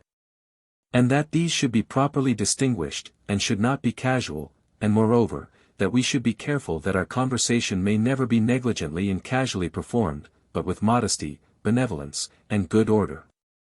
Also, that no passion, such as desire, or anger, be rashly excited, and in a bad and erroneous manner.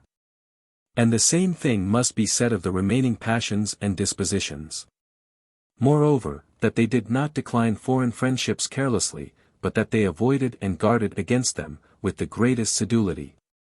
And also, that they rigidly preserved friendship towards each other for many ages, may be inferred from what Aristoxenus in his treatise on the Pythagoric life, says he heard from Dionysius, the tyrant of Sicily. When having fallen from monarchy he taught grammar at Corinth. For Aristoxenus says as follows, these men as much as possible prohibited lamentations and tears, and every thing of this kind, and in a similar manner adulation, entreaty, supplication, and the like. Dionysius, therefore, having fallen from his tyranny and come to Corinth, narrated to us the particulars concerning Phintias and Damon the Pythagoreans, and these were respecting the one being sponsor for the death of the other. But the mode of the suretyship was as follows, he said that certain persons, who were familiar with him, had frequently made mention of the Pythagoreans, defaming and reviling them, calling them arrogant, and asserting that their gravity, their pretended fidelity, and apathy would be laid aside, if any one should cause them to fall into some great calamity. Certain persons however contradicting this, and contention arising on the subject, recourse was had to artifice, and one of the accusers of Phintias said before him, that he evidently conspired with certain others against the life of Dionysius. This also was testified by some that were present, and the charges against Phintias appeared to be very probable. Phintias therefore was astonished at the accusation. But when Dionysius had unequivocally said, that he had accurately explored all these particulars, and that it was necessary that he should die, Phintias replied, that if it appeared requisite to him that this should take place, he requested that he would grant him the remainder of the day, in order that he might settle his own affairs, and also those of Damon. For those men lived together, and had all things in common. Phintias, however, being the elder, the management of the domestic concerns was for the most part undertaken by him. He requested therefore, that Dionysius would suffer him to depart for this purpose, and he would appoint Damon for his surety. Dionysius therefore said that he wondered at the request, and that he asked him whether there was any man who was willing to become security for the death of another.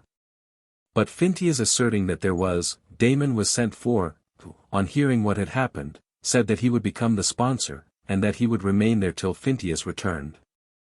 Dionysius therefore said, that he was immediately astonished at these circumstances, but that they who at first introduced the experiment, derided Damon as one who would be caught, and said sneeringly that he would be the vicarious stag. When therefore it was near sunset, Phintias came to die, at which all that were present were astonished and subdued.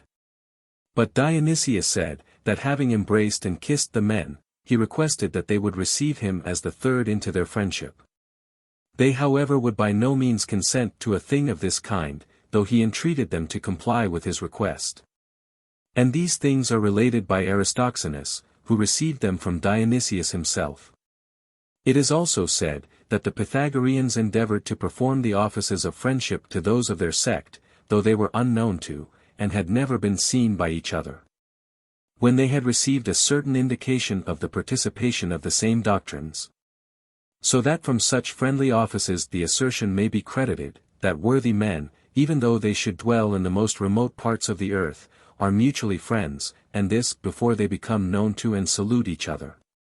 It is said therefore, that a certain Pythagorean, travelling through a long and solitary road on foot, came to an inn. And there, from labour and other all various causes, fell into a long and severe disease, so as to be at length in want of the necessaries of life. The innkeeper, however, whether from commiseration of the man, or from benevolence, supplied him with everything that was requisite, neither sparing for this purpose any assistance or expense.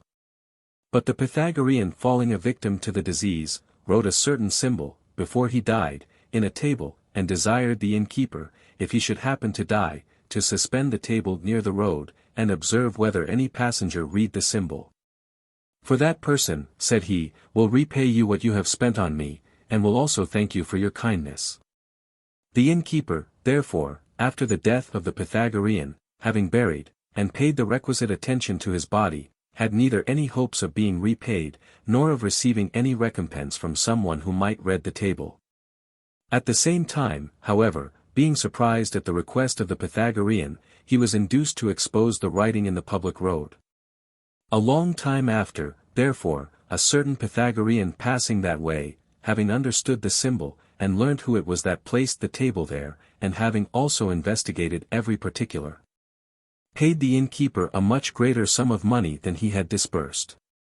It is likewise related of Clinias the Tarentine, that when he had learnt that Porus the Syrian, who was zealously addicted to the Pythagorean doctrines, was in danger of losing all his property, he sailed to Cyrene. After having collected a sum of money, and restored the affairs of Porus to a better condition, not only incurring, in so doing, a diminution of his own property, but despising the peril which he was exposed to in the voyage. After the same manner also, the Posidonians, having learnt from report alone, that Thymaridas Perius the Pythagorean had fallen into poverty, from the possession of great wealth, is said to have sailed to Paris. After having collected a large sum of money, and thus reinstated Thymaridas in property. These therefore are beautiful instances of friendship. The decisions, however, of the Pythagoreans respecting the communion of divine goods, the concord of intellect, and things pertaining to a divine soul, are much more admirable than the above examples. For they perpetually exhorted each other, not to divulge the God within them. Hence all the endeavour of their friendship both in deeds and words, was directed to a certain divine mixture, to a union with divinity, and to a communion with intellect and a divine soul. But it is not possible to find anything better than this either in what is uttered by words, or performed by deeds. For I am of opinion, that all the goods of friendship are comprehended in this. Hence, as we have collected in this, as in a summit, all the prerogatives of the Pythagoric friendship, we shall omit to say anything further about it. Chapter 34. Since, however, we have thus generally, and with arrangement, discussed what pertains to Pythagoras and the Pythagoreans. Let us after this narrate such scattered particulars relative to this subject, as do not fall under the above-mentioned order. It is said, therefore, that each of the Greeks who joined himself to this community of the Pythagoreans, was ordered to use his native language. For they did not approve of the use of a foreign tongue. Foreigners also united themselves to the Pythagoric sect, viz. the Messenians, the Lucani, Picentini, and the Romans. And Metrodorus the son of Thyrsis, who was the father of Epicharmus 48 and who transferred the greater part of his doctrine to medicine, says in explaining the writings of his father to his brother, that Epicharmus, and prior to him Pythagoras, conceived that the best dialect, as well as the best harmony of music, is the Doric.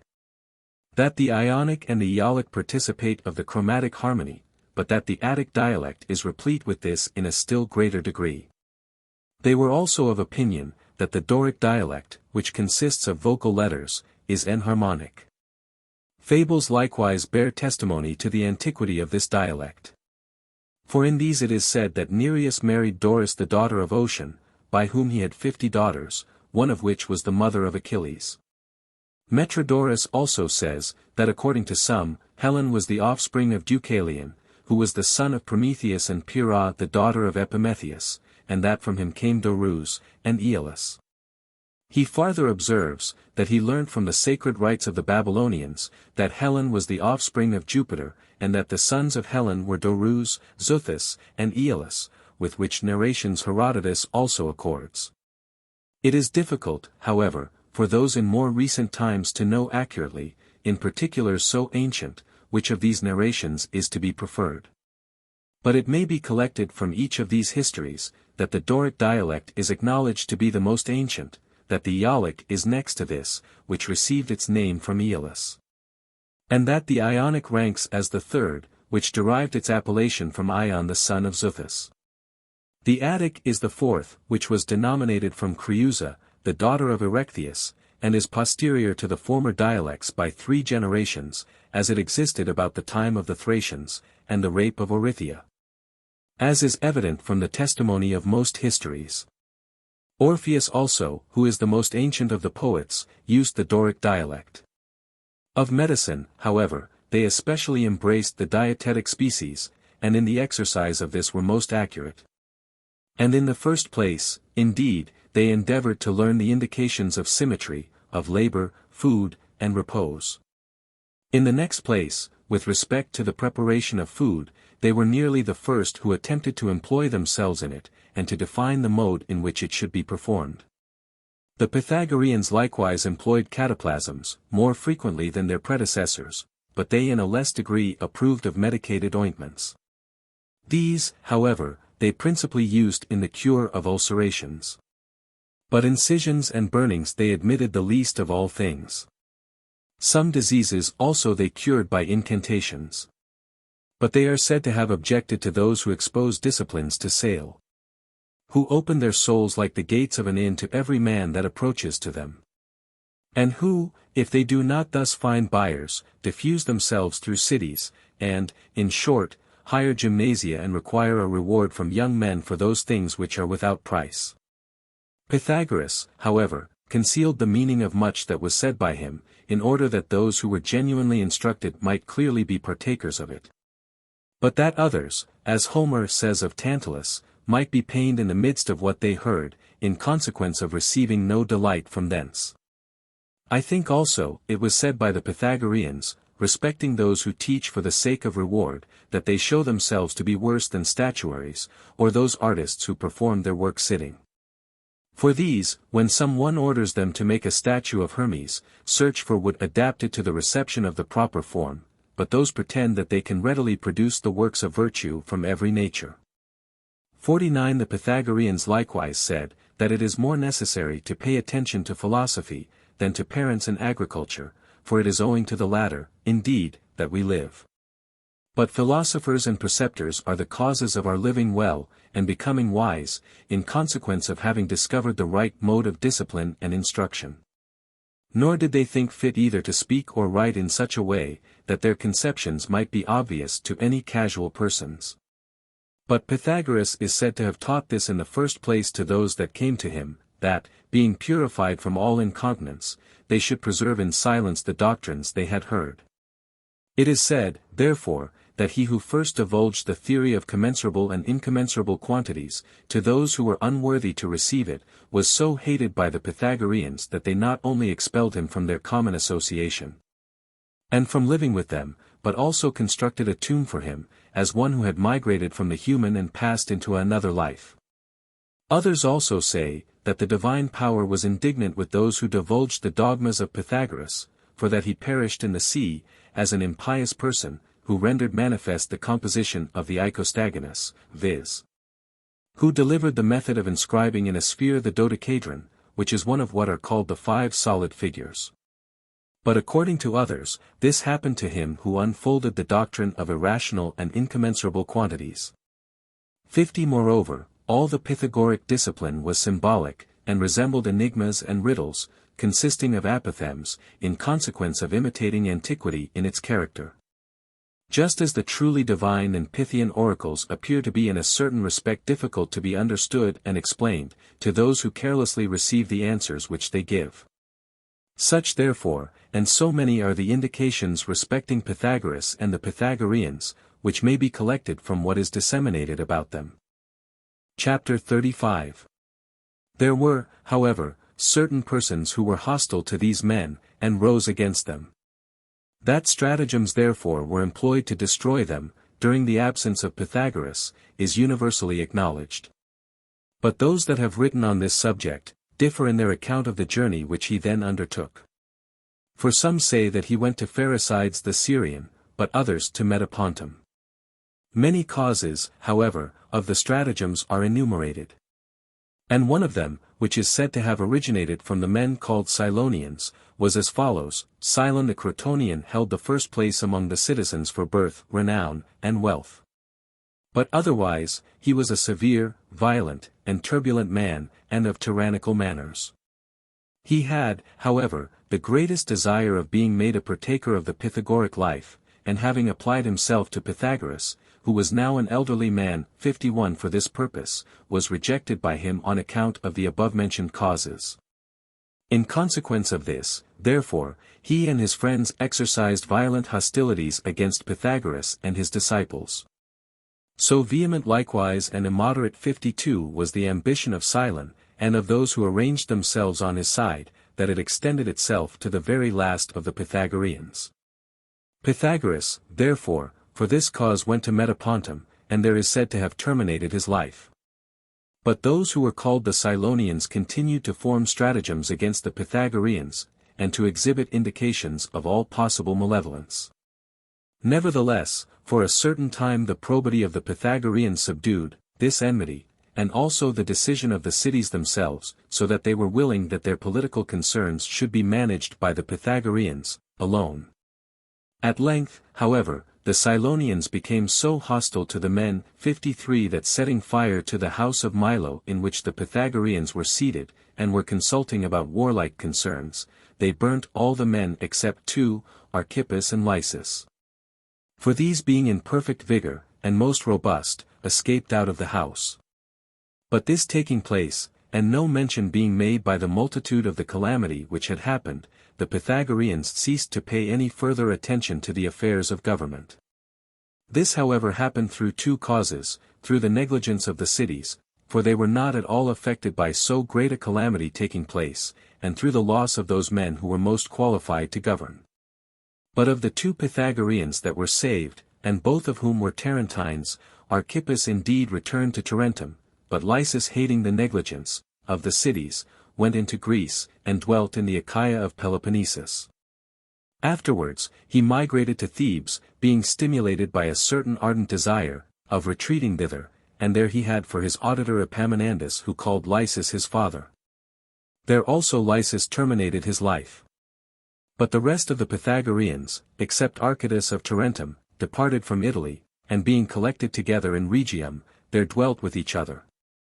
The most celebrated of them, however, were Phanto, Echecrates, Polymnastus, and Diocles, who were Phliasians, and Xenophilus Chalcidensis of Thrace. But in the course of time, when the administration of public affairs proceeded into a worse condition, these Pythagoreans nevertheless preserved their pristine manners and disciplines, though the sect began to fail, till it generously perished. These things, therefore, are narrated by Aristoxenus. Nicomachus, however, in other respects accords with Aristoxenus, but as to the journey of Pythagoras, he says that this stratagem took place, while Pythagoras was at Delos. For he went there, in order to give assistance to his preceptor Pherecydes the Syrian who was then afflicted with the morbus pedicularis, and when he died, performed the necessary funeral rites. Then, therefore, those who had been rejected by the Pythagoreans, and to whom monuments had been raised, as if they were dead, attacked them, and committed all of them to the flames. Afterwards, they were overwhelmed by the Italians with stones, and thrown out of the house unburied.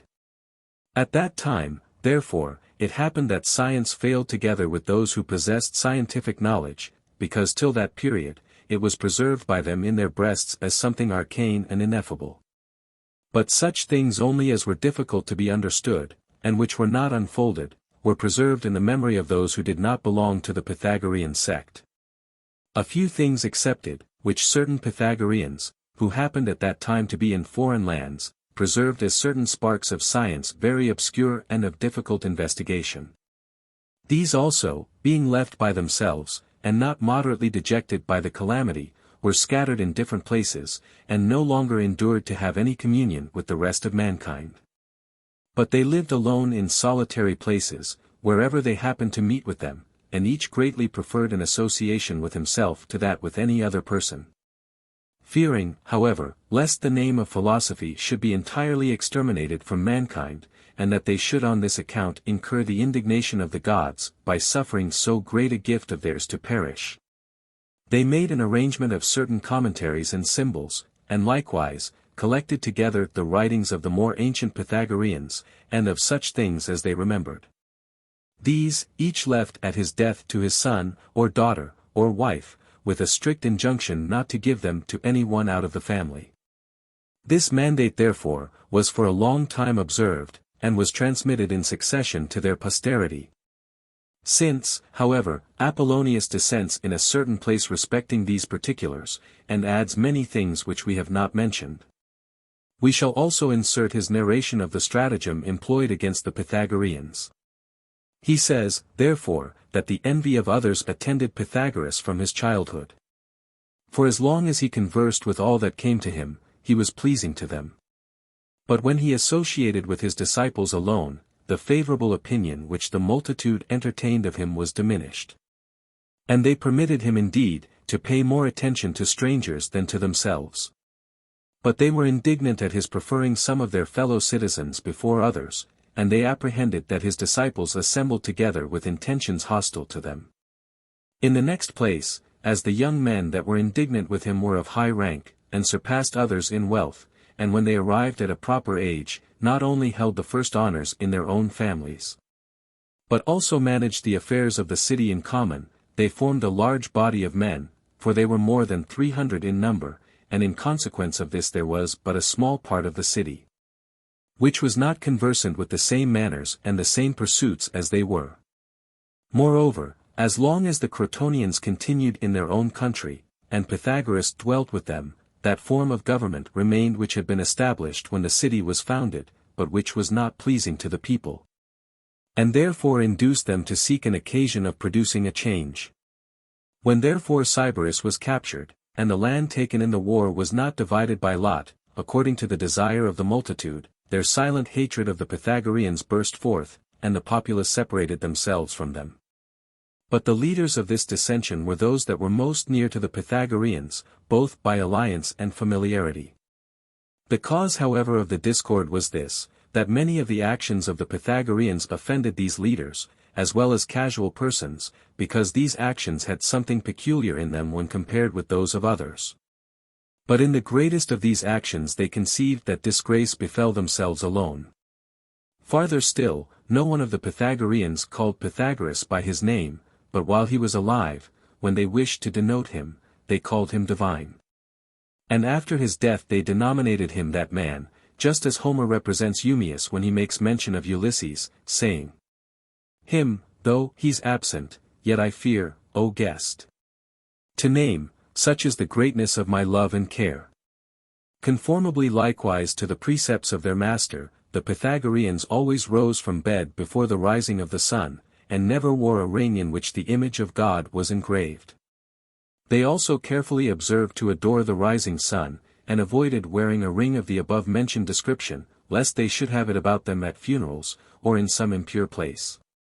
In a similar manner, they were attentive to the mandate of Pythagoras, not to do anything without previous deliberation and disquisition, but to form a plan in the morning of what ought to be done, in the course of the day, and at night to call to mind the actions of the day, by this means at one and the same time exploring their conduct, and exercising their memory. Thus too, they observed the precept, that if any one of their associates appointed to meet them at a certain place, they should stay there till he came through the day and the night. In this again, the Pythagoreans being accustomed to remember what was said, and not to speak casually. In short, Pythagoras ordered them to be attentive to order and method as long as they lived, and not to blaspheme at the time of death, but to die with propitious words, such as are used by those who are sailing out of port into the Adriatic Sea. 54. The kindred of the Pythagoreans, however, were indignant that the Pythagoreans gave their right hand to those of their own sect alone, their parents excepted. And that they shared their possessions with each other in common, but excluded their relations from this fellowship, as if they were strangers. These, therefore, becoming the sources of the dissension, the rest readily fell into hostility against the Pythagoreans. Hipparchus, also, Diodorus and Theages said at the same time, that every citizen ought to be a partaker of the magistracy and the assembly, and that the rulers should give an account of their conduct to those who were elected by lot for this purpose from the multitude. But the Pythagoreans, Alcimachus, Dimachus, Meton and Democedes opposed this, and persevered in prohibiting the dissolution of the polity derived from their ancestors. Those, however, who patronized the multitude, subdued the other party. The multitude therefore, being assembled together, Cylon and Menon, who were rhetoricians, accused the Pythagoreans. And of these, one belonged to the class of the rich, but the other was a plebeian. They also divided their harangues between themselves. But of these harangues, the longer being delivered by Cylon, Menon concluded, pretending that he had explored the arcana of the Pythagoreans, and that he had connected and committed to writing such particulars as were especially calculated to criminate the Pythagoreans, and giving a book to a scribe, he ordered him to read it. But the book was inscribed the Sacred Discourse. And the following is a specimen of what it contained: friends are to be venerated in the same manner as the gods, but others are to be treated as brutes. This very sentence also is ascribed to Pythagoras by his disciples, and is by them expressed in verse as follows. He liked the blessed gods his friends revered, but reckoned others men of no account. Homer, too, especially deserves to be praised for calling a king the shepherd of the people. For being a friend to that government in which the rulers are few, he evinced by this epithet that the rest of men are cattle. To beings it is requisite to be hostile, as being the leaders of decision by lot, for by these men were allotted the administration of affairs. Again, empire should be the object of desire, for they proclaim that it is better to be one day a bull, than to be an ox forever. That the legal institutes of others are laudable, but that they should be exhorted to use those which are known to themselves. In one word, Menon showed that their philosophy was a conspiracy against the multitude, and therefore exhorted them not to hear the counsellors, but to consider that they would never have been admitted into the assembly, if the counsel of the Pythagoreans had been approved by the session of 1,000 men. So that it was not fit to suffer those to speak, who prevented to the utmost of their power others from being heard. He observed, therefore, that they should consider the right hand which was rejected by the Pythagoreans, as hostile to them, when they gave their suffrages by an extension of the hands, or calculated the number of the votes. That they should also consider it to be a disgraceful circumstance, that they who conquered 30 myriads of men at the river Tracis, should be vanquished by 1,000th part of the same number through sedition in the city itself. In short, Menon so exasperated his hearers by his calumnies, that in a few days after, a great multitude assembled together intending to attack the Pythagoreans as they were sacrificing to the Muses in a house near to the temple of Apollo. The Pythagoreans, however, foreseeing that this would take place, fled to an inn, but Democedes, with those that had arrived at puberty, withdrew to Plataea.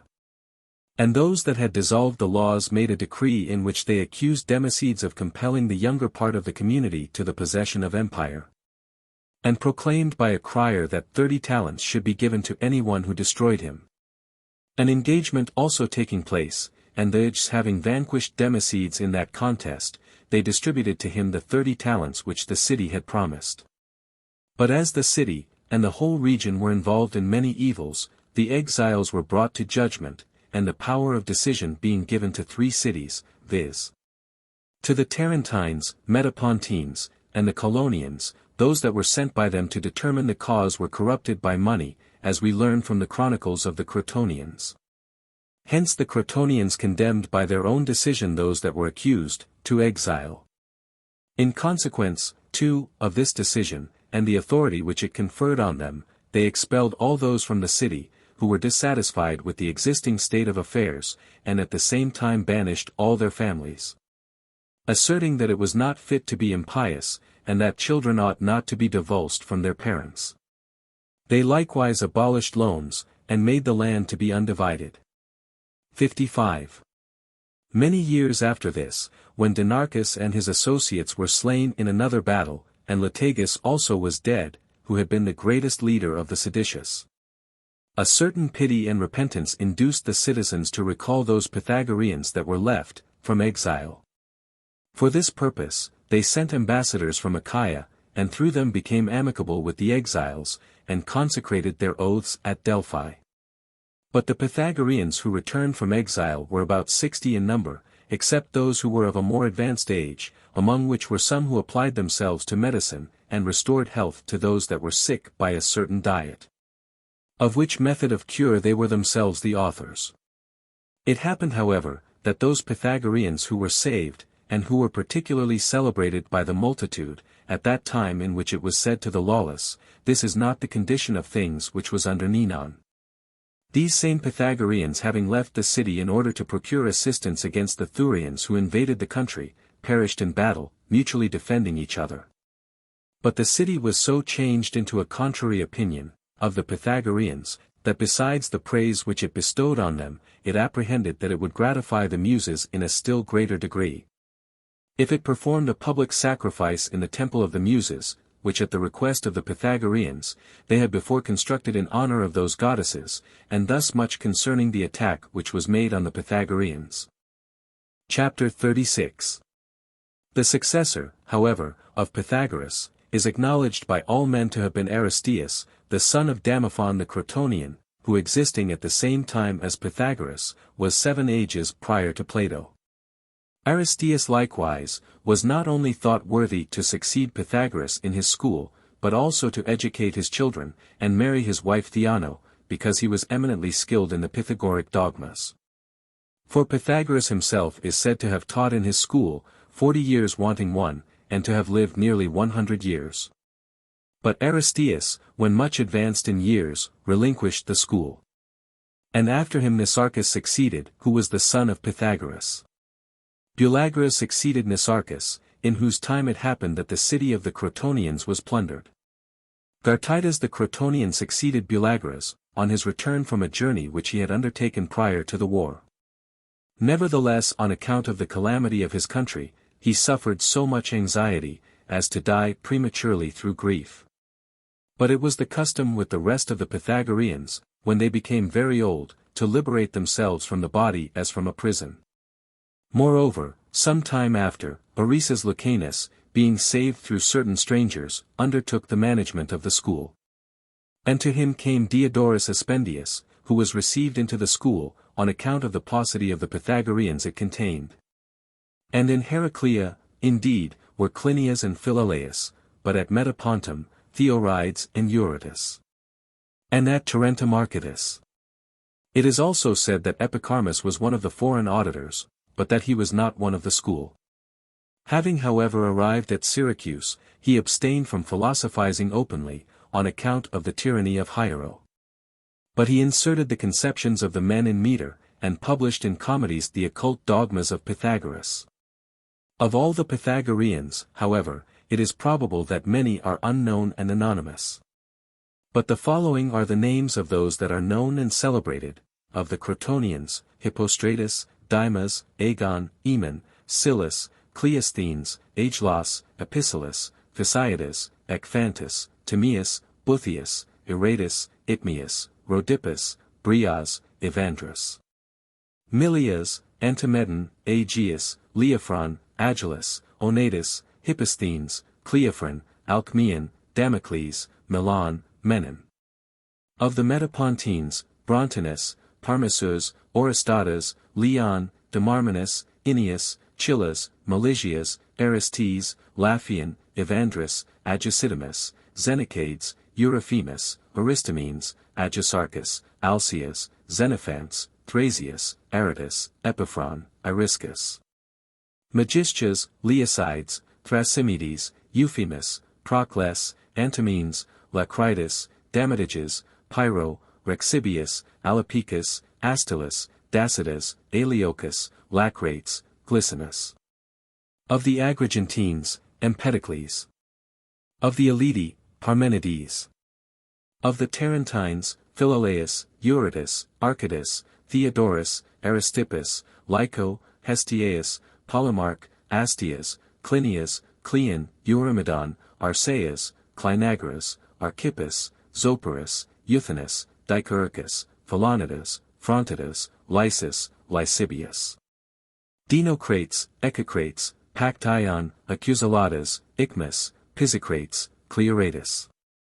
Of the Leontines, Phrynicus, Smicias, Aristoclidas, Clinias, Abratiles, Pyceridas, Brias, Evandrus, Archemicus, Memnomachus, Echmonidas, Dicas, Caraphantidas.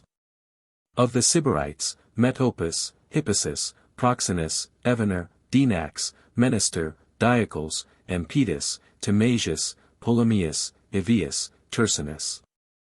Of the Carthaginians, Miltiades, Anthon, Odius, Leocritus. Of the Parians, Aetius, Phoenicals, Dexithius, Alcimachus, Dinarchus, Meton, Timaeus, Timesianax, Amiris, Thymaridas. Of the Locrians, Gyptius, Zenon, Philodamus, Evetes, Atticus, Stenonidas, Sosistratus, Euthanus, Zaleucus, Timars. Of the Posidonians, Athamas, Simus, Proxenus, Cranus, Mais, Bathalaus, Phaedon. Of the Lucani, Ocellus and Oxylus who were brothers, Orisandrus, Cerambus, Dardanius, Malion. Of the Aegeans, Hippomedon, Timosthenes, Euelthon, Thrasydamus, Crito, Polyctor. Of the Lacans, Autocaridas, Cleaner, Eurycrates. Of the Hyperboreans, Abaris. Of the Reginenses, Aristides, Demosthenes, Aristocrates, Phidias, Helicon, Nisibulus, Hipparchides, Athosian, Euthicals, Opsimus. Of the Selinuncians, Calais. Of the Syracusans, Leptins, Phintias, Damon. Of the Samians, Melissus, Lacon, Archippus, Glorippus, Heloris, Hippon. Of the Colonienses, Calabrotus, Dicon, Nastas, Drymon, Zentus. Of the Phliasians, Diocles, Echecrates, Polymnastus, Phanton. Of the Sicyonians, Polyades, Demon, Sostratius, Sosthenes. Of the Cyrenians, Prorus, Melanippus, Aristangelus, Theodorus. Of the Cyziceni, Pythagoras, Hipposthenes, Butherus, Xenophilus. Of the Catanaei, Charondas, Lysiades. Of the Corinthians, Chrysippus. Of the Tyrrhenians, Nausithius. Of the Athenians, Neocritus. And of Pontus, Lyramnus. In all, 218.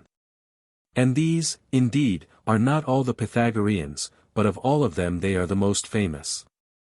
56. But the most illustrious Pythagorean women are Timica, the wife of Milius the Crotonian. Philtis, the daughter of Theophrius the Crotonian, Bindasus, the sister of Ocellus and Oxylus, Lucanians. Chilones, the daughter of Chilon the Lacedaemonian. Criticiclia the Lacedaemonian, the wife of Cleaner the Lacedaemonian. Theano, the wife of Brontinus of Metapontum. Maia, the wife of Milon the Crotonian. Lasthenia the Arcadian. Abratilia, the daughter of Abratiles the Tarentine. Echecratia the Phliasian. Tersinees, the Sybarite. Pizarond, the Tarentine. Nisliadusa, the Lacedaemonian. Brio, the Argive.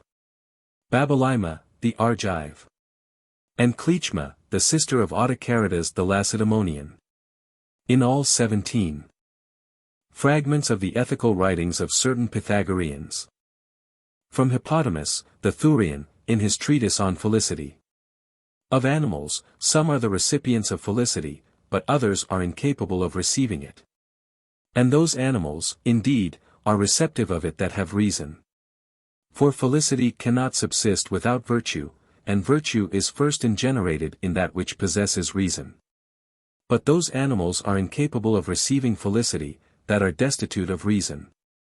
For neither can that which is deprived of sight, receive the work or the virtue of sight, nor can that which is destitute of reason, be the recipient of the work, or the virtue of that which possesses reason. With respect to felicity, however, and virtue, the former is as a work, but the latter as a certain art, to that which possesses reason. But of animals which possess reason, some are self-perfect, and these are such as are perfect through themselves, and are indigent of nothing external, either to their existence, or to their existing well and beautifully. And such, indeed, is God. Those animals, however, are not self-perfect, which are not perfect through themselves, but are in want of external causes to their perfection. And man is an animal of this kind. Of animals, therefore, which are not self-perfect, some indeed are perfect, but others are not perfect. And those indeed are perfect which derive their subsistence both from their own, proper, causes, and from external causes. And they derive it indeed from their own causes, because they obtain from thence both an excellent nature and deliberate choice, but from external causes, because they receive from thence equitable legislation and good rulers. But the animals which are not perfect, are either such as participate of neither of these, or of some one of these, or whose souls are entirely depraved. And such will the man be who is of a description different from the above. Moreover, of perfect men there are two differences. For some of them are naturally perfect, but others are perfect according to life. And those indeed alone that are good, are naturally perfect. But these are such as possess virtue. For the virtue of the nature of everything is a summit and perfection. Thus the virtue of the eye is the summit and perfection of the nature of the eye. But the virtue of man is the summit and perfection of the nature of man. Those also are perfect according to life, who are not only good, but happy. For felicity, indeed, is the perfection of human life. But human life is a system of actions, and felicity gives completion to the actions. Virtue also and fortune give completion to actions, virtue, indeed, according to use, but good fortune according to prosperity.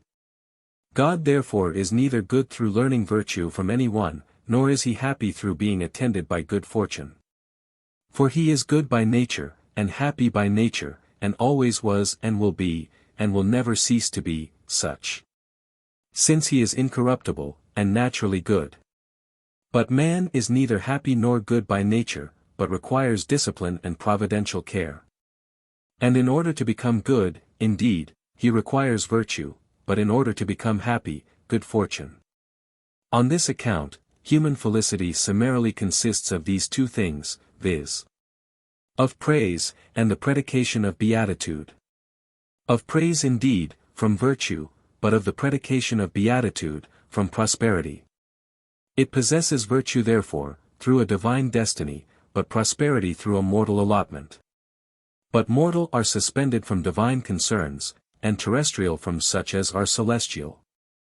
Things subordinate, also, are suspended from such as are more excellent. And on this account, the good man who follows the gods is happy, but he who follows mortal natures is miserable. For to him who possesses wisdom, prosperity is good and useful. It is good, indeed, through his knowledge of the use of it, but it is useful, through his cooperating with actions. It is beautiful, therefore, when prosperity is present with intellect, and when sailing as it were with a prosperous wind, actions are performed looking to virtue, just as a pilot looks to the motions of the stars. For thus, he who does this will not only follow God, but will also co-arrange human with divine good. This also is evident, that, human, life becomes different from disposition and action. But it is necessary that the disposition should be either worthy or depraved, and that action should be attended either with felicity or misery. And a worthy disposition, indeed, participates of virtue, but a bad one of vice. With respect to actions, also, those that are prosperous are attended with felicity, for they derive their completion through looking to reason, but those that are unfortunate, are attended with misery, for they are frustrated of the end. Hence, it is not only necessary to learn virtue, but also to possess and use it either for security, or increase, of property when it is too little, or, which is the greatest thing of all, for the emendation of families and cities. For it is not only necessary to have the possession of things beautiful, but also the use of them. All these things, however, will take place, when a man lives in a city that uses equitable laws. And these, indeed, I say, are what is called the horn of Amalthea. For all things are contained in equitable legislation. And without this, the greatest good of human nature can neither be effected, nor, when effected, be increased and become permanent. For this comprehends in itself virtue, and the tendency to virtue. Because excellent natures are generated according to it. Manners, likewise, studies, and laws, subsist through this in the most excellent condition. And besides these, rightly deciding reason, and piety and sanctity towards the most honorable natures. So that it is necessary that he who is to be happy, and whose life is to be prosperous, should live and die in a country governed by equitable laws, relinquishing all illegality. At the same time what has been said is attended with necessity. For man is a part of society, and hence from the same reasoning, will become entire and perfect, if he not only associates with others, but associates in a becoming manner. For some things are naturally adapted to subsist in many things, and not in one thing, others in one thing, and not in many, but others both in many, and in one thing, and on this account in one thing, because in many. For harmony, indeed, and symphony and number, are naturally adapted to be ingenerated in many things. For nothing which makes a whole from these parts, is sufficient to itself. 57 But acuteness of seeing and hearing, and swiftness of feet, subsist in one thing alone.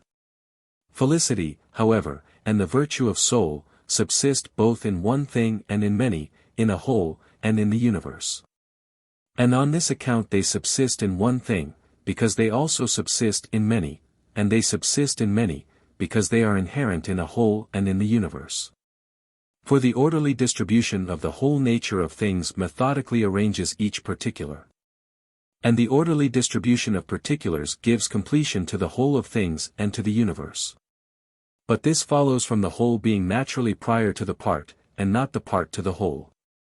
See note 26, for if the world was not, neither the sun nor the moon would exist, nor the planets, nor the fixed stars. But the world existing, each of these also exists. The truth of this also may be seen in the nature itself of animals. For if animal had no existence, there would neither be eye, nor mouth, nor ear. But animal existing, each of these likewise exists. As the whole, however, is to the part, so is the virtue of the whole to the virtue of the part. For harmony not existing, and a divine inspection of mundane affairs, things which are adorned would no longer be able to remain in an excellent condition. An equitable legislation not existing in a city, it is not possible for a citizen to be good or happy. Health, likewise, not existing in the animal, it is not possible for the foot or the hand to be strong and healthy. For harmony indeed is the virtue of the world, equitable legislation is the virtue of a city, and health and strength are the virtue of the body. Each of the parts likewise in these things is co-arranged on account of the whole and the universe. For the eyes see on account of the whole body. And the other parts and members are co-arranged for the sake of the whole, body, and the universe. From Euryphamus, in his treatise concerning human life. The perfect life of man falls short indeed of the life of God, because it is not self-perfect, but surpasses that of irrational animals, because it participates of virtue and felicity. For neither is God in want of external causes, since being naturally good and happy, he is perfect from himself, nor any irrational animal. For brutes being destitute of reason, they are also destitute of the sciences pertaining to actions. But the nature of man partly consists of his own proper deliberate choice, and partly is in want of the assistance derived from divinity.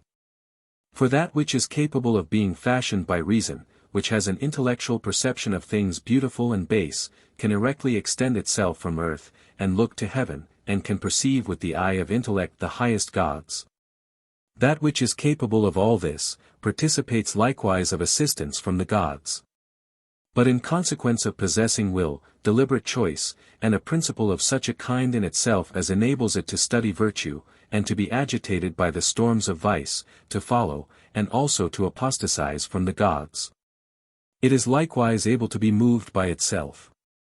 Hence it is a partaker of praise and blame, honor and ignominy, partly from the gods and partly from men, according as it zealously applies itself either to virtue or vice. For the whole reason of the thing is as follows: divinity introduced man into the world as a most exquisite animal, to be reciprocally honored with himself, and as the eye of the orderly distribution of things. Hence also man gave names to things, becoming himself the character of them. He likewise invented letters, procuring through these a treasury of memory. And he imitated the established order of the universe, co-harmonizing by judicial proceedings and laws the communion of cities. For no work is performed by men more decorous to the world, or more worthy of the notice of the gods, than the apt constitution of a city governed by good laws, and an orderly distribution of laws and a polity. For though each man himself by himself is nothing, and is not himself by himself sufficient to lead a life conformable to the common concord, and apt composition of a polity, yet he is well adapted to the whole and to the perfect system of society. For the life of man is the image of a lyre accurately, harmonized, and in every respect perfect. For every lyre requires these three things: apparatus, apt composition, and a certain musical contractation. An apparatus indeed, is a preparation of all the appropriate parts, viz. of the chords, and of the instruments which co-operate with the well-sounding and striking of the lyre. But the apt composition is the commixture of the sounds with each other. And the musical contractation is the motion of these conformably to the apt composition. Thus also human life requires these same three things. Apparatus, indeed, which is the completion of the parts of life. But the parts of life are the goods of the body, of riches, renown, and friends. The apt composition is the co-arrangement of these according to virtue and the laws. And the musical contractation is the commixture of these conformably to virtue and the laws, virtue sailing with a prosperous wind, and having nothing externally resisting it. For felicity does not consist in being driven from the purpose of voluntary intentions, but in obtaining them, nor in virtue being without attendants and ministrant aids. But in completely possessing its own proper powers which are adapted to actions. For man is not self-perfect, but imperfect. And he becomes perfect, partly from himself, and partly from an external cause. He is likewise perfect, either according to nature, or according to life. And he is perfect indeed according to nature, if he becomes a good man. For the virtue of each thing is the summit and perfection of the nature of that thing. Thus the virtue 58 of the eyes is the summit and perfection of the nature of the eyes, and this is also true of the virtue of the ears. Thus too, the virtue of man is the summit and perfection of the nature of man. But man is perfect according to life, when he becomes happy. For felicity is the perfection and completion of human goods. Hence, again, virtue and prosperity become the parts of the life of man.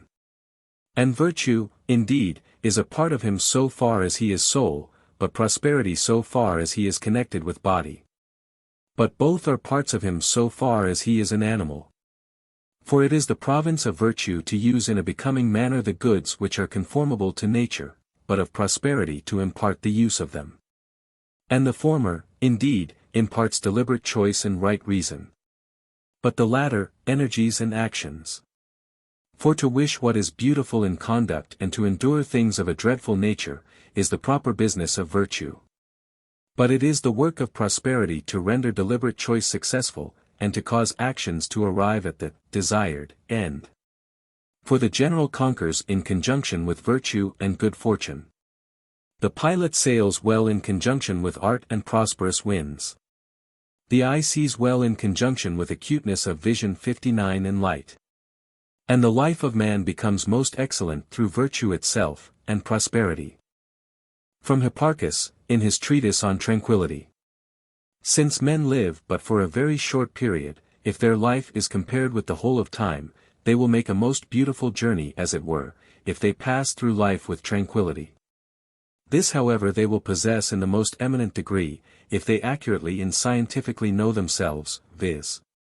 If they know that they are mortal and of a fleshly nature, and that they have a body which is corruptible and can be easily injured, and which is exposed to everything most grievous and severe, even to their latest breath. And in the first place, let us direct our attention to those things which happen to the body. And these are pleurisy, inflammation of the lungs, frenzy, gout, strangury, dysentery, lethargy, epilepsy, putrid ulcers, and 10,000 other diseases. But the diseases which happen to the soul are much greater and more dire than these. For all the iniquitous, evil, illegal, and impious conduct in the life of man, originates from the passions of the soul. For through preternatural immoderate desires many have become subject to unrestrained impulses, and have not refrained from the most unholy pleasures, arising from being connected with daughters or even mothers. Many also have been induced to destroy their fathers, and their own offspring.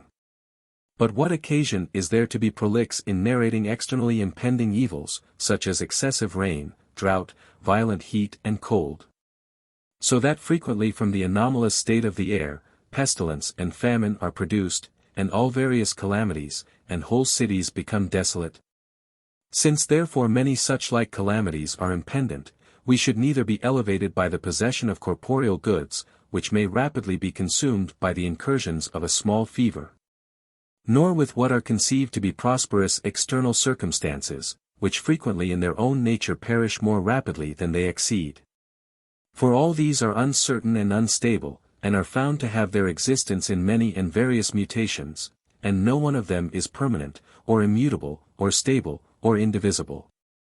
Hence well considering these things, and also being persuaded, that if what is present and is imparted to us, is able to remain for the smallest portion of time, it is as much as we ought to expect. We shall then live in tranquillity and with hilarity, generously bearing whatever may befall us. Now, however, many previously conceiving in imagination, that all that is present with, and imparted to them by nature and fortune, is better than it is, and not thinking it to be such as it is in reality, but such as it is able to become when it has arrived at the summit of excellence, they burden the soul with many great, nefarious, and stupid evils, when they are suddenly deprived of these evanescent goods. And thus it happens to them that they lead a most bitter and miserable life.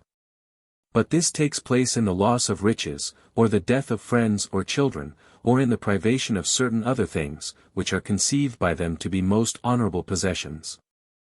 Afterwards, weeping and lamenting, they assert of themselves, that they alone are most unfortunate and miserable, not remembering that these things have happened, and even now happen, to many others. Nor are they able to understand the life of those that are now in existence, and of those that have lived in former times, nor to see in what great calamities and waves of evils, many of the present time are, and of the past have been involved. Considering with ourselves therefore, that many having lost their property, have afterwards on account of this very loss been saved, since hereafter they might either have fallen into the hands of robbers, or into the power of a tyrant. That many also who have loved certain persons, and have been benevolently disposed towards them in the extreme, have afterwards greatly hated them. Considering all these things, which have been delivered to us by history, and likewise learning that many have been destroyed by their children, and by those that they have most dearly loved, and comparing our own life with that of those who have been more unhappy than we have been, and taking into account human casualties, in general, and not only such as happen to ourselves, we shall pass through life with greater tranquillity. For it is not lawful that he who is himself a man, should think the calamities of others easy to be borne, and not his own, since he sees that the whole of life is naturally exposed to many calamities. Those however, that weep and lament, besides not being able to recover what they have lost, or recall to life those that are dead, impel the soul to greater perturbations, in consequence of its being filled with much depravity. It is requisite therefore, that, being washed and purified, we should by all possible contrivances wipe away our inveterate stains by the reasonings of philosophy. But we shall accomplish this by adhering to prudence and temperance, being satisfied with our present circumstances, and not aspiring after many things. For men who procure for themselves a great abundance of external goods, do not consider that the enjoyment of them terminates with the present life, We ought therefore to use the goods that are present. And by the assistance of the beautiful and venerable things of which philosophy is the source, we shall be liberated from the insatiable desire of depraved possessions. From Archytas, in his treatise concerning the good and happy man. In the first place, it is requisite to know this, that the good man is not immediately happy from necessity, but that this is the case with the man who is both happy and good. For the happy man obtains both praise and the predication of blessedness, but the good man far as he is good obtains praise alone. The praise also arises from virtue, but the predication of blessedness from good fortune. And the worthy man, indeed, becomes such from the goods which he possesses, but the happy man is sometimes deprived of his felicity. For the power of virtue is perfectly free, but that of felicity is subject to restraint. For long-continued diseases of the body, and deprivations of the senses, cause the flourishing condition of felicity to waste away. God, however, differs from a good man in this, that God indeed not only possesses virtue genuine and purified from every mortal passion, but his power also is unwearied and unrestrained. As being adapted to the most venerable and magnificent production of eternal works. Man indeed, by the mortal condition of his nature, not only enjoys this power and this virtue in a less degree, but sometimes through the want of symmetry 60 in the goods which he possesses, or through powerful custom, or a depraved nature, or through many other causes, he is unable to possess in the extreme a good which is perfectly true.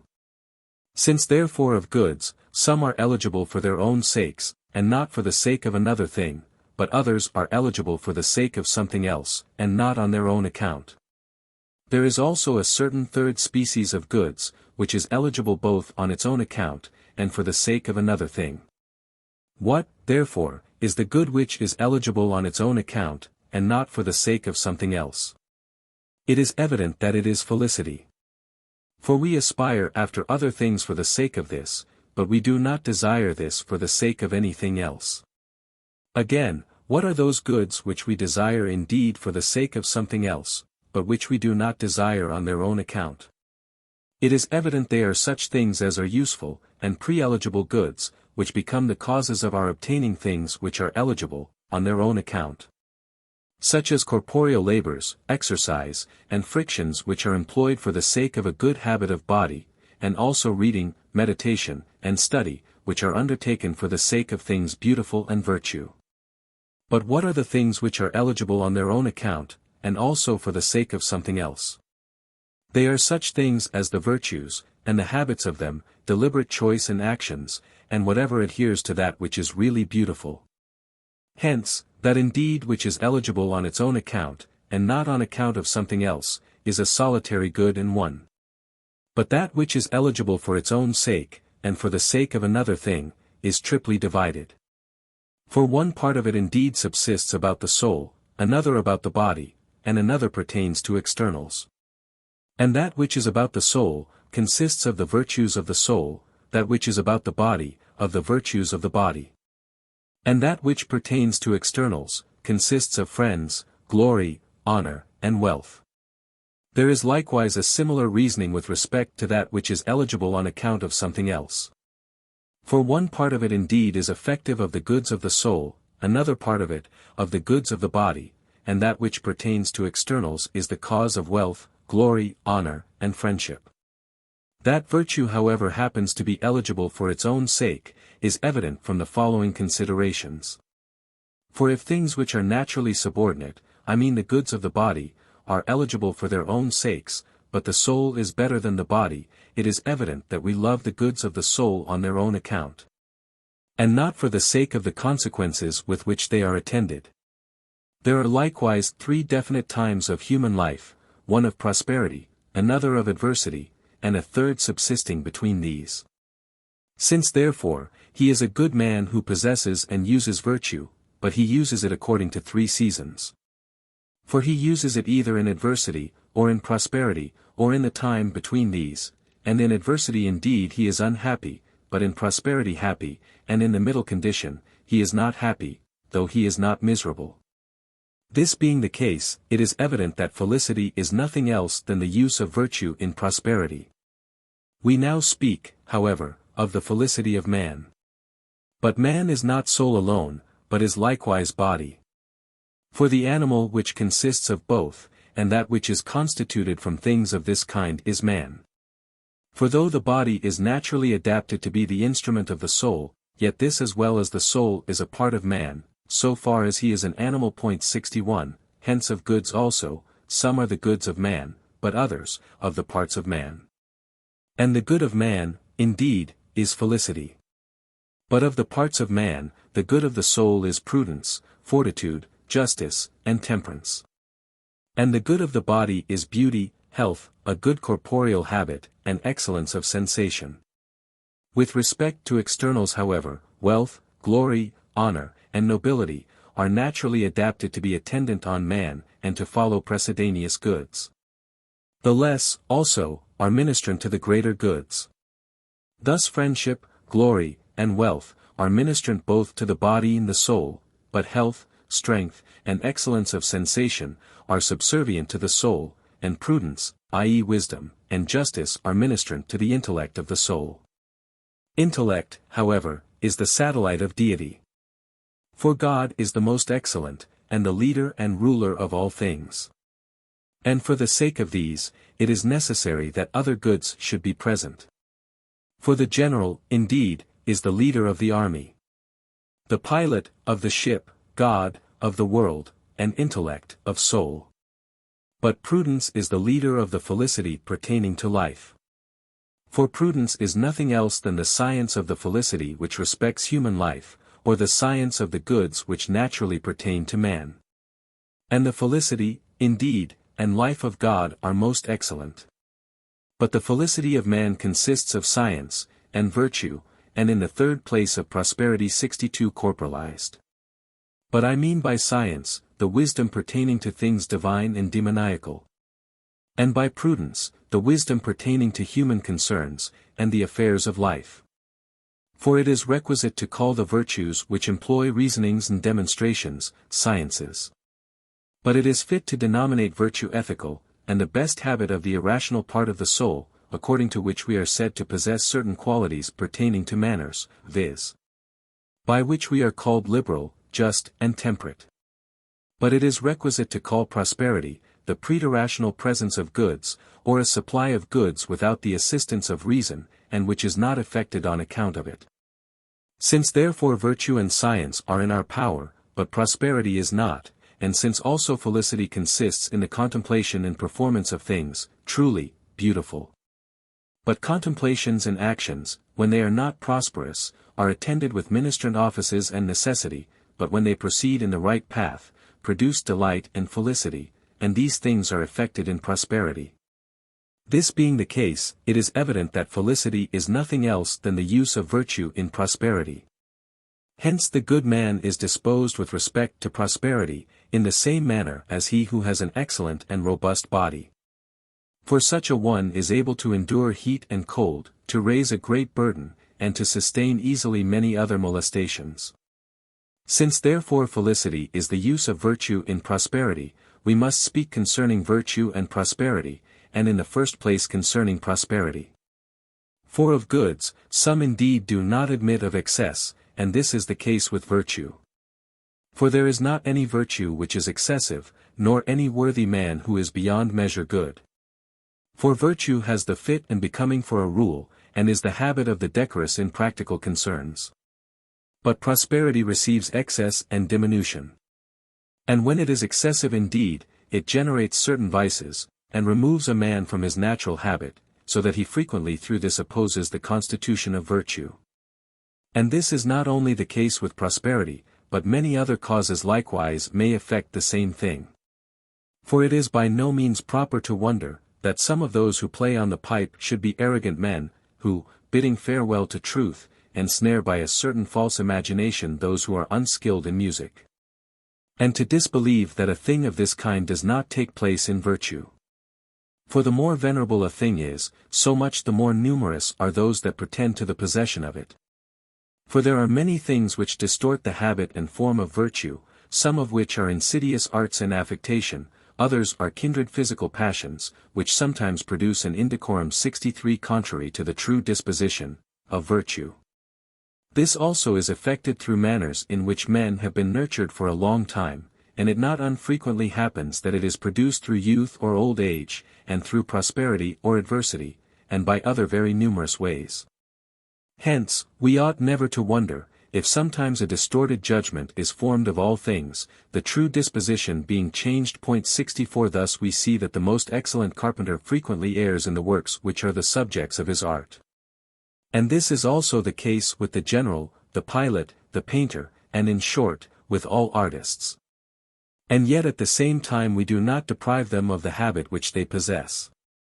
For as we do not rank among bad men him who at certain times acts intemperately, or unjustly, or timidly, so neither do we place him in the class of good men, who does something right in things pertaining to temperance, or justice, or fortitude. But it must be said that the conduct of bad men in things of this kind is casually right, and that good men, sometimes, err. A true judgment however, in these instances, is to be formed, not by looking to a certain occasion, or to a certain extent of time, but to the whole of life. But as indigence and excess are injurious to the body, yet excess and what are called superfluities, are naturally adapted to produce greater diseases, than those caused by indigence. Thus also prosperity or adversity injure the soul, when they unseasonably happen. Yet that which is called by all men prosperity, is naturally adapted to produce greater diseases, than adversity, since it intoxicates like wine the reasoning power of good men. Hence it is more difficult to bear prosperity in a becoming manner than adversity. For all men when they continue in adversity, are seen for the most part to be moderate and orderly in their manners. But in prosperity they are brave, magnificent, and magnanimous, when they bear it in a becoming manner. For adversity has the power of contracting and depressing the soul, but prosperity, on the contrary, elevates and expands it. Hence all those that are unfortunate, are in their manners cautious and prudent, but those that are fortunate are insolent and confident. But the boundary of prosperity, is that which a good man would deliberately choose to cooperate with him in his own proper actions. Just as the proper magnitude of a ship, and the proper magnitude of a rudder, are such as will enable a good pilot to sail over a great extent of sea, and to accomplish a great voyage. An excess of prosperity, however, is not naturally adapted to be vanquished by, but to vanquish the soul. For as a very splendid light causes an obscuration of sight in the eyes, thus also excessive prosperity darkens the intellect of the soul. And thus much may suffice concerning prosperity. From Theages, in his treatise on the virtues. The order of the soul subsists in such a way, that one part of it is the reasoning power, another is anger, and another is desire. And the reasoning power, indeed, has dominion over knowledge. Anger over impetus, and desire intrepidly rules over the appetitions of the soul. When therefore these three parts pass into one, and exhibit one appropriate composition, then virtue and concord are produced in the soul. But when they are divulsed from each other by sedition, then vice and discord are produced in the soul. It is necessary, however, that virtue should have these three things, viz. Reason, power, and deliberate choice. The virtue, therefore, of the reasoning power of the soul is prudence, for it is a habit of judging and contemplating. But the virtue of the irascible part, is fortitude, for it is a habit of resisting, and enduring things of a dreadful nature. And the virtue of the epithymetic or appetitive part is temperance, for it is a moderation and detention of the pleasures which arise through the body. But the virtue of the whole soul is justice. For men indeed become bad either through vice, or through incontinence, or through a natural ferocity. But they injure each other either through gain, or through pleasure, or through ambition. Vice, therefore, more appropriately belongs to the reasoning part of the soul. For prudence indeed is similar to art, but vice to pernicious art. For it invents contrivances for the purpose of acting unjustly. But incontinence rather pertains to the appetitive part of the soul. For continence consists in subduing, and incontinence in not subduing pleasures. And ferocity pertains to the irascible part of the soul. For when some one, through acting ill from desire, is gratified not as a man should be, but as a wild beast, then a thing of this kind is denominated ferocity. The effects also of these dispositions are consequent to the things for the sake of which they are performed. For avarice is consequent to vice, but vice is consequent to the reasoning part of the soul. And ambition, indeed, follows from the irascible part, and this becoming excessive, generates ferocity. Again, pleasure pertains to the appetitive part, but this being sought after more vehemently, generates incontinence. Hence, since the acting unjustly is produced from so many causes, it is evident that acting justly is effected through an equal number of causes. For virtue, indeed, is naturally beneficent and profitable. But vice is productive of evil, and is noxious. Since, however, of the parts of the soul, one is the leader, but the other follows, and the virtues and the vices subsist about these, and in these. It is evident that with respect to the virtues also, some are leaders, others are followers, and others are composed from these. And the leaders, indeed, are such as prudence, but the followers are such as fortitude and temperance. And the composites from these are such as justice. The passions, however, are the matter of virtue, for the virtues subsist about, and in these. But of the passions, one is voluntary, but another is involuntary. And the voluntary, indeed, is pleasure, but the involuntary is pain. Men also, who have the political virtues, give intention and remission to these, coharmonizing the other parts of the soul, to that part which possesses reason. But the boundary of this coadaptation is for intellect not to be prevented from accomplishing its proper work either by indigence or excess.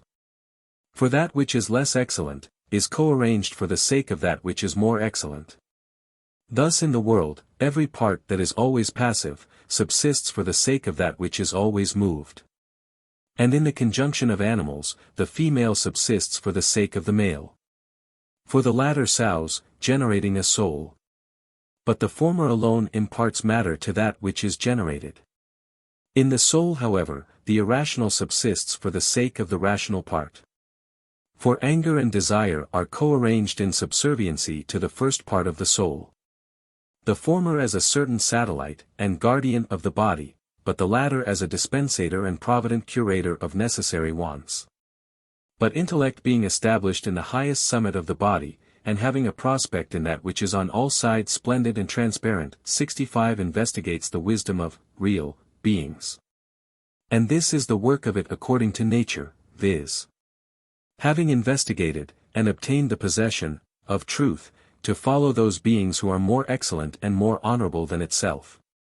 For the knowledge of things divine and most honorable, is the principle, cause, and rule of human blessedness. From Metopus, in his treatise concerning virtue. The virtue of man is the perfection of the nature of man. For every being becomes perfect, and arrives at the summit of excellence according to the proper nature of its virtue. Thus the virtue of a horse, is that which leads the nature of a horse to its summit. And the same reasoning is applicable to the several parts of a thing. Thus the virtue of the eyes is acuteness of vision, and this in the nature of the eyes is the summit. The virtue of the ears also, is acuteness of hearing, and this is the summit of the nature of the ears. Thus too, the virtue of the feet is swiftness, and this is the summit of the nature of the feet. It is necessary however, that every virtue should have these three things, reason, power, and deliberate choice. Reason indeed, by which it judges and contemplates, power, by which it prohibits and vanquishes, and deliberate choice, by which it loves and delights in what is proper. To judge therefore, and contemplate, pertain to the dianoetic part of the soul, but to prohibit and vanquish are the peculiarity of the irrational 66 part of the soul. And to love and delight in what is proper, pertain to both the rational and irrational parts. For deliberate choice consists of dianoia, or the discursive energy of reason, and appetite. Dianoia therefore, belongs to the rational, but appetite to the irrational part of the soul. The multitude however, of all the virtues, may be perceived from the parts of the soul, and in a similar manner the generation and nature of virtue. For of the parts of the soul, there are two that rank as the first, viz. The rational and the irrational parts. And the rational part indeed, is that by which we judge and contemplate. But the irrational part is that by which we are impelled and desire. These however, are either concordant or discordant with each other. But the contest and dissonance between them, are produced through excess and defect. It is evident therefore, that when the rational vanquishes the irrational part of the soul, endurance and continence are produced, and that when the former leads, and the latter follows, and both accord with each other, then virtue is generated. Hence, endurance and continence are generated accompanied with pain, but endurance resists pain, and continence pleasure. Incontinence however, and effeminacy, neither resist nor vanquish pleasure. And on this account it happens that men fly from good through pain, but reject it through pleasure. Praise likewise, and blame, and everything beautiful in human conduct are produced in these parts of the soul. And in short, the nature of virtue derives its subsistence after this manner. The species however, and the parts of it, may be surveyed as follows, since there are two parts of the soul, the rational and the irrational. The latter is divided into the irascible and appetitive. And the rational part, indeed, is that by which we judge and contemplate, but the irrational part is that by which we are impelled and desire. And of this, that which is as it were adapted to defend us, and revenge incidental molestations, is denominated the irascible part. But that which is as it were orectic of, and desires to preserve the proper constitution of the body, is the appetitive part. It is evident therefore, that the multitude of the virtues, their differences, and their peculiarities, follow conformably to these parts of the soul. From Clinias. Every virtue is perfected, as was shown by us in the beginning, from reason, deliberate choice, and power. Each of these, however, is not by itself a part of virtue, but the cause of it. Such therefore, as have the intellective and gnostic part of virtue, 67, see note 27, are denominated skillful and intelligent, but such as have the ethical and pre-elective part of it, are denominated useful and equitable. 68 Since however, man is naturally adapted to act unjustly from exciting causes, and these are three, the love of pleasure in corporeal enjoyments, avarice, in the accumulation of wealth, and ambition, in surpassing those that are equal and similar to him. This being the case, it is necessary to know, that it is possible to oppose to these such things as procure fear, shame, and desire in men, viz. Fear through the laws, shame through the gods, and desire through the energies of reason. Hence, it is necessary that youth should be taught from the first to honor the gods and the laws. For from these, it will be manifest, that every human work, and every kind of human life, by the participation of sanctity in piety, will sail prosperously over the sea of generation. From Theages, in his treatise on the virtues. The principles of all virtue are three, knowledge, power, and deliberate choice. And knowledge indeed, is that by which we contemplate and form a judgment of things. Power is as it were a certain strength of the nature 69 from which we derive our subsistence, and is that which gives stability to our actions. And deliberate choice is as it were certain hands of the soul by which we are impelled to, and lay hold on the objects of our choice. The order of the soul also subsists as follows: one part of it is the reasoning power, another part is anger, and another is desire. And the reasoning power indeed, is that which has dominion over knowledge. Anger is that which rules over the ardent impulses of the soul, and desire is that which willingly rules over appetite. When therefore, these three pass into one, so as to exhibit one co-adaptation, then virtue and concord are produced in the soul. But when they are seditious, and divulsed from each other, then vice and discord are generated in the soul. And when the reasoning power prevails over the irrational parts of the soul, then endurance and continence are produced. Endurance indeed, in the retention of pains, but continence in the abstinence from pleasures. But when the irrational parts of the soul prevail over the reasoning power, then effeminacy and incontinence are produced. Effeminacy indeed, in flying from pain, but incontinence, in the being vanquished by pleasures. When however, the better part of the soul governs, but the less excellent part is governed. And the former leads, but the latter follows, and both consent, and are concordant with each other, then virtue and every good are generated in the whole soul. When likewise the appetitive follows the reasoning part of the soul, then temperance is produced, but when this is the case with the irascible part, fortitude is produced. And when it takes place in all the parts of the soul, then justice is the result. For justice is that which separates all the vices and all the virtues of the soul from each other.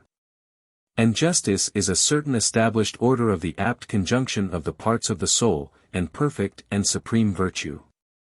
For every good is contained in this, but the other goods of the soul cannot subsist without this. Hence justice possesses great strength both among gods and men. For this virtue contains the bond by which the whole and the universe are held together, and also by which gods and men are connected.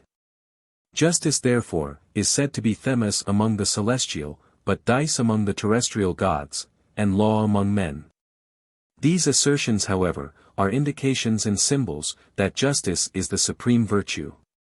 Hence virtue, when it consists in contemplating and judging, is called prudence, when in sustaining things of a dreadful nature, it is denominated fortitude, when in restraining pleasure, temperance.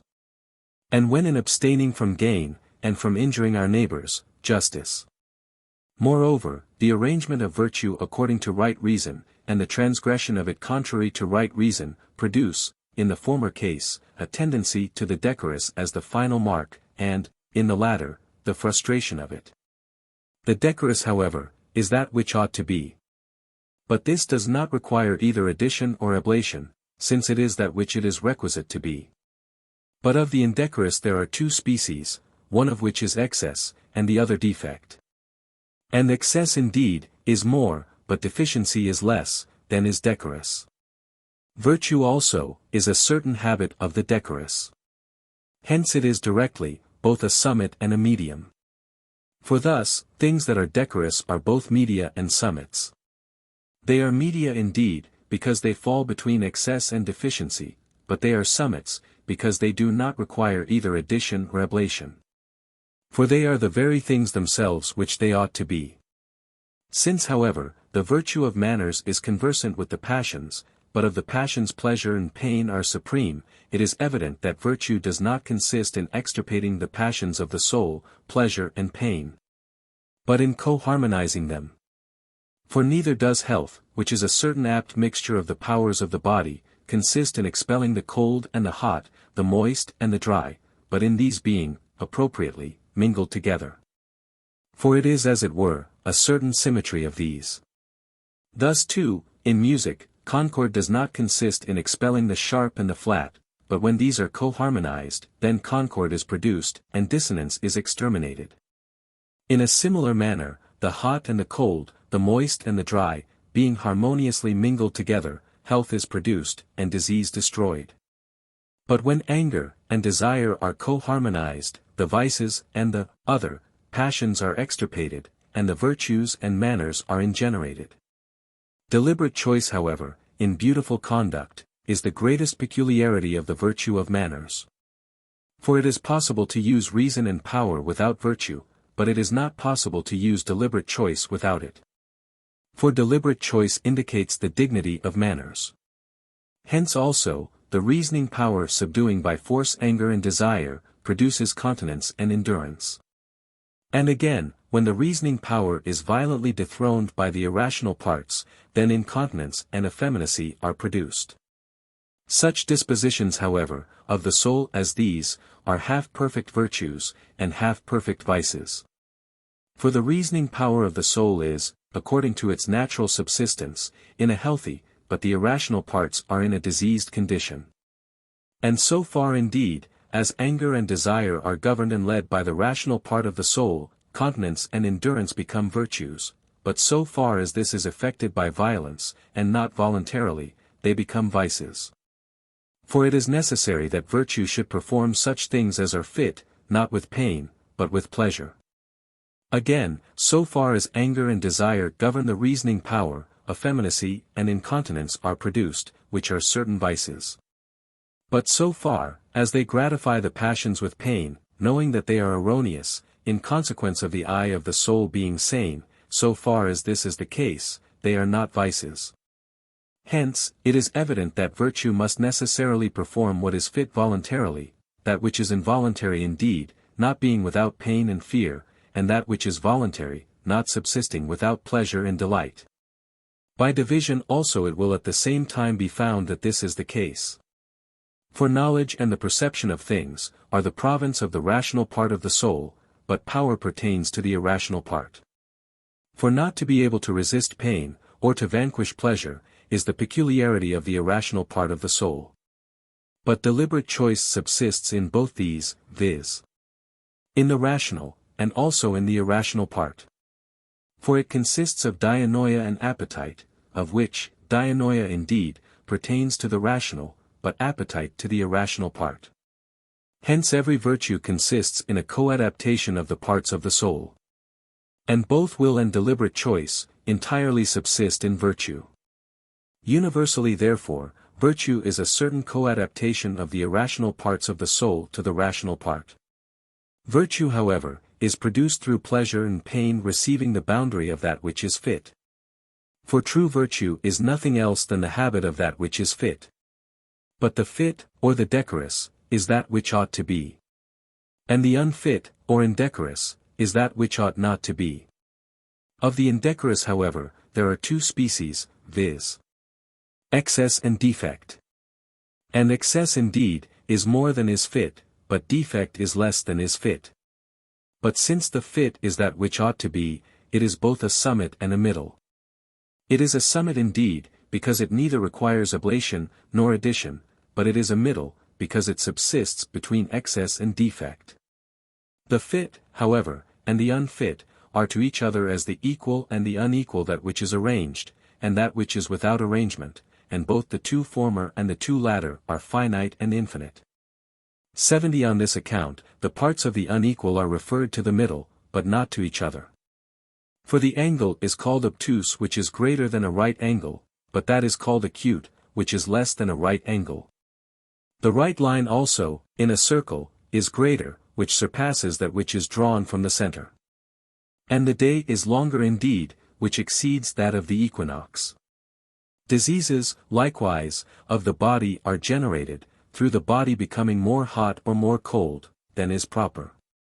For that which is more hot, than is fit, exceeds moderation, and that which is more cold, than is fit, is below mediocrity. The soul also, and such things as pertain to it, have this disposition and analogy. For audacity indeed, is an excess of the decorous in the endurance of things of a dreadful nature, but timidity is a deficiency of the decorous. And prodigality is an excess of what is fit in the expenditure of money, but illiberality is a deficiency in this. And rage indeed, is an excess of the decorous in the impulse of the irascible part of the soul. But insensibility is a deficiency of this. The same reasoning likewise applies to the opposition of the other dispositions of the soul. It is necessary however, that virtue, since it is a habit of the decorous, and a medium of the passions, should neither be wholly impassive, nor immoderately passive. For impassivity indeed, causes the soul to be unimpelled, and to be without an enthusiastic tendency to the beautiful in conduct, but immoderate passivity causes it to be full of perturbation, and inconsiderate.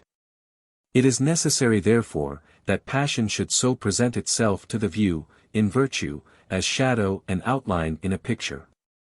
For the animated and the delicate, and that which imitates the truth, in conjunction with goodness of colors, are especially affected in a picture through these, i.e. through shadow and outline. But the passions of the soul are animated by the natural incitation and enthusiasm of virtue.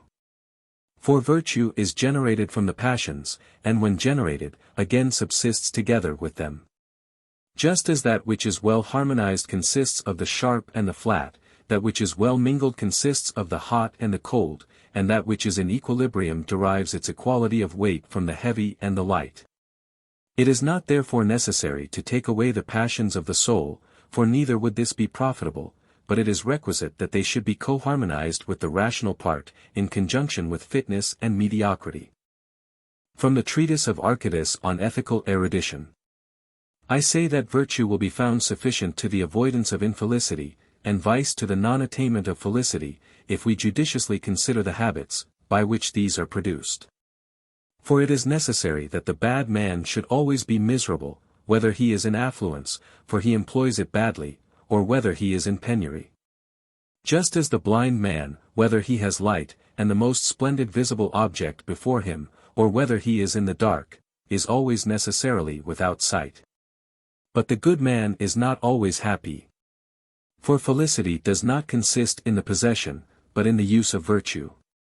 For neither does he who has sight always see, for he will not see, if he is without light. Life, however, is divided into two paths. One of which is more arduous, and in which the patient Ulysses walked, but the other is more free from molestation, and is that in which Nestor proceeded. I say therefore that virtue desires the latter, but is able to proceed in the former of these paths. The nature however of felicity proclaims it to be a desirable and stable life, because it gives perfection to the decision of the soul. Hence the virtuous man who does not obtain such a life as this, is not indeed happy, nor yet entirely miserable. No one therefore will dare to say that the good man should be exempt from disease, and pain, and sorrow. For as we leave certain painful things to the body, so likewise we must permit them to be present with the soul. The sorrows, however, of fools are most irrational. But those of wise men proceed only as far as reason, which gives limitation to things, permits. Moreover, the boast of apathy dissolves the generosity of virtue, when it opposes itself to things of an indifferent nature, and not to evils such as death, and pain, and poverty. For things which are not evils are easily vanquished. We should therefore exercise ourselves in the mediocrity of the passions, as we shall then equally avoid insensibility, and too much passivity, and shall not speak higher of our nature than we ought. From Archytas, in his treatise on the good and happy man. I say then that the good man is one who uses in a beautiful manner great things and opportunities. He likewise is able to bear well both prosperity and adversity. In beautiful and honorable circumstances also, he becomes worthy of the condition in which he is placed, and when his fortune is changed, receives it in a proper manner. In short, on all occasions, he contends well from contingencies that may arise. Nor does he only thus prepare himself, for whatever may happen, but likewise those who confide in and contend together with him. From Crito, in his treatise on Prudence and Prosperity. Prudence and prosperity subsist, with reference to each other, as follows: prudence indeed is effable and possesses reason, for it is something orderly indefinite. But prosperity is ineffable and irrational, for it is something disorderly and indefinite. And prudence, indeed, is prior, but prosperity is posterior in beginning and in power. For the former is naturally adapted to govern and define, but the latter to be governed and defined. Moreover, both prudence and prosperity receive co-adaptation, since they concur in one and the same thing. For it is always necessary that the thing which bounds and co-arranges, should have a nature which is effable and participates of reason, but that the thing which is bounded and co-arranged, should be naturally ineffable and irrational. For the reason of the nature of the infinite and of that which bounds, thus subsists in all things. For infinites are always naturally disposed to be bounded and co-arranged by things which possess reason and prudence, since the former have the order of matter and essence with relation to the latter. But finites are co-arranged and bounded from themselves, since they have the order of cause, and of that which is energetic. The co-adaptation, however, of these natures in different things, produces a great and various difference of co-adapted substances. For in the comprehension of the whole of things, the co-adaptation of both the natures, i.e., of the nature which is always moved, and of that which is always passive, is the world. For it is not possible for the whole in the universe to be otherwise saved, than by that which is generated being co-adapted to that which is divine, and that which is always passive to that which is always moved. 71 In man, likewise, the co-adaptation of the irrational to the rational part of the soul, is virtue. For it is not possible in these, when there is sedition in both the parts, that virtue should have a subsistence. In a city also, the co-adaptation of the governors to the governed, produces strength and concord. For to govern is the peculiarity of the better nature, but to be governed, is easier to the subordinate, than to the more excellent, nature. And strength and concord are common to both. There is, however, the same mode of adaptation in the universe and in a family, for allurements 72 and erudition concur with reason in one and the same thing. And likewise pains and pleasures, prosperity and adversity. For the life of man requires intention and remission, sorrow and gladness, prosperity and adversity. For some things are able to collect and retain the intellect to industry and wisdom. But others impart relaxation and delight, and thus render the intellect vigorous and prompt to action.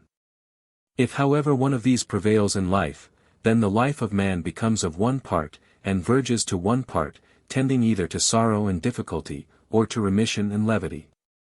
But the co-adaptation of all these ought to subsist with reference to prudence. For this separates and distinguishes 73 bound and infinity in actions. Hence prudence is the leader and mother of the other virtues. For all of them are co-harmonized and co-arranged with reference to the reason and law of this virtue. And now my discussion of this subject is terminated. For the irrational and the effable are in all things. And the latter defines and bounds. But the former is defined and bounded. That, however, which consists of both these, is the apt composition of the whole and the universe. The following beautiful fragment of Crito on Prudence, is from the Physical Eclogues of Stobaeus, p. 198, and is omitted by Gale in his collection of Pythagoric ethical fragments in Opuscula Mythologica. God fashioned man in such a way as to render it manifest, that he is not through the want of power, or of deliberate choice, incapable of being impelled to what is beautiful in conduct. For he implanted in him a principle of such a kind as to comprehend at one and the same time the possible and the pre-eligible. So that man might be the cause of power, and the possession of good, but God of impulse and incitation according to right reason. On this account also, he made him tend to heaven, gave him an intellective power, and implanted in him a sight called intellect, which is capable of beholding God. For it is not possible without God to discover that which is best and most beautiful, nor without intellect to see God, since every mortal nature is established in conjunction with a kindred privation of intellect. This however is not imparted to it by God, but by the essence of generation, and by that impulse of the soul which is without deliberate choice. From Archytas, in his treatise on the good and happy man. The prudent, i.e. the wise, man will especially become so as follows: in the first place, being naturally sagacious, possessing a good memory, and being a lover of labor, he should exercise his dianoetic power immediately from his youth in reasonings and disciplines, and in accurate theories, and adhere to genuine philosophy. But after this he should acquire knowledge and experience in what pertains to the gods, the laws, and human lives. For there are two things from which the disposition of prudence is produced. One of which consists in obtaining a mathematical and Gnostic habit, but the other, in a man perceiving by himself many theorems and things, and understanding other things through a certain different mode. For neither is he sufficient to the possession of prudence, who immediately from his youth has exercised his dianoetic power in reasonings and disciplines. Nor he who being destitute of these, has heard and has been conversant with a multitude of things. But the latter will have his dianoetic power blind, through judging of particulars, and the former through always surveying universals. For as in computations the amount of the whole is obtained by the addition of the parts, thus also in things, reason is able to delineate the theory of universals, but experience has the power of forming a judgment of particulars. From Archytas, in his treatise on disciplines. It is necessary that you should become scientific either by learning from another person, or by discovering yourself the things of which you have a scientific knowledge. If, therefore, you learn from another person, that which you learn is foreign, but what you discover yourself is through yourself, and is your own. Moreover, if you investigate, discovery will be easy, and soon obtained. But if you do not know how to investigate, discovery will be to you impossible. And right reasoning indeed, when discovered, causes sedition to cease, and increases concord. For through this the inexhaustible desire of possessing is suppressed, and equality prevails, since by this we obtain what is just in contracts. Hence, on account of this, the poor receive from those who are able to give. And the rich give to those that are in want, both of them believing that through this they shall obtain the equal. This however will be a rule and an impediment to those that act unjustly, viz. That men who possess scientific knowledge will appease their anger, prior to the commission of an injury, being persuaded that the perpetrators of it will not be concealed when it is committed. But that those who do not possess scientific knowledge, becoming manifest in the commission of an injury, will be restrained from acting unjustly. From Polus, in his Treatise on Justice. It appears to me that the justice which subsists among men, may be called the mother and the nurse of the other virtues. For without this a man can neither be temperate, nor brave, nor prudent. For it is the harmony and peace, in conjunction with elegance, of the whole soul. The strength however of this virtue will become more manifest, if we direct our attention to the other habits. For they have a partial utility, and which is referred to one thing, but this is referred to whole systems, and to a multitude. In the world therefore, it conducts the whole government of things, and is providence, harmony, and dice, by the decree of a certain genus of gods. But in a city it is justly called peace, and equitable legislation. And in a house, it is the concord between the husband and wife, the benevolence of the servant towards the master, and the anxious care of the master for the welfare of the servant. In the body likewise, which is the first and dearest thing to all animals, so far as they are animals, it is the health and entireness of all the parts. But in the soul, it is the wisdom, which among men subsists from science and justice.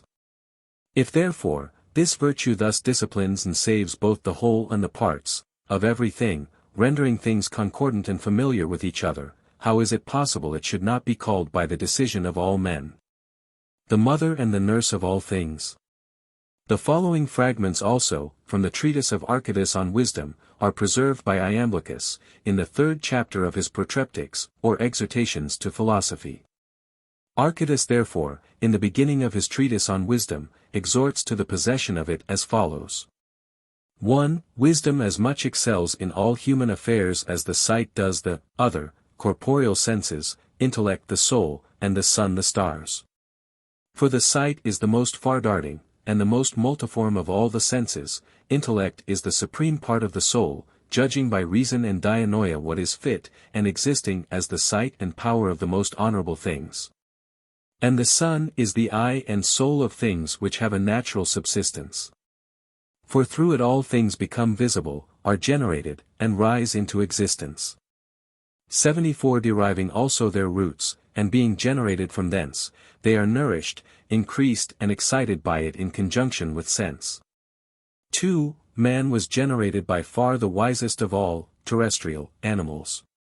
For he is able to contemplate the things which exist, and to obtain from all things science and wisdom. To which also it may be added, that divinity has engraved and exhibited in him the system of universal reason, in which all the forms of things in existence are distributed, and the significations of nouns and verbs. For a place is assigned for the sounds of the voice, viz. the pharynx, the mouth, and the nostrils. But as man was generated the instrument of the sounds, through which nouns and verbs are signified, so likewise of the conceptions which are beheld in the things that have an existence. And this appears to me to be the work of wisdom, for the accomplishment of which man was generated and constituted, and received organs and powers from divinity. 3. Man was generated and constituted, for the purpose of contemplating the reason of the whole of nature, and in order that, being himself the work of wisdom, he might survey the wisdom of the things which exist. For if the reason of man is contemplative of the reason of the whole of nature, and the wisdom also of man perceives and contemplates the wisdom of the things in existence, this being acknowledged, it is at the same time demonstrated that man is a part of universal reason, and of the whole of the intellectual nature. For, wisdom is not conversant with a certain definite existing thing, but is simply conversant with all the things that exist. And it is requisite, that it should not first investigate the principles of itself, but the common principles of all beings.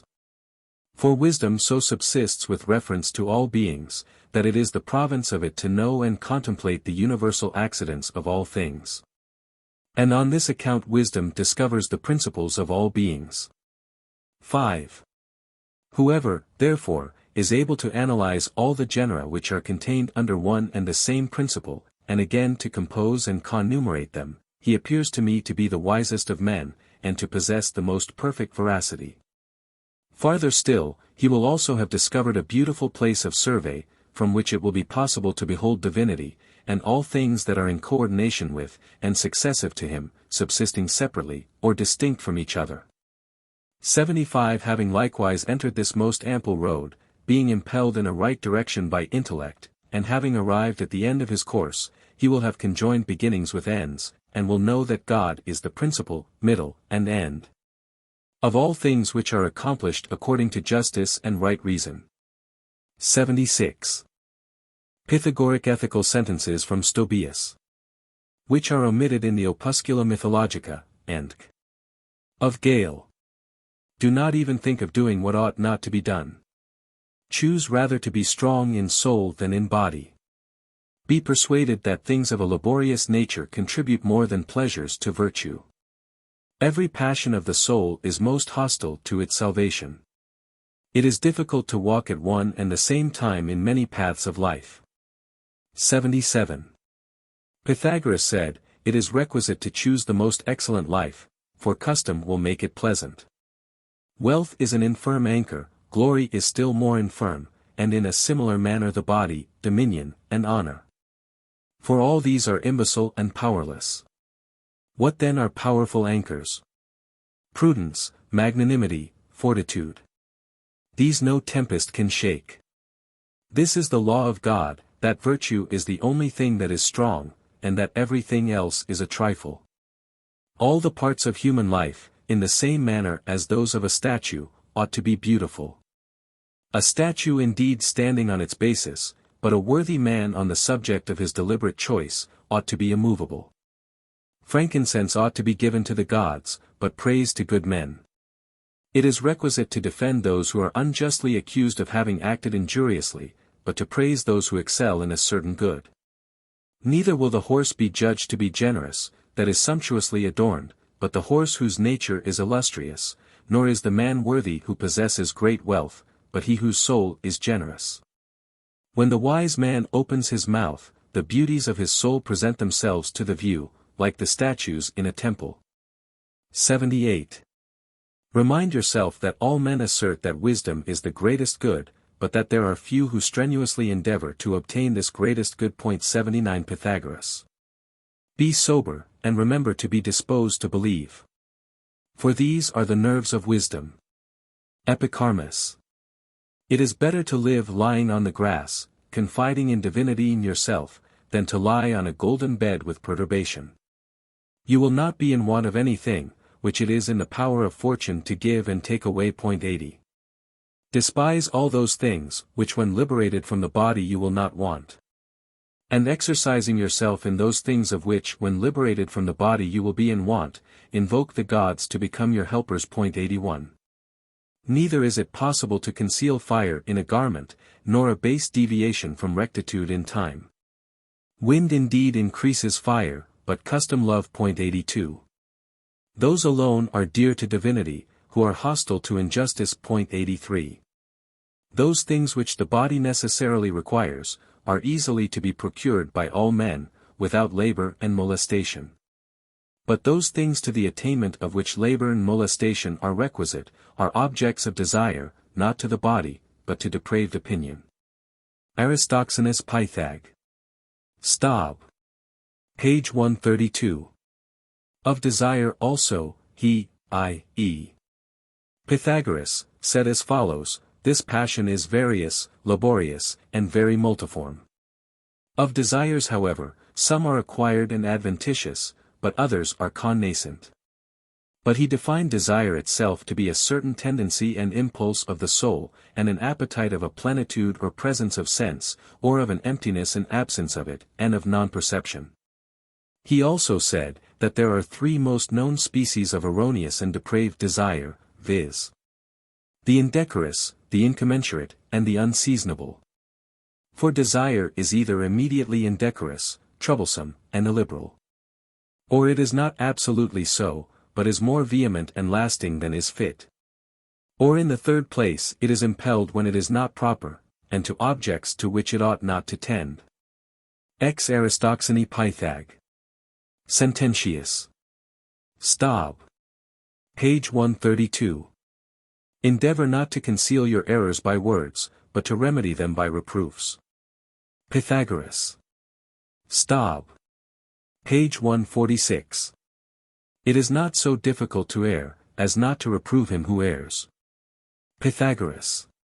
Stob. Page 147. As a bodily disease cannot be healed, if it is concealed, or praised, thus also, neither can a remedy be applied to a diseased soul, which is badly guarded and protected. Pythagoras. Stob. Page 147. The grace of freedom of speech, like beauty in season, is productive of greater delight. It is not proper either to have a blunt sword, or to use freedom of speech ineffectually. Neither is the sun to be taken from the world, nor freedom of speech from erudition. As it is possible for one who is clothed with a sordid robe, to have a good habit of body, thus also he whose life is poor may possess freedom of speech. 84. Be rather delighted with those that reprove, than with those that flatter you, but avoid flatterers, as worse than enemies. Pythagoras. Stob. Page 149. The life of the avaricious resembles a funeral banquet. For though it has all things, requisite to a feast, yet no one present rejoices. Stob. p. 155.85. Acquire continence as the greatest strength and wealth. Pythagoras. Stob. Page 156. Not frequently man from man, is one of the exhortations of Pythagoras, by which he obscurely signifies, that it is not proper to be frequently engaged in venereal connections. Stob. Page 156. It is impossible that he can be free who is a slave to his passions. Pythagoras. Stob. 165. Pythagoras said, that intoxication is the meditation of insanity. Stob. Page 165. Pythagoras being asked, how a lover of wine might be cured of intoxication, answered, if he frequently surveys what his actions were when he was intoxicated. Stob. Page 165. Pythagoras said, that it was either requisite to be silent, or to say something better than silence. Stob. Page 215. Let it be more eligible to you to throw a stone in vain, than to utter an idle word. Pythagoras. Stob. Page 215. Do not say a few things in many words, but much in a few words. Pythagoras. Stob. Page 216.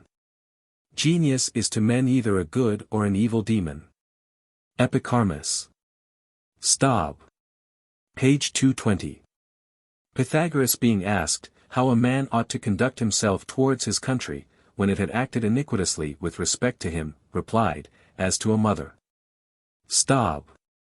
Page 227. Traveling teaches a man frugality, and the way in which he may be sufficient to himself. For bread made of milk and flour, and a bed of grass, are the sweetest remedies of hunger and labor.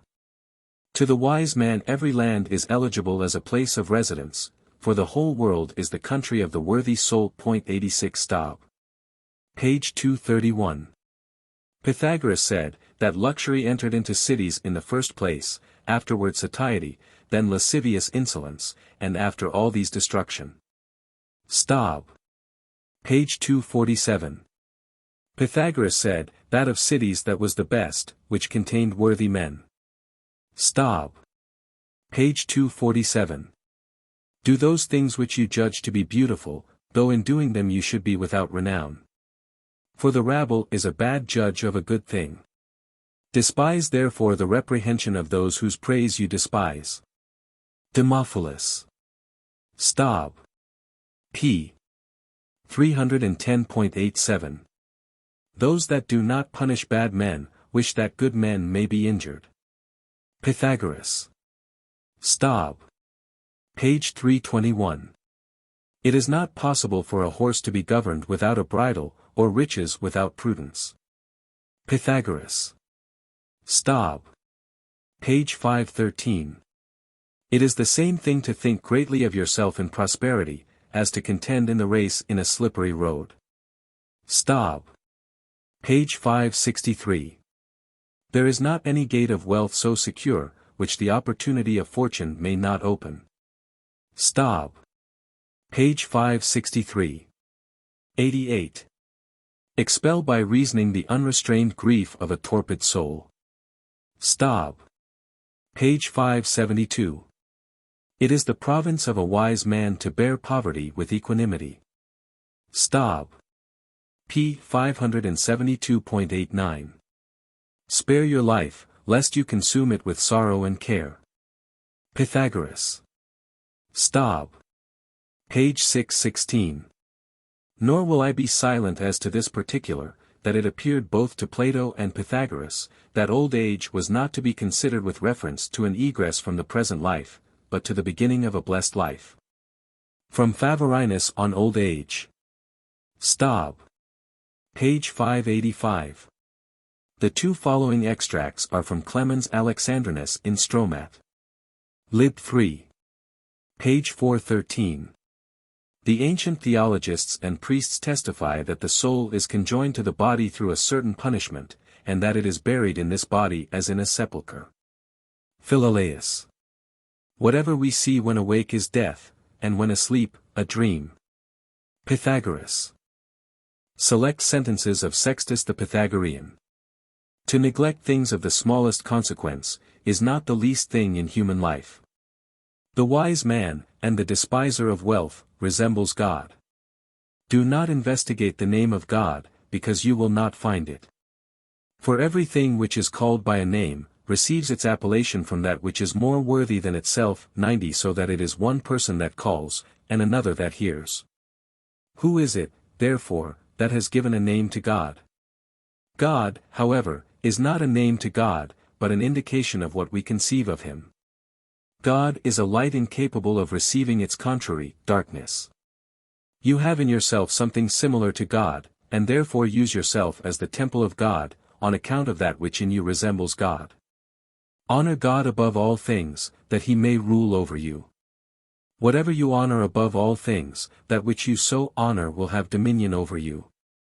But if you give yourself to the domination of God, you will thus have dominion over all things. The greatest honor which can be paid to God, is to know and imitate him. There is not anything, indeed, which wholly resembles God, nevertheless the imitation of him as much as possible by an inferior nature is grateful to him. God, indeed, is not in want of anything, but the wise man is in want of God alone. He, therefore, who is in want but of few things, and those necessary, emulates him who is in want of nothing. Endeavor to be great in the estimation of divinity, but among men avoid envy. The wise man whose estimation with men was but small while he was living, will be renowned when he is dead. Consider all the time to be lost to you in which you do not think of divinity. A good intellect is the choir of divinity. A bad intellect is the choir of evil demons. Honor that which is just, on this very account that it is just. You will not be concealed from divinity when you act unjustly, nor even when you think of acting so. The foundation of piety is continence, but the summit of piety is the love of God.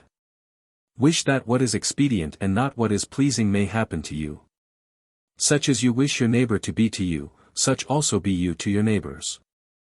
That which God gives you, no one can take away. Neither do nor even think of that which you are not willing God should know. Before you do anything, think of God, that his light may precede your energies. The soul is illuminated by the recollection of deity. The use of all animals as food is indifferent, but it is more rational to abstain from them. God is not the author of any evil. You should not possess more than the use of the body requires. Possess those things which no one can take from you. Bear that which is necessary, as it is necessary.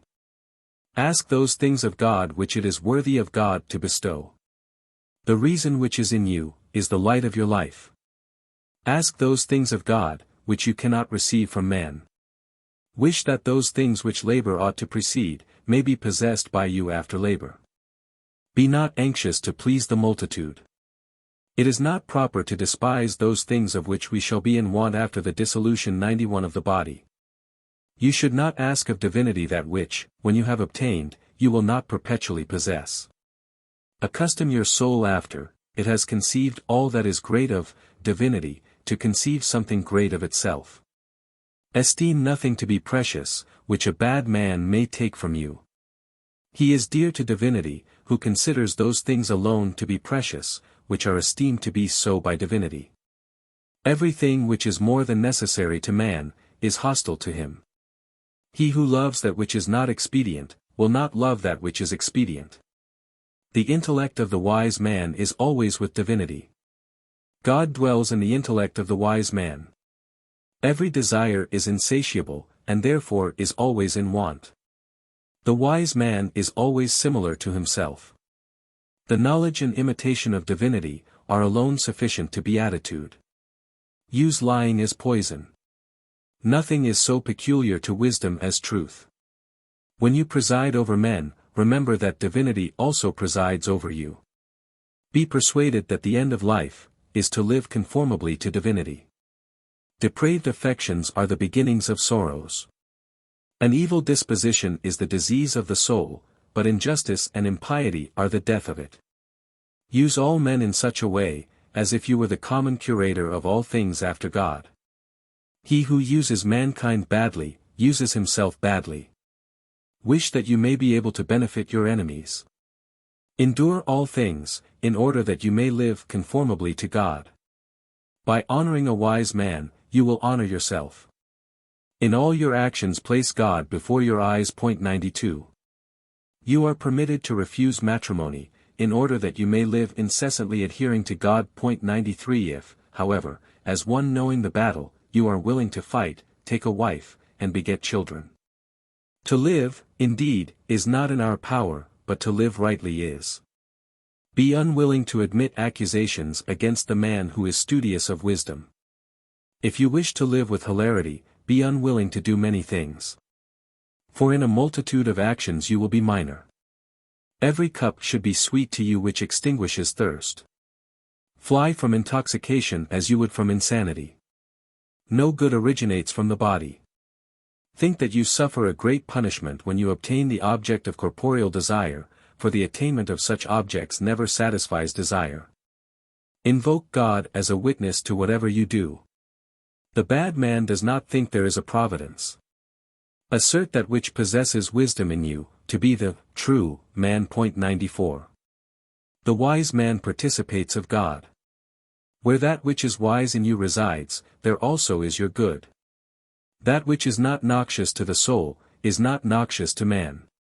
He who unjustly expels a wise man from the body, confers a benefit on him by his iniquity. For he thus becomes liberated as it were, from bonds. The fear of death renders a man sad through the ignorance of his soul. You will not possess intellect, till you understand that you have it. Think that your body is the garment of your soul, and therefore preserve it pure. Impure demons vindicate to themselves the impure soul. Speak not of God to every man. It is dangerous, and the danger is not small, to speak of God even things which are true. A true assertion respecting God, is an assertion of God. You should not dare to speak of God to the multitude. He does not know God who does not worship him. The man who is worthy of God is also a god among men. It is better to have nothing, than to possess much and impart it to no one. He who thinks that there is a God, and that nothing is taken care of by him, differs in no respect from him who does not believe that there is a God. He honors God in the best manner who renders his intellect as much as possible similar to God. If you injure no one, you will fear no one. No one is wise who looks downward to the earth. To lie is to deceive in life, and to be deceived. Recognize what God is, and what that is in you which recognizes God. It is not death, but a bad life, that destroys the soul. If you know him by whom you were made, you will know yourself. It is not possible for a man to live conformable to divinity, unless he acts modestly, well, and justly. Divine wisdom is true science. You should not dare to speak of God to an impure soul. The wise man follows God, and God follows the soul of the wise man. A king rejoices in those whom he governs, and therefore God rejoices in the wise man. He who governs likewise, is inseparable from those whom he governs, and therefore God is inseparable from the soul of the wise man, which he defends and governs. The wise man is governed by God, and on this account is blessed. A scientific knowledge of God causes a man to use few words. To use many words when speaking of God, produces an ignorance of God. The man who possesses a knowledge of God, will not be very ambitious. The erudite, 95 chaste, and wise soul, is the prophet of the truth of God. Accustom yourself always to look to divinity. A wise intellect is the mirror of God. Pythagoric Sentences, from the Protreptics of Iamblichus. Several of these sentences as published by Archytas, are in a very defective state, but which, as the learned reader will perceive, I have endeavored to amend in my translation of them. As we live through soul, it must be said that by the virtue of this we live well, just as because we see through the eyes, we see well through the virtue of these. It must not be thought that gold can be injured by rust, or virtue by baseness. We should betake ourselves to virtue as to an inviolable temple, in order that we may not be exposed to any ignoble insolence of soul with respect to our communion with, and continuance in life.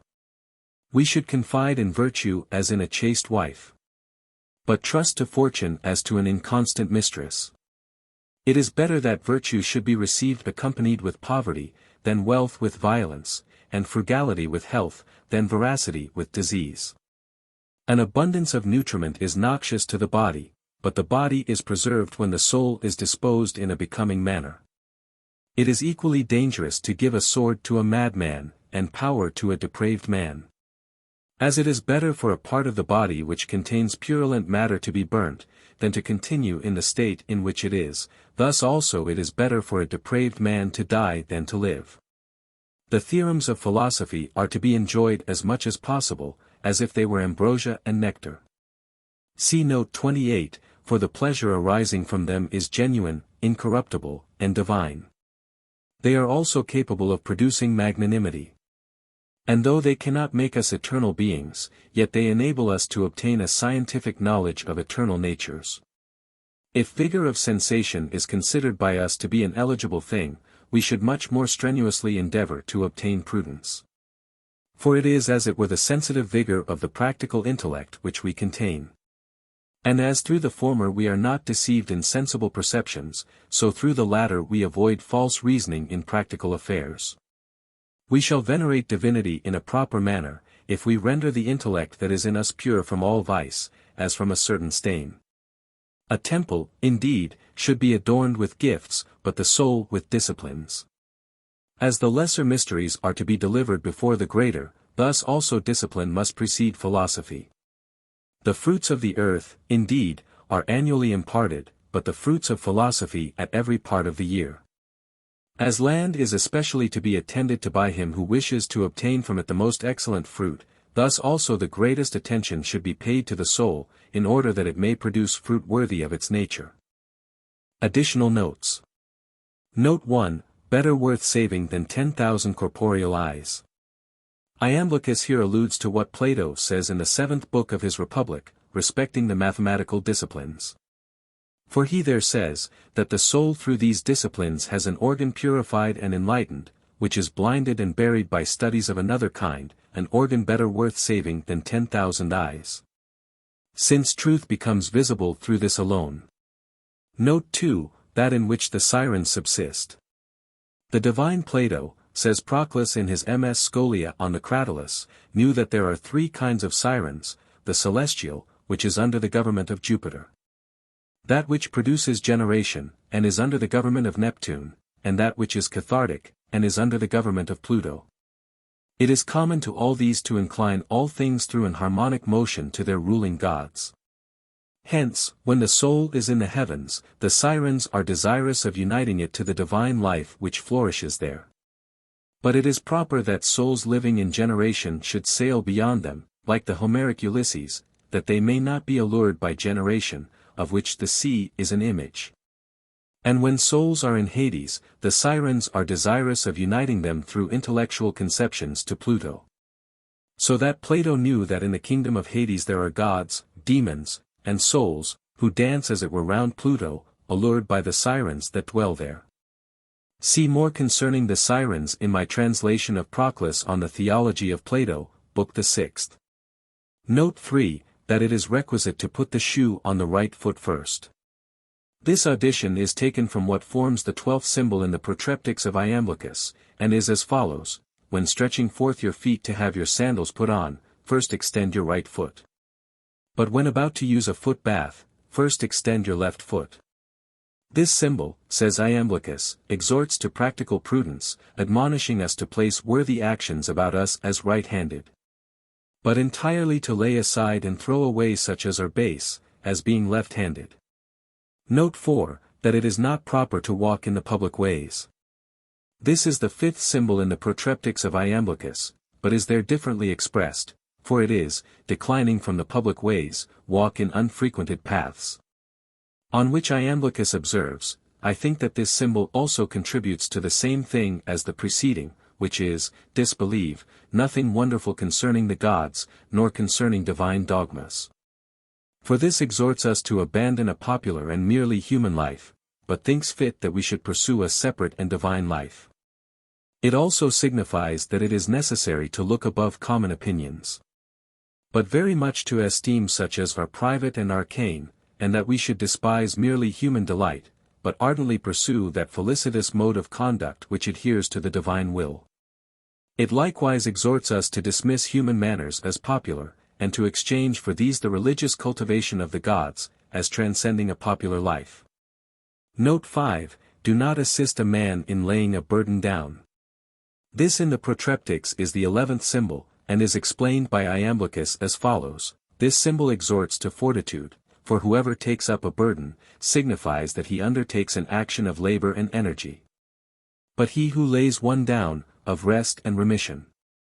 So that the symbol has the following meaning: do not become either to yourself or another the cause of an indolent and effeminate mode of conduct, for every useful thing is acquired by labor. But the Pythagoreans celebrate this symbol as Herculean, thus denominating it from the labors of Hercules. For during his association with men, he frequently returned from fire and everything dreadful, indignantly rejecting indolence. For rectitude of conduct is produced from acting and operating, but not from sluggishness. Note 6, do not draw near to a woman for the sake of begetting children, if she has gold. In the Protreptics of Iamblichus, symbol 35. This is expressed as follows: draw not near to that which has gold, in order to produce children. On which Iamblichus observes, the symbol does not here speak of a woman, but of that sect and philosophy which has much of the corporeal in it, and a gravitating tendency downwards. For gold is the heaviest of all things in the earth, and pursues a tendency to the middle, which is the peculiarity of corporeal weight. But the term to draw near, not only signifies to be connected with, but always to approach towards, and to be seated near another. Note 7, speak not about Pythagoric concerns without light. This is the 13th symbol in the Protreptics, and is thus explained by Iamblichus. This symbol exhorts to the possession of intellectual prudence. For this is similar to the light of the soul, to which being indefinite it gives bound, and leads, as it were, from darkness into light. It is proper, therefore, to place intellect as the leader of everything beautiful in life, but especially in Pythagoric dogmas, for these cannot be known without light. Note 8, wear not the image of God in a ring. This in the Protreptics is the 24th symbol, but instead of wear, it is there inscribed. But Iamblichus' explanation of it is as follows: this symbol conformably to the foregoing conception, employs the following exhortation: philosophize, and before everything consider the gods as having an incorporeal subsistence. For this is the most principal root of the Pythagoric dogmas, from which nearly all of them are suspended, and by which they are strengthened even to the end. Do not therefore think that the gods use such forms as are corporeal, or that they are received by a material subject, and by body as a material bond, like other animals. But the engravings in rings exhibit the bond which subsists through the ring, its corporeal nature and sensible form, and the view as it were of some partial animal, which becomes apparent through the engraving. From which especially we should separate the genus of the gods, as being eternal and intelligible, and always subsisting according to the same and in a similar manner, as we have particularly, most fully, and scientifically shown in our treatise concerning the gods. 96. Note 9, nor is it proper to sacrifice a white cock, for this also is a suppliant, and is sacred to the moon. In the Protreptics, the 18th symbol is partly the same with, and partly different from this. For it is, nourish a cock. But sacrifice it not, for it is sacred to the sun and the moon. And Iamblichus explains it as follows: this symbol advises us to nourish and strengthen the body and not neglect it, dissolving and destroying the mighty tokens of the union, connection, sympathy, and consent of the world. So that it exhorts us to engage in the contemplation and philosophy of the universe. For though the truth concerning the universe is naturally occult, and sufficiently difficult of investigation, it must, however, at the same time, be inquired into and investigated by man, and especially through philosophy. For it is truly impossible to be discovered through any other pursuit. But philosophy receiving certain sparks, and as it were viatica, from nature, excites and expands them into magnitude, rendering them more conspicuous through the disciplines which it possesses. Hence, therefore, we should philosophize. Note 10, it is proper to sacrifice, and to enter temples, unshod. This in the Protreptics is the third symbol, but is thus enunciated by Iamblichus: sacrifice and adore unshod. On which Iamblichus observes, this symbol signifies that we ought to worship the gods, and acquire a knowledge of them in an orderly and modest manner, and in a way not surpassing our condition on the earth. It also signifies that, in worshipping them, and acquiring this knowledge, we should be free from bonds, and properly liberated. But the symbol exhorts that sacrifice and adoration should be performed not only in the body, but also in the energies of the soul.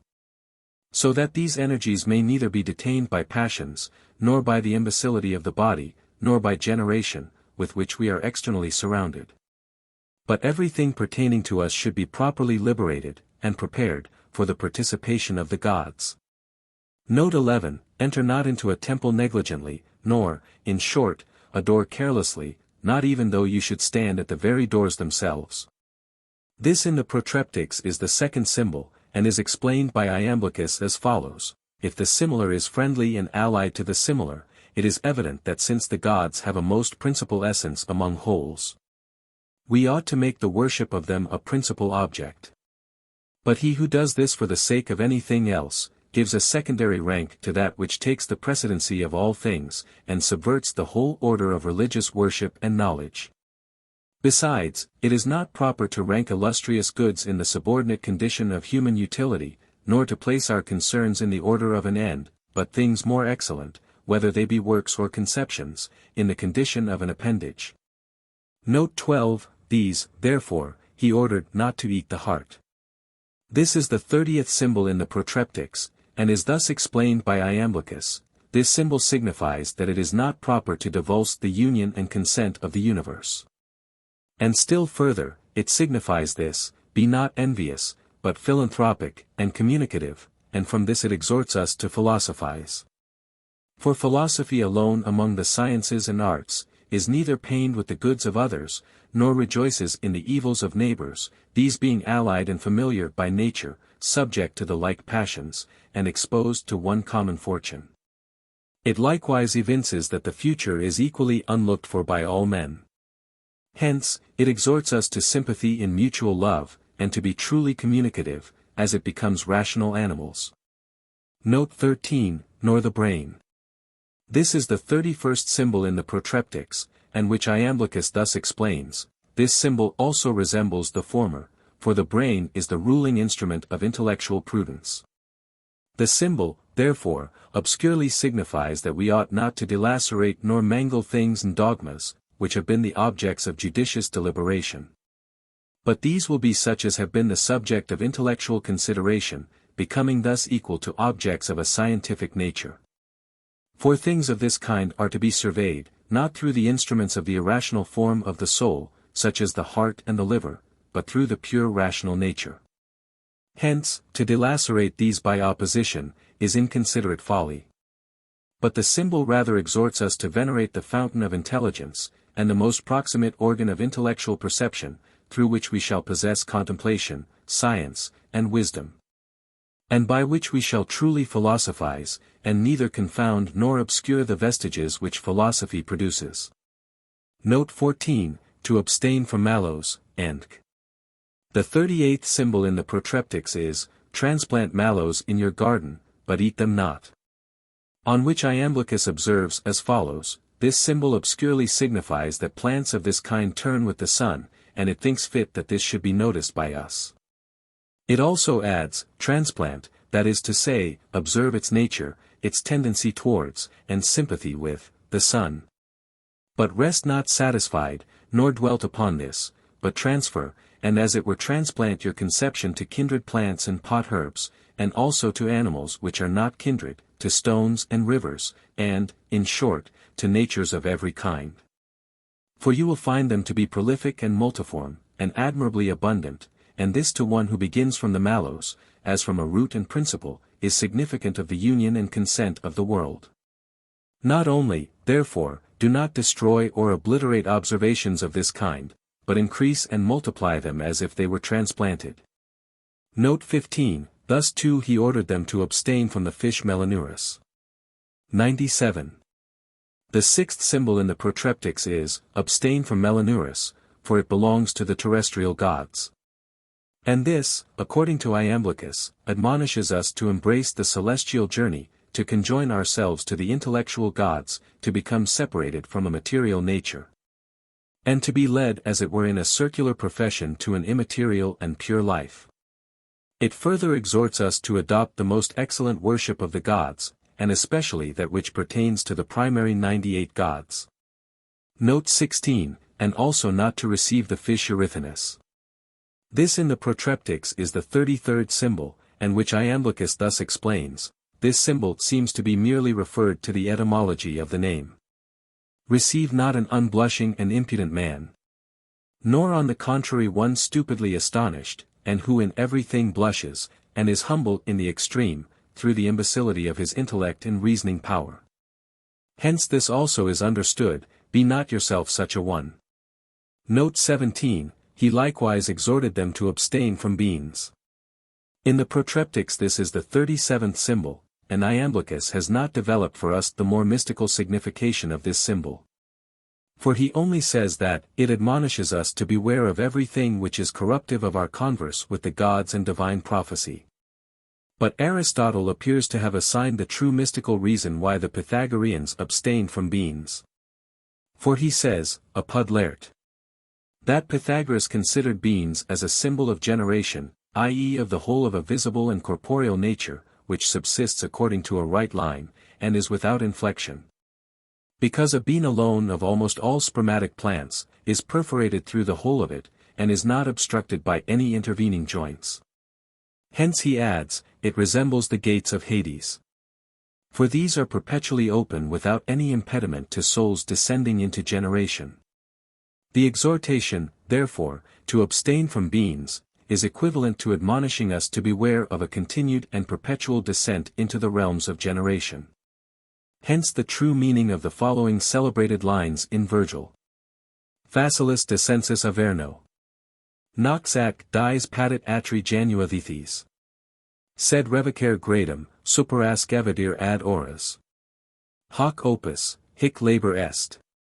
I.e. The gates of hell are open night and day. Smooth the descent, and easy is the way. But to return, and view the cheerful skies.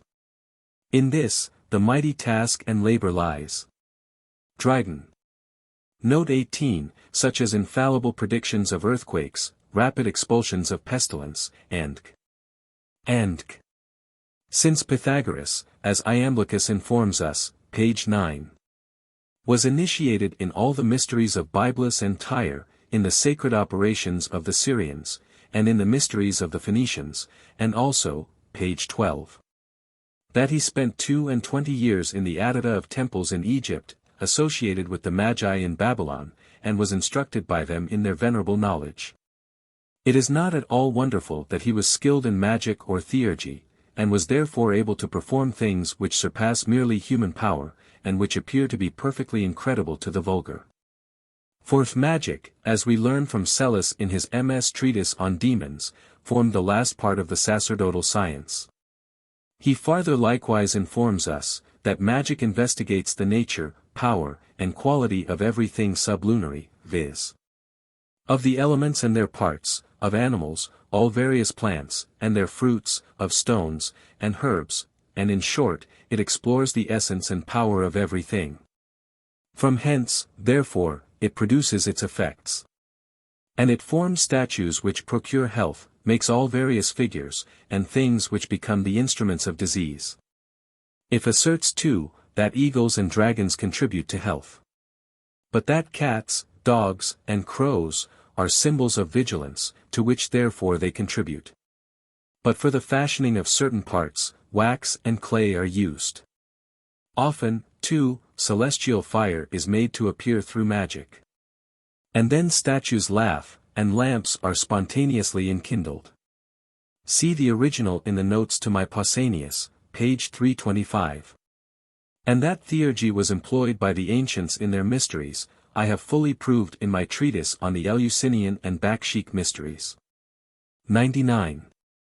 Conformably to this, Plato also in the first Alcibiades says, that the magic of Zoroaster consisted in the worship of the gods, on which passage, I shall present the reader with what I have said, in the first volume of my Plato, p. 63, as it will enable him to see that the theurgy of the ancients is founded in a theory equally scientific and sublime.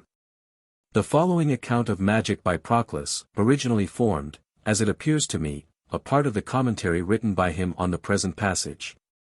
For the MS. Commentary of Proclus, which is extant on this dialogue, does not extend to more than a third part of it. And this dissertation on magic, which is only extant in Latin, was published by Ficinus the translator, immediately after his excerpta from this commentary. So that it seems highly probable, that the manuscript from which Ficinus translated his excerpta, was much more perfect, than that which has been preserved to us, in consequence of containing this account of the magic of the ancients. In the same manner as lovers gradually advance from that beauty which is apparent in sensible forms, to that which is divine. So the ancient priests, when they considered that there is a certain alliance and sympathy in natural things to each other, and of things manifest to occult powers, and discovered that all things subsist in all, they fabricated a sacred science from this mutual sympathy and similarity. Thus they recognize things supreme in such as are subordinate, and the subordinate in the supreme, in the celestial regions, terrene properties subsisting in a causal and celestial manner. And in earth celestial properties, but according to a terrene condition. For how shall we account for those plants called heliotropes, that is, attendants on the sun, moving in correspondence with the revolution of its orb, but selenotropes, or attendants on the moon, turning in exact conformity to her motion? It is because all things pray, and hymn the leaders of their respective orders, but some intellectually, and others rationally, some in a natural, and others after a sensible manner. Hence the sunflower, as far as it is able, moves in a circular dance towards the sun. So that if any one could hear the pulsation made by its circuit in the air, he would perceive something composed by a sound of this kind, in honor of its king, such as a plant is capable of framing. Hence, too, we may behold the sun and moon in the earth, but according to a terrene quality, but in the celestial regions, all plants, and stones, and animals, possessing an intellectual life according to a celestial nature. Now the ancients, having contemplated this mutual sympathy of things, applied for occult purposes, both celestial and terrene natures, by means of which, through a certain similitude, they deduced divine virtues into this inferior abode. For, indeed, similitude itself is a sufficient cause of binding things together in union and consent. Thus, if a piece of paper is heated, and afterwards placed near a lamp, though it does not touch the fire, the paper will be suddenly inflamed, and the flame will descend from the superior to the inferior parts. This heated paper we may compare, to a certain relation of inferiors to superiors. And its approximation to the lamp, to the opportune use of things according to time, place, and matter.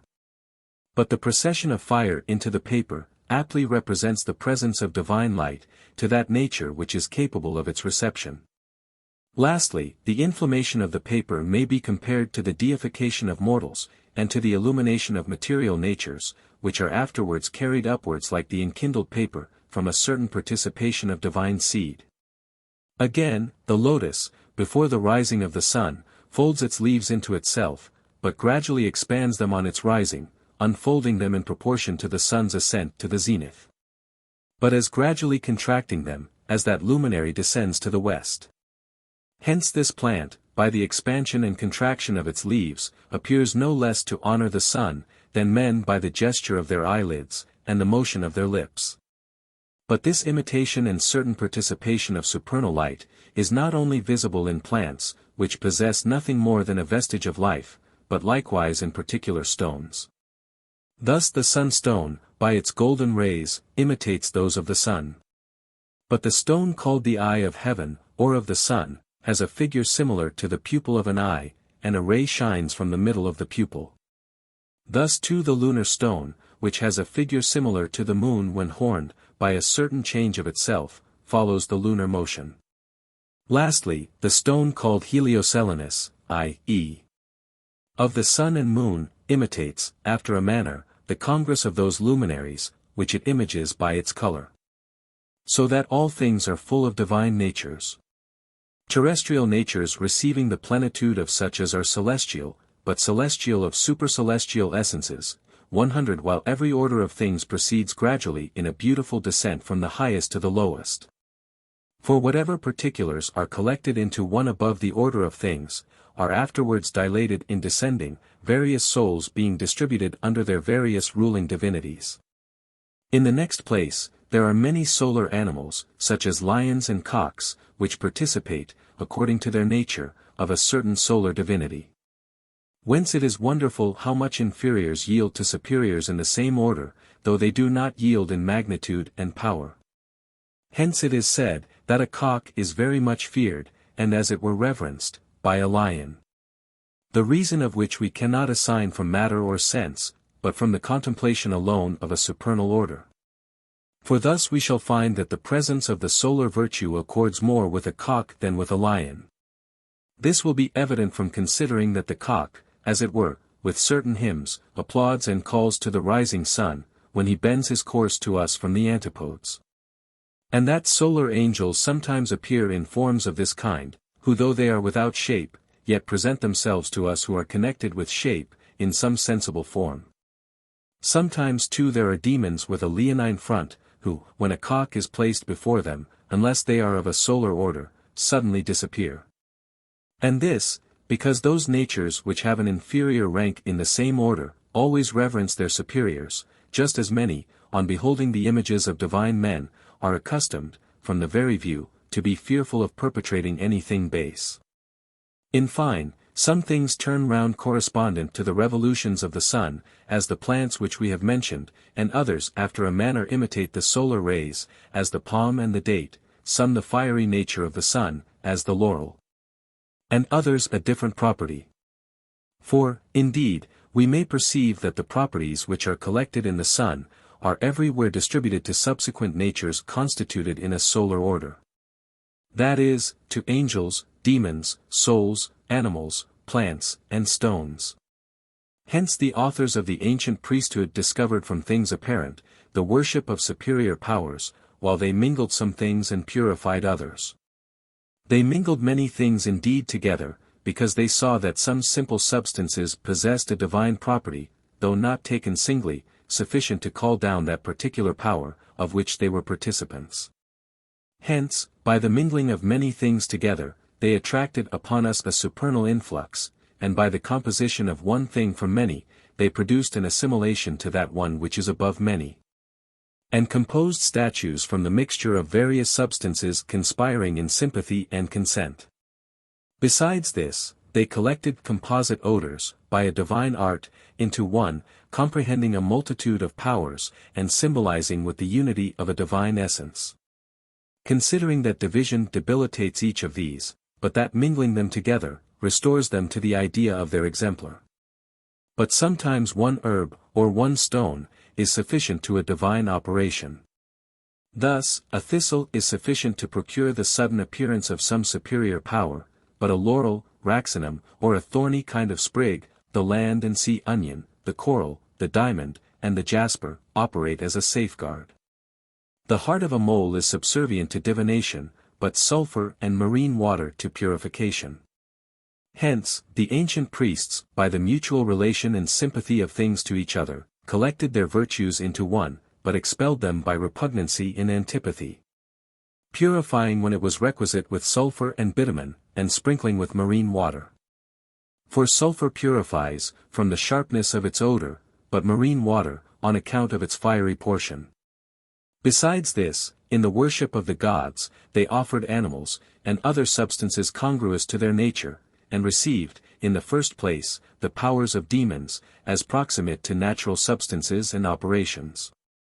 And by these natural substances they convoked into their presence those powers to which they approached. Afterwards, they proceeded from demons to the powers and energies of the gods. Partly, indeed, from demoniacal instruction, but partly by their own industry, interpreting convenient symbols, and ascending to a proper intelligence of the gods. And lastly, laying aside natural substances and their operations, they received themselves into the communion and fellowship of the gods. It will doubtless be objected by most of the present period, who believe in nothing beyond the information of their senses, that plants, animals, and stones, no longer possess those wonderful sympathetic powers, which are mentioned by Proclus in the above extract. In answer to any such objector, whose little soul, in the language of the Emperor Julian, is indeed acute, but sees nothing with a vision healthy and sound, it must be said, that this is not at all wonderful at a period, when, as the author of the Asclepian Dialogue justly observes, there is a lamentable departure of divinity from man, when nothing worthy of heaven, or celestial concerns, is heard or believed, and when every divine voice is by a necessary silence dumb. 101 But to the philosophic reader, it must be observed, that as in the realms of generation, or in other words, the sublunary region, wholes, viz. the spheres of the different elements, remain perpetually according to nature.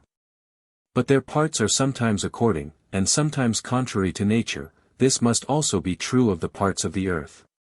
When those circulations therefore take place, during which the parts of the earth subsist according to nature, and which are justly called, by Plato, fertile periods, the powers of plants, animals, and stones magically sympathize with superior natures, in consequence of a more abundant participation of them, through a greater degree of aptitude to receive, and alliance to the participated powers.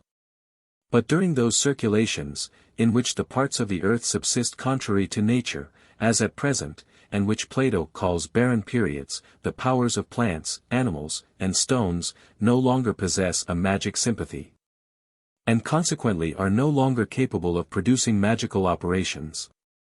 Note 19, the eternal essence of number is the most providential principle of the universe, and the following account of the manner in which the Pythagoreans philosophized about numbers, is extracted from my Theoretic Arithmetic, and the information contained in it is principally derived from the great Syrianus.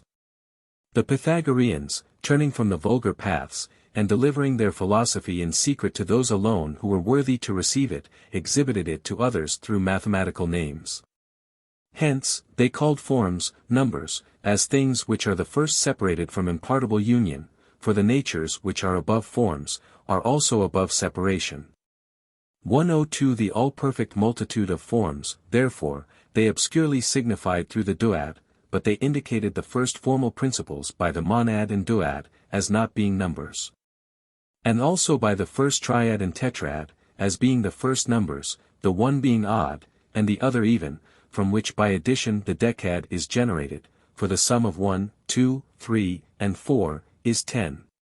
But after numbers, in secondary and multifarious lives, introducing geometrical prior to physical magnitudes, these also they referred to numbers, as to formal causes and the principles of these. Referring the point indeed, as being impartible, to the monad, but a line, as the first interval, to the duad, and again, a superficies, as having a more abundant interval, to the triad, and a solid to the tetrad. They also called, as is evident from the testimony of Aristotle, the first length the duad, for it is not simply length, but the first length, in order that by this they might signify cause. In a similar manner also, they denominated the first breadth, the triad, and the first depth the tetrad. They also referred to formal principles all psychical knowledge. And intellectual knowledge indeed, as being contracted according to impartible union, they referred to the monad. But scientific knowledge, as being evolved, and as proceeding from cause to the thing caused, yet through the inerratic, and always through the same things, they referred to the duad. An opinion to the triad, because the power of it is not always directed to the same thing, but at one time inclines to the true, and at another to the false. And they referred sense to the tetrad, because it has an apprehension of bodies. For in the duad, indeed, there is one interval from one monad to the other, but in the triad there are two intervals from any one monad to the rest, and in the tetrad there are three. They referred, therefore, to principles everything knowable, viz. Beings, and the Gnostic powers of these. But they divided beings not according to breadth, but according to depth. Into intelligibles, objects of science, objects of opinion, and sensibles. In a similar manner, also, they divided knowledge into intellect, science, opinion, and sense. The extremity, therefore, of the intelligible triad, or animal itself, as it is called by Plato in the Timaeus, is assumed from the division of the objects of knowledge, manifesting the intelligible order, in which forms themselves, viz. The first forms and the principles of these, are contained, viz. The idea of the one itself, of the first length, which is the duad itself, and also the ideas of the first breadth and the first depth. For in common the term first is adapted to all of them, viz. To the triad itself, and the tetrad itself. Again, the Pythagoreans and Plato did not denominate idea from one thing, and ideal number from another. But since the assertion is eminently true, that all things are similar to number, it is evident that number, and especially every ideal number, was denominated on account of its paradigmatic peculiarity. If any one, however, wishes to apprehend this from the appellation itself, it is easy to infer that idea was so called, from rendering as it were its participants similar to itself and imparting to them form, order, beauty, and unity. And this in consequence of always preserving the same form, expanding its own power to the infinity of particulars, and investing with the same species its eternal participants. Number also, since it imparts proportion and elegant arrangement to all things, was allotted this appellation. For the ancients, says Syrianus, 103 called to adapt or compose alpha rho sigma alpha iota r psi, whence is derived alpha rho iota theta mu omicron arithmus number.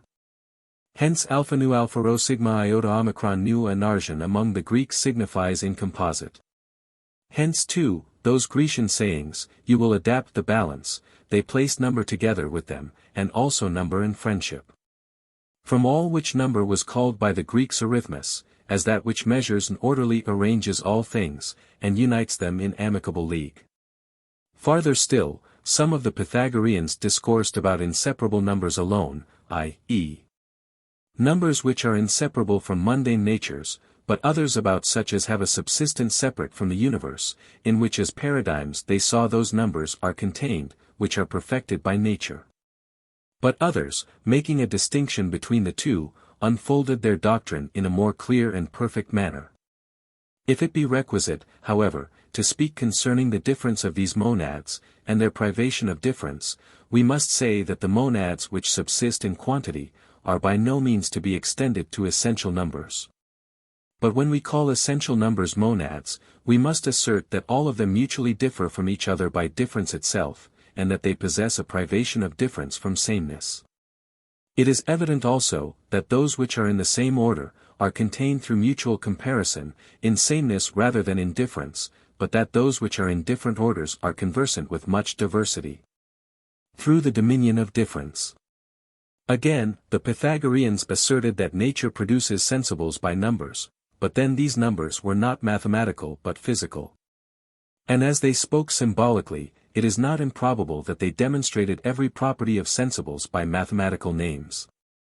However, says Syrianus, to ascribe to them a knowledge of sensible numbers alone, is not only ridiculous, but highly impious. For they received indeed, from the theology of Orpheus, the principles of intelligible and intellectual numbers, they assigned them an abundant progression, and extended their dominion as far as to sensibles themselves. Again, their conceptions about mathematical and physical number, were as follow. As in every thing, according to the doctrine of Aristotle, one thing corresponds to matter, and another to form, in any number, as for instance the pentad. Its 5 monads, and in short its quantity, and the number which is the subject of participation, are derived from the duad itself. But its form, i.e. the pentad itself, is from the monad, for every form is a monad, and unites its subject quantity. The pentad itself, therefore, which is a monad, proceeds from the principal monad, forms its subject quantity, which is itself formless, and connects it to its own form. For there are 2 principles of mathematical numbers in our souls, the monad, which comprehends in itself all the forms of numbers, and corresponds to the monad in intellectual natures. And the duad, which is a certain generative principle of infinite power, and which on this account, as being the image of the never-failing and intelligible duad, is called indefinite. While this proceeds to all things, it is not deserted in its course by the monad, but that which proceeds from the monad continually distinguishes and forms boundless quantity, gives a specific distinction to all its orderly progressions, and incessantly adorns them with forms. And as in mundane natures, there is neither anything formless, nor any vacuum among the species of things, so likewise in mathematical number, neither is any quantity left innumerable. For thus the forming power of the monad would be vanquished by the indefinite duad, nor does any medium intervene between the consequent numbers, and the well-disposed energy of the monad. Neither, therefore, does the pentad consist of substance and accident, as a white man, nor of genus and difference, as man of animal and biped, nor of 5 monads mutually touching each other, like a bundle of wood. Nor of things mingled, like a drink made from wine and honey, nor of things sustaining position, as stones by their position complete the house, nor lastly, as things numerable, for these are nothing else than particulars. But it does not follow that numbers themselves, because they consist of indivisible monads, have nothing else besides monads, for the multitude of points in continued quantity is an indivisible multitude. Yet it is not on this account that there is a completion of something else from the points themselves. But this takes place because there is something in them which corresponds to matter, and something which corresponds to form. Lastly, when we unite the triad with the tetrad, we say that we make 7. The assertion, however, is not true, for monads conjoined with monads, produce indeed the subject of the number 7, but nothing more. Who then imparts the heptadic form to these monads? Who is it also that gives the form of a bed to a certain number of pieces of wood? Shall we not say that the soul of the carpenter, from the art which he possesses, fashions the wood, so as to receive the form of a bed, and that the numerative soul, from possessing in herself a monad which has the relation of a principle, gives form and subsistence to all numbers? But in this only consists the difference, that the carpenter's art is not naturally inherent in us, and requires manual operation, because it is conversant with sensible matter. But the numerative art is naturally present with us, and is therefore possessed by all men, and has an intellectual matter which it instantaneously invests with form. And this is that which deceives the multitude, who think that the heptad is nothing besides 7 monads. For the imagination of the vulgar, unless it first sees a thing unadorned, afterwards the supervening energy of the adorner, and lastly, above all the thing itself, perfect and formed, cannot be persuaded that it has 2 natures, one formless. The other formal, and still further, that which beyond these imparts form. But asserts, that the subject is one, and without generation. Hence, perhaps, the ancient theologists and Plato ascribed temporal generations to things without generation, and to things which are perpetually adorned, and regularly disposed, privation of order and ornament, the erroneous and the boundless. That they might lead men to the knowledge of a formal and effective cause. It is, therefore, by no means wonderful, that those 7 sensible monads are never without the heptad, these should be distinguished by science, and that the former should have the relation of a subject, and be analogous to matter. But the latter should correspond to species and form. Again, as when water is changed into air, the water does not become air, or the subject of air, but that which was the subject of water becomes the subject of air, so when one number unites itself with another. As for instance the triad with the duad, the species or forms of the two numbers are not mingled, except in their immaterial reasons, or productive principles, in which at the same time that they are separate. They are not impeded from being united, but the quantities of the two numbers which are placed together, become the subject of the pentad. The triad, therefore, is one, and also the tetrad, even in mathematical numbers, for though in the ennead or number 9, you may conceive a first, second, and third triad, yet you see one thing thrice assumed. And in short, in the ennead there is nothing but the form of the ennead in the quantity of 9 monads. But if you mentally separate its subject, for form is impartible, you will immediately invest it with forms corresponding to its division. For our soul cannot endure to see that which is formless, unadorned, especially as she possesses the power of investing it with ornament. Since also separate numbers possess a demiurgic or fabricative power, which mathematical numbers imitate, the sensible world likewise contains images of those numbers by which it is adorned. So that all things are in all, but in an appropriate manner in each. The sensible world, therefore, subsists from immaterial and energetic reasons, and from more ancient causes. But those who do not admit that nature herself is full of productive powers, lest they should be obliged to double things themselves, these wonder how from things void of magnitude and gravity are composed. Though they are never composed from things of this kind which are void of gravity and magnitude, as from parts. But magnitude is generated from essentially impartible elements, since form and matter are the elements of bodies. And still much more is it generated from those truer causes which are considered in demiurgic reasons and forms. Is it not therefore necessary that all dimensions, and all moving masses, must from these receive their generation? For either bodies are unbegotten, like incorporeal natures, or of things with interval, things without interval are the causes, of partibles impartibles. And of sensibles and contraries, things insensible and void of contact, and we must assent to those who assert that things possessing magnitude are thus generated from impartibles. Hence the Pythagorean Euryphamus, and his followers, beholding the images of things themselves in numbers, rightly attributed certain numbers to certain things, according to their peculiarity. In consequence of this, he said that a particular number is the boundary of this plant, and again, another number of this animal, just as of a triangle 6 is the boundary, of a square 9, and of a cube 8. As the musician, too, harmonizes his lyre through mathematical numbers, so nature through her own natural numbers, orderly arranges, and modulates her productions. Indeed, that numbers are participated by the heavens, and that there is a solar number, and also a lunar number, is manifest according to the adage, even to the blind.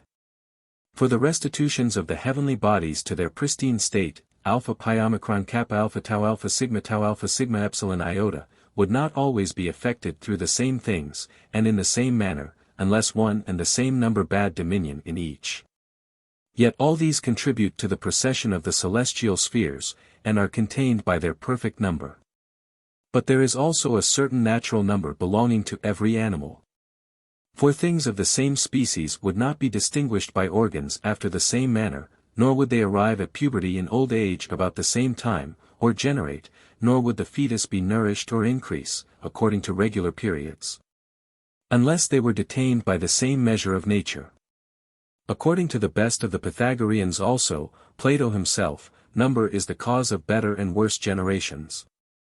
Hence though the Pythagoreans sometimes speak of the squares and cubes of natural numbers, they do not make them to be monadic, such as the number 9, and the number 27. But they signify through these names, from similitude, the progression of natural numbers into, and dominion about, generations. In like manner, though they call them equal or double, they exhibit the dominion and symphony of ideas in these numbers. Hence different things do not use the same number, so far as they are different, nor do the same things use a different number, so far as they are the same. In short, physical numbers are material forms divided about the subject which receives them. But material powers are the sources of connection and modification to bodies. For form is one thing, and the power proceeding from it another. For form itself is indeed impartible and essential, but being extended, and becoming bulky, it emits from itself, as if it were a blast, material powers which are certain qualities. Thus, for instance, in fire, the form and essence of it is impartible, and is truly the image of the cause of fire, for in partible natures, the impartible has a subsistence. But from form which is impartible in fire, and which subsists in it as number, an extension of it accompanied with interval takes place about matter, from which the powers of fire are emitted, such as heat, or refrigeration, or moisture, or something else of the like kind. And these qualities are indeed essential, but are by no means the essence of fire. For essences do not proceed from qualities, nor are essence and power the same thing. But the essential everywhere precedes power. And from this being one the multitude of powers proceeds, and the distributed from that which is undistributed, just as many energies are the progeny of one power. Note 20, for Pythagoras always proclaimed, that nothing admirable pertaining to the gods or divine dogmas, should be disbelieved. This in the protreptics forms the fourth symbol, and is thus explained by Iamblichus. This dogma sufficiently venerates and unfolds the transcendency of the gods, affording us a viaticum. And recalling to our memory that we ought not to estimate divine power from our judgment. But it is likely that some things should appear difficult and impossible to us, in consequence of our corporeal subsistence, and from our being conversant with generation and corruption, from our having a momentary existence. From being subject to a variety of diseases, from the smallness of our habitation, from our gravitating tendency to the middle, from our somnolency, indigence and repletion, from our want of counsel and our imbecility. From the impediments of our soul, and a variety of other circumstances, although our nature possesses many illustrious prerogatives. At the same time however we perfectly fall short of the gods, and neither possess the same power with them, nor equal virtue. This symbol therefore in a particular manner introduces the knowledge of the gods, as beings who are able to effect all things. On this account it exhorts us to disbelieve nothing concerning the gods. It also adds, nor about divine dogmas, viz. those belonging to the Pythagoric philosophy. For these being secured by disciplines and scientific theory, are alone true and free from falsehood, being corroborated by all various demonstration, accompanied with necessity. The same symbol, also, is capable of exhorting us to the science concerning the gods, for it urges us to acquire a science of that kind, through which we shall be in no respect deficient in things asserted about the gods. It is also able to exhort the same things concerning divine dogmas, and a disciplinative progression. For disciplines alone give eyes to, and produce light about, all things, in him who intends to consider and survey them. For from the participation of disciplines, one thing before all others is effected, viz. a belief in the nature, essence, and power of the gods, and also in those Pythagoric dogmas, which appear to be prodigious to such as have not been introduced to, and are uninitiated in, disciplines. So that the precept disbelieve not is equivalent to participate and acquire those things through which you will not disbelieve, that is to say, acquire disciplines and scientific demonstrations. Note 21, after this manner therefore it is said that music was discovered by Pythagoras. The following particulars relative to music are added for the purpose of elucidating what is said about it in this chapter. Take 2 brazen chords, such as are used in harps. For those chords which are made from the intestines of sheep are for the most part either false or obnoxious to the change of the air. A B, C, D, E. Let these chords be perfectly equal and equally stretched, so as to be in unison. I, E, so that there may be only one sound, though there are two strings. But it is requisite that they should be placed upon some oblong and polished rule. The ancients called this rule an harmonic rule, or also a monochord, by which instrument all consonances and dissonances, and likewise musical intervals, were tried. Let now one of these chords be bisected in E. Afterwards under the point E place what is vulgarly called the tactus, but which was denominated by the ancients, from its figure, a hemisphere. The tactus, therefore, being placed under E, press there the chord, so that one half of it only, as for instance ED, may be wholly struck and resound. Having therefore struck each of the chords at the same time, viz. the whole of AB, and the half ED, so that they may resound at one and the same time, you will hear the sweetest of all consonances, composed from the sound of the whole chord AB, and the sound of the half ED. This consonance the ancients called diapason, i.e. through all the chords, because in the musical instruments of the ancients, the two extreme chords, i.e. the most grave, and the most acute of all the chords, contained this consonance. So that, from the gravest chord having made a transition through all the chords to the supreme and most acute of all, they would hear this sweetest consonance.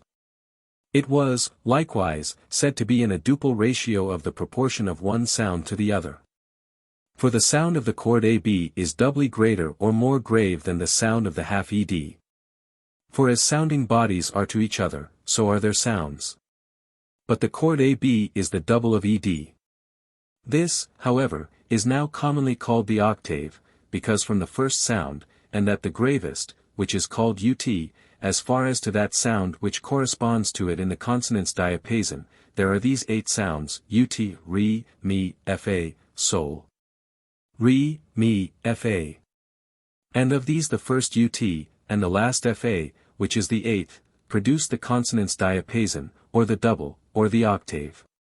Again, let the same chord CD be divided into 3 equal parts in the points F, G, A, B, C, D, F, G. FD, therefore, will be 2/3 as well of the whole CD as of the whole AB. Let the tactus now be placed in F, and let AB and FD be struck at the same time, and a consonance very sweet and perfect will indeed be heard, yet not so sweet as the diapason. This the ancients called diapente, i.e. through 5 chords, because the first and the 5th chord produce this consonance. But according to proportion it is called sesquialter, because the chord AB is sesquialter to FD, and consequently the sounds of these chords also are in the same ratio. But sesquialter ratio is when the greater quantity AB contains the less FD once, and the half of it besides. It is, indeed, commonly called the 5th, because it is composed from the first sound UT, and the 5th, Sol. Again, let the same chord be cut into 4 equal parts in the points H, E, I, A, B, C, D, K, L, H, F, M, N, E, G, I. So that the chord HD may be 3/4 of the whole CD. The tactus, therefore, being placed in H, let AB and HD be struck at one and the same time, and a consonance will be heard, indeed, yet more imperfect than the preceding 2. This was called by the ancients diatessaron, i.e. through 4 chords or sounds, for a similar reason to that by which the former were denominated. With reference, however, to the ratio of the chords and sounds, it is called sesquitertian, because the greater AB contains the less once, and a 3rd part of it besides. But it is now commonly called a 4th, because it is found between the first sound UT, and the 4th Fa. If now the point F be added in the preceding figure, and at one and the same time 2 chords HD and FD are compared in arithmetical ratios, we shall find that the greater HD will have to the less FD a sesquioctave 104 ratio. And the sound of the greater HD to the less FD will have the same ratio, i.e. in modern terms, that between Fa and Sol there is a sesquioctave ratio. But if these 2 sounds are heard together, they will be discordant to the ear. Again, the distance between these sounds fa, sol, or between the chords hd and fd, or between the two harmonic intervals hd and fd, the ratio of which was sesquioctave, was called by the ancients a tone. Afterwards they divided the whole of CD into 9 equal parts, the first of which is divided in K, so that the whole CD may have to the remainder KD, which contains 8 of those parts, a sesquioctave ratio. This, in like manner, will be the interval of a tone, the first sound of which, i.e., of the whole CD, is now called UT, but the second sound of the rest of the chord KD is called Re. Afterwards they in a similar manner divided the remainder KD into 9 parts, the first part of which is marked in the point L. And for the same reason between the chord KD and the chord KD, and their sounds, there will be a sesquioctave ratio. The sound of the chord LD is now called Mi. But the interval which remains between the chord LD and the chord HD has not a sesquioctave ratio, but less than it almost by half, and therefore an interval of this kind was called a semitone, and also diesis or a division. But that interval which remains between the points F and E they divided after the same manner, as the space between C and H was divided, and they again found the same sounds. Let those divisions be marked by the points M and N. And here, also, between N and E, or between Mi and Fa, there is in like manner another semitone. These 8 sounds, therefore, are UT, Re, Mi, Fa, Sol, Re, Mi, Fa, which compose the whole diapason. For as we have before observed, between UT and the last Fa is the consonance diapason, or between the chord CD or AB, and the chord ED. But from the intervals which are between the sounds there are 2 semitones, viz. One between Mi and Fa, denoted by the letters L, N, and the other between the last Mi and Fa, denoted by the letters N, E. The remaining 5 intervals are entire tones.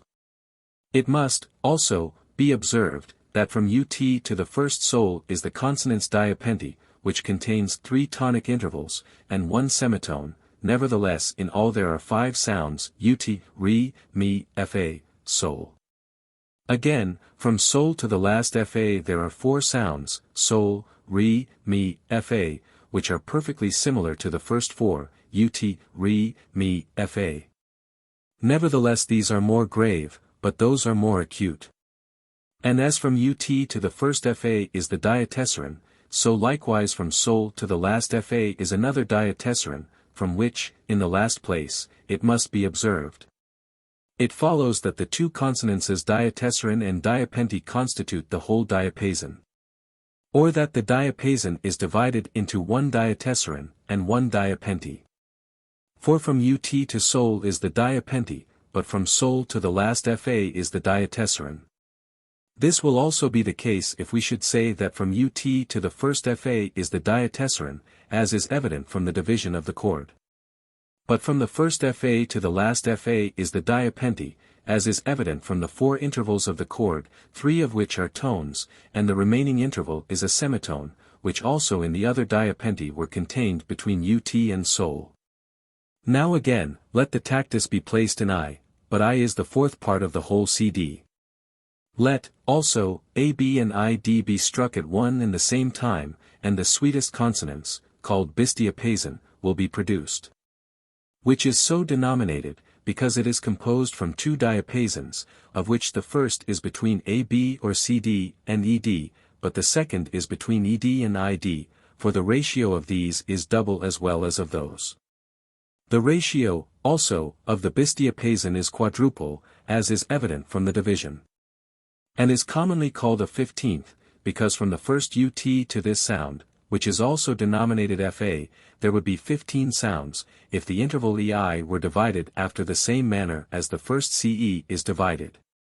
Farther still, let GD be a 3rd part of the whole CD, and let the tactus be placed in G. Then at one and the same time let AB and GD be struck, and a sweet consonance will be heard, which is called diapasondiapant, because it is composed from 1 diapason contained by the interval CE, or the 2 chords CD, ED, and 1 diapente. Contained by the interval EG, or the chords ED, GD. For the chord ED is sesquialter to the chord GD, which ratio constitutes the nature of the diapente. The proportion, also, of this consonance is triple. For the chord AB or CD is triple of GD. And it is commonly called the 12th, because between UT and Sol, denoted by the letter G, there would be 12 sounds, if the interval EG received its divisions. From all which it is manifest by the experience of the ear, that there are altogether 5 consonances, 3 simple, the diapason, the diapente, and the diatessaron, but 2 composite, the bistiapason, and the diapasondiapent. In the last place, it is necessary to observe that those ancient Greeks differently denominated these sounds, ut, re, and k. For the first, i.e. the gravest sound or chord, which is now called ut, they denominated hypate, and the others in the following order. Ut, hypate, i.e. principalis. Re, parapate, postprincipalis. Mi, lycanos, index. Fa, misi, media. Sol, parames, postmedia. Re, trite, tertia. Mi, paranete, antepenultima. Fa, neat, ultima, vel suprema.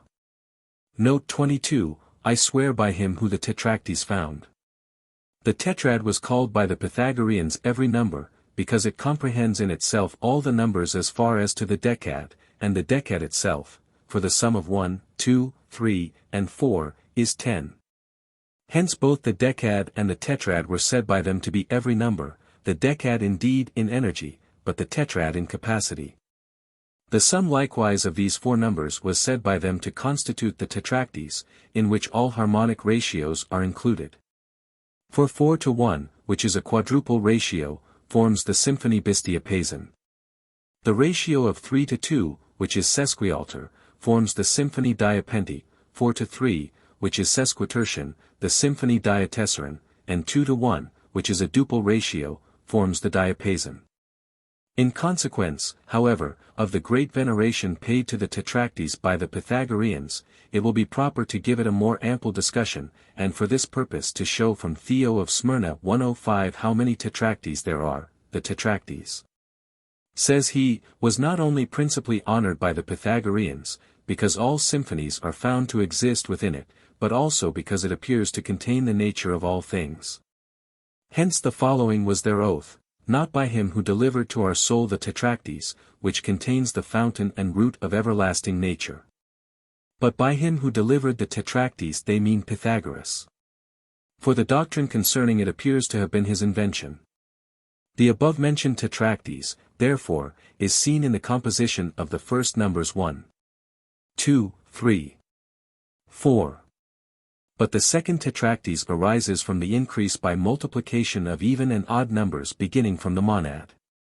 Of these, the monad is assumed as the first, because, as we have before observed, it is the principle of all even, odd, and evenly odd numbers, and the nature of it is simple. But the 3 successive numbers receive their composition according to the even and the odd, because every number is not alone even, nor alone odd. Hence the even and the odd receive 2 Tetractes, according to multiplication. The even indeed, in a duple ratio, for 2 is the first of even numbers, and increases from the monad by duplication. But the odd number is increased in a triple ratio. For 3 is the first of odd numbers, and is itself increased from the monad by triplication. Hence the monad is common to both these, being itself even and odd. The second number, however, in even and double numbers is 2. But in odd and triple numbers 3. The third among even numbers is 4, but among odd numbers is 9. And the fourth among even numbers is 8, but among odd numbers is 27. 1, 2, 4, 8. 1, 3. 9, 27. In these numbers the more perfect ratios of symphonies are found, and in these also a tone is comprehended. The monad, however, contains the productive principle of a point. But the second numbers 2 and 3 contain the principle of a side, since they are incomposite, and first, are measured by the monad, and naturally measure a right line. The third terms are 4 and 9, which are in power a square superficies, since they are equally equal.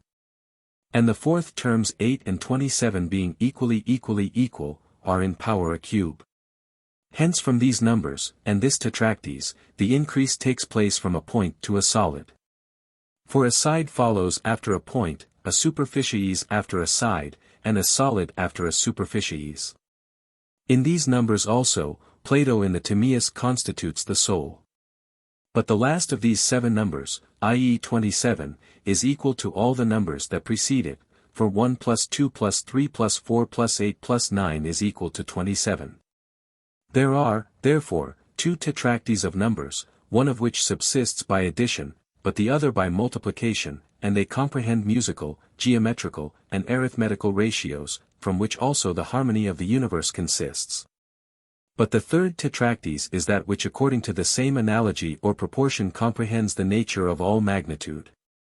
For what the monad was in the former tetractys, that a point is in this. What the numbers 2 and 3, which are in power a side, were in the former tetractys, that the extended species of a line, the circular and the right, are in this. The right line indeed subsisting in conformity to the even number, since it is terminated 106 by 2 points, but the circular in conformity to the odd number, because it is comprehended by one line which has no end. But what in the former tetractys the square numbers 4 and 9 were, that the twofold species of planes, the rectilinear and the circular, are in this. And what the cube numbers 8 and 27 were in the former, the one being an even, but the other an odd number, that the 2 solids, one of which has a hollow superficies, as the sphere and the cylinder, but the other a plane superficies, as the cube and pyramid, are in this tetractys.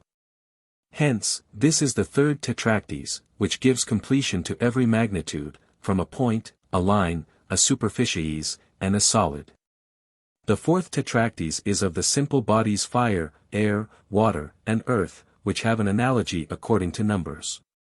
For what the monad was in the first tetractys, that fire is in this. But the duad is air, the triad is water, and the tetrad is earth. For such is the nature of the elements according to tenuity and density of parts. Hence fire has to air the ratio of 1 to 2, but to water, the ratio of 1 to 3, and to earth, the ratio of 1 to 4. In other respects also they are analogous to each other. The fifth tetractys is of the figures of the simple bodies.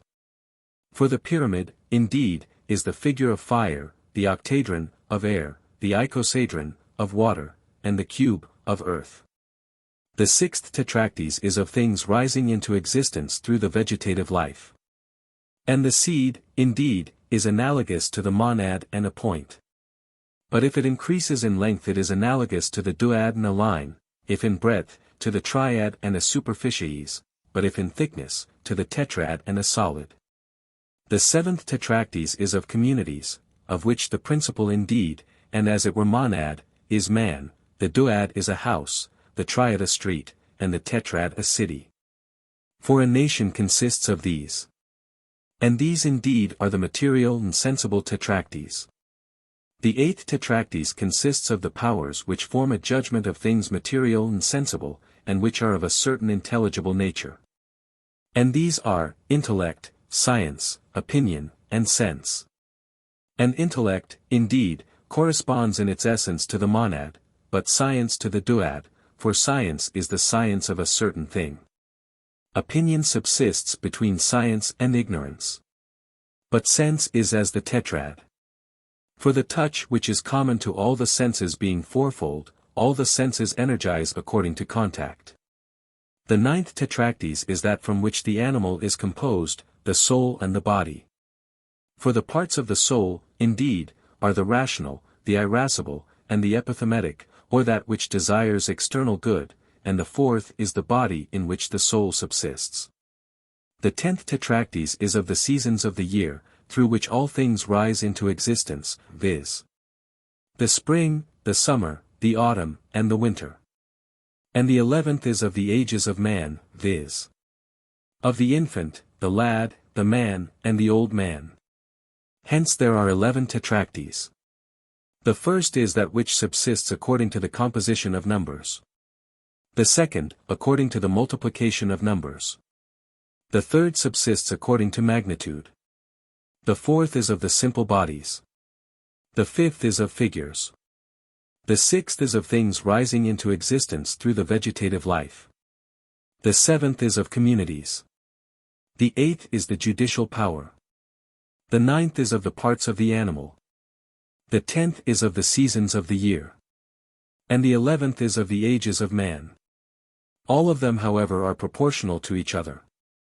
For what the monad is in the first and second tetracties, that a point is in the third, fire in the fourth, a pyramid in the fifth, seed in the sixth, man in the seventh, intellect in the eighth, and so of the rest.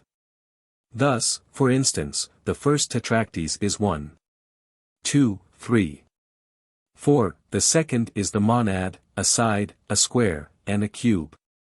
The third is a point, a line, a superficies, and a solid. The fourth is fire, air, water, earth. The fifth the pyramid, the octahedron, the icosahedron, and the cube. The sixth, seed, length, breadth and depth.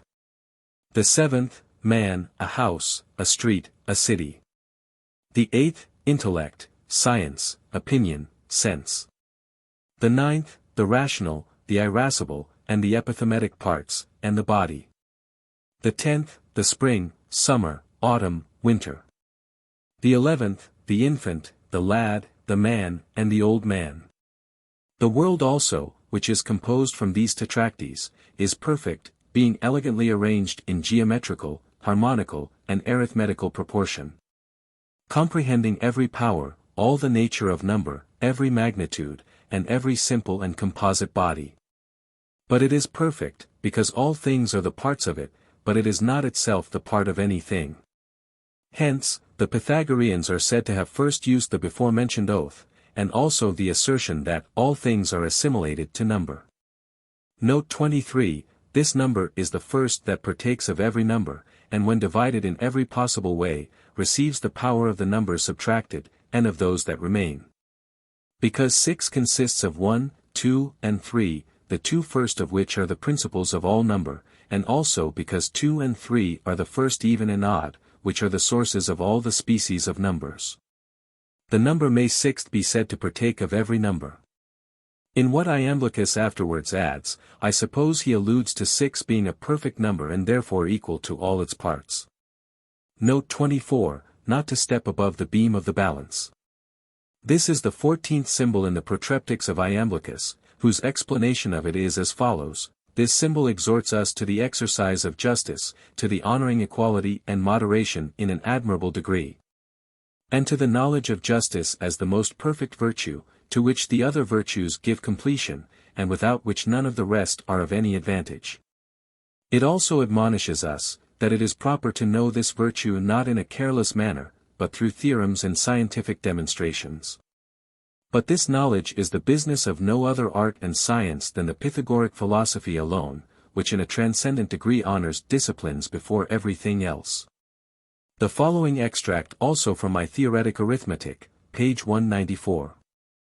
Will in a still greater degree elucidate this symbol. The information contained in it is derived from the anonymous author of a very valuable work entitled Theta Epsilon Omicron Lambda Omicron Gamma Omicron Upsilon Mu Epsilon Nu Alpha Alpha Rho Iota Theta Mu Eta Tau Iota Kappa Eta Theologumena Arithmetici, and which has lately been reprinted at Leipzig. The Pythagoreans called the pentad providence and justice, because it equalizes things unequal, justice being a medium between excess and defect.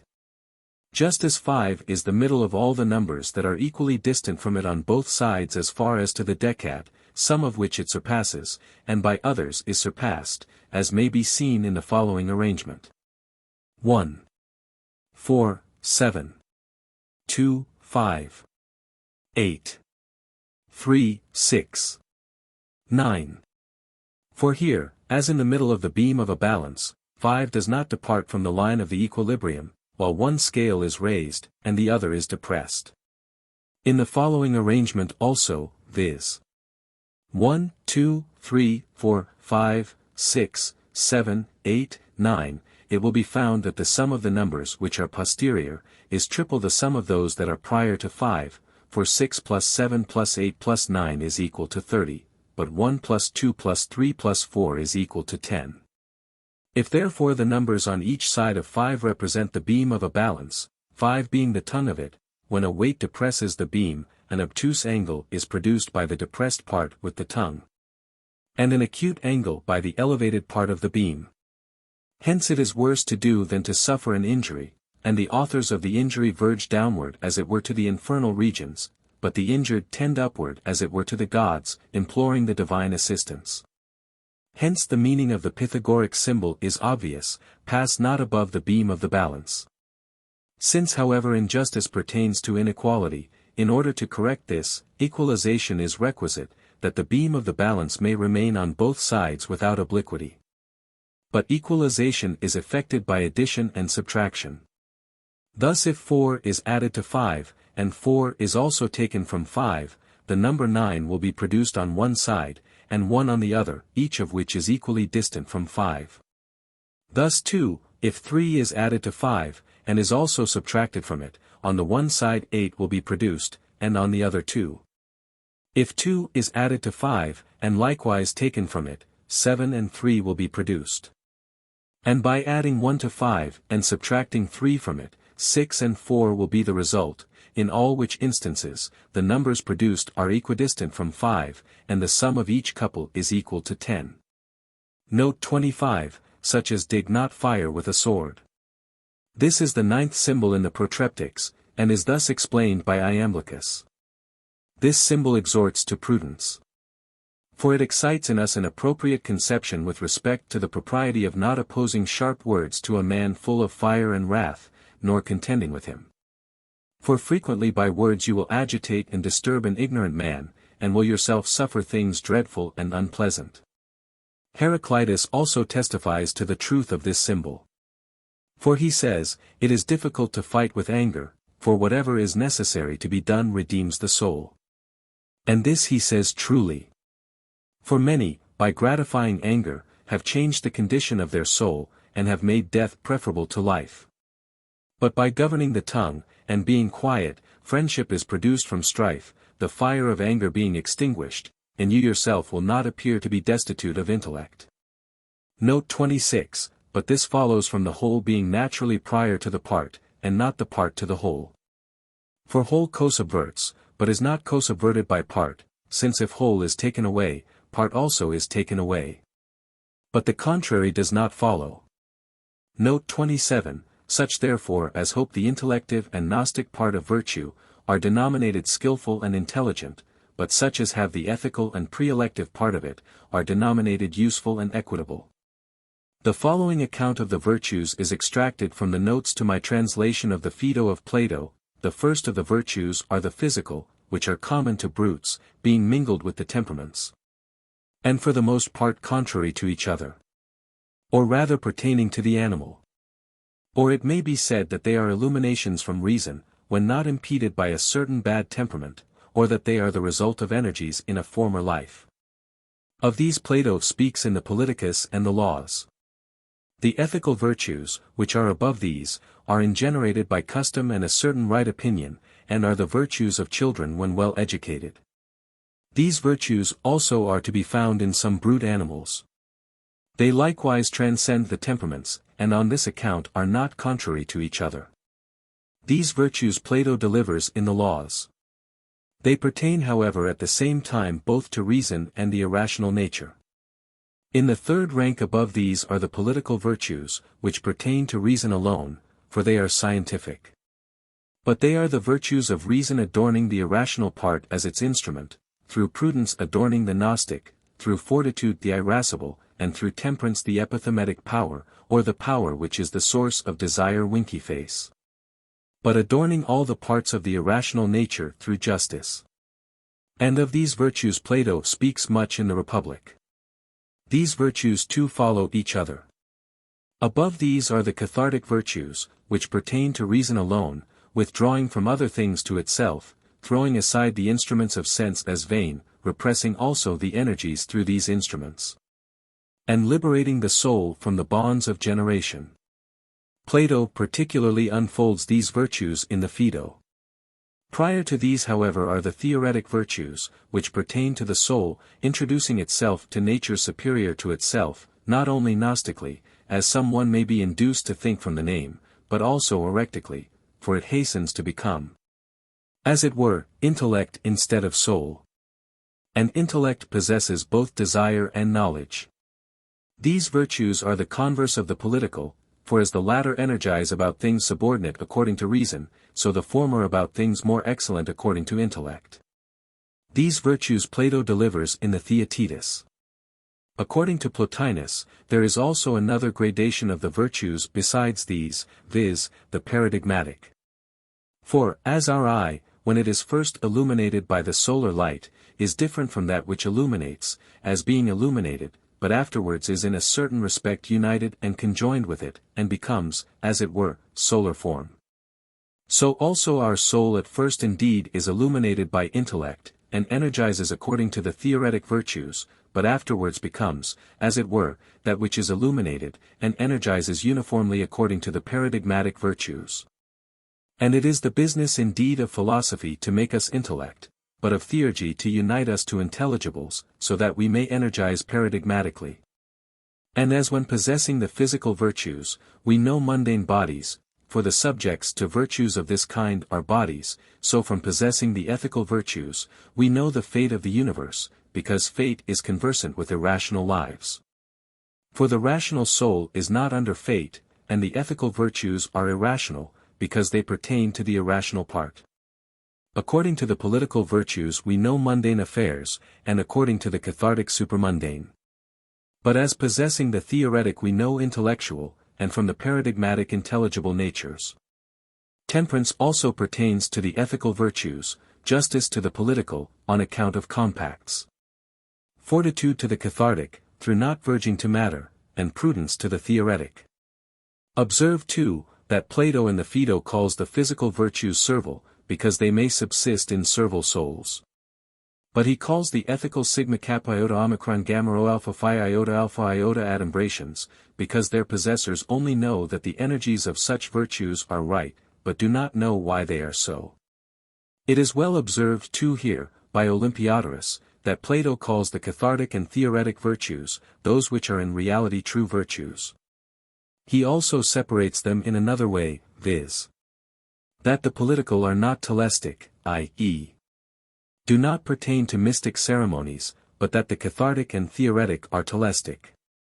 Hence, Olympiodorus adds, the cathartic virtues are denominated from the purification which is used in the mysteries. But the theoretic from perceiving things divine. On this account he accords with the Orphic verses, that the soul that uninitiated dies, plumbed in the blackest mire in Hades lies. For initiation is the divinely inspired energy of the virtues. Olympiodorus also further observes, that by the thyrsus bearers, Plato means those that energize according to the political virtues, but by the Bacchuses those that exercise the cathartic virtues. For we are bound in matter as Titans, through the great partibility of our nature, but we rise from the dark mire as Bacchuses. Hence we become more prophetic at the time of death, and Bacchus is the inspective guardian of death, because he is likewise of everything pertaining to the Bacchic sacred rites. All the virtues likewise exhibit their proper characters, these being everywhere common, but subsisting appropriately in each. For the characteristic property of fortitude is the not declining to things subordinate. Of temperance, a conversion from an inferior nature, of justice, a proper energy, and which is adapted to being, and of prudence, the election and selection of things good and evil. Olympiodorus farther observes, that all the virtues are in the gods. For many gods, says he, are adorned with their appellations, and all goodness originates from the gods. Likewise, prior to things which sometimes participate the virtues, as is our case, it is necessary there should be natures which always participate them. In what order, therefore, do the virtues appear? Shall we say in the psychical? For virtue is the perfection of the soul, and election and pre-election are the energies and projections of the soul. Hence the Chaldean oracles conjoin fontal virtue with fontal soul, or in other words, with soul subsisting according to cause. But may it not also be said, that the virtues naturally wish to give an orderly arrangement to that which is disordered? If this be admitted, they will originate from the demiurgic order. How then will they be cathartic there? May we not say, Olympiodorus adds, that through the cathartic virtues considered according to their causal subsistence in Jupiter the demiurgus, he is enabled to abide in his accustomed mode, as Plato says in the Timaeus? And farther still, according to ancient theologists, he ascends to the tower of Saturn, who is a pure intellect. As this distribution of the virtues, however, is at present no less novel than important, the following discussion of them from the alpha phi omicron Romeo alpha iota pyro omicron tau alpha nu omicron eta tau alpha, or auxiliaries to intelligibles, of Porphyry, is added for the sake of the genuinely philosophic reader. There is one kind of virtues pertaining to the political character, and another to the man who tends to contemplation, and on this account is called theoretic, and is now a beholder. And there are also other virtues pertaining to intellect, so far as it is intellect, and separate from soul. The virtues indeed of the political character, and which consist in the moderation of the passions, are characterized by following in being obedient to the reasoning about that which is becoming in actions. Hence, looking to an innoxious converse with neighbors, they are denominated, from the aggregation of fellowship, political. And prudence indeed subsists about the reasoning part, fortitude about the irascible part. Temperance, in the consent and symphony of the epithymetic with the reasoning part, and justice in each of these performing its proper employment with respect to governing and being governed. But the virtues of him who proceeds to the contemplative life, consist in a departure from terrestrial concerns. Hence also, they are called purifications, being surveyed in the refraining from corporeal actions, and avoiding sympathies with the body. For these are the virtues of the soul elevating itself to true being. The political virtues, therefore, adorn the mortal man, and are the forerunners of purifications. For it is necessary that he who is adorned by these, should abstain from doing anything precedenteously in conjunction with body.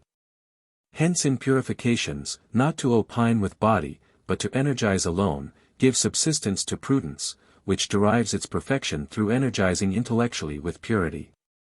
But not to be similarly passive with the body, constitutes temperance. Not to fear a departure from body as into something void, and nonentity, give subsistence to fortitude. But when reason and intellect are the leaders, and there is no resistance, from the irrational part, justice is produced. The disposition therefore, according to the political virtues, is surveyed in the moderation of the passions, having for its end to live as man conformable to nature. But the disposition according to the theoretic virtues, is beheld in apathy. 107 The end of which is a similitude to God. Since, however, of purification one kind consists in purifying, but another pertains to those that are purified, the cathartic virtues are surveyed according to both these significations of purification. For they purify the soul, and are present with purification. For the end of purification is to become pure. But since purification, and the being purified, are an ablation of everything foreign, the good resulting from them will be different from that which purifies. So that if that which is purified was good prior to the impurity with which it is defiled, purification is sufficient. That, however, which remains after purification, is good, and not purification.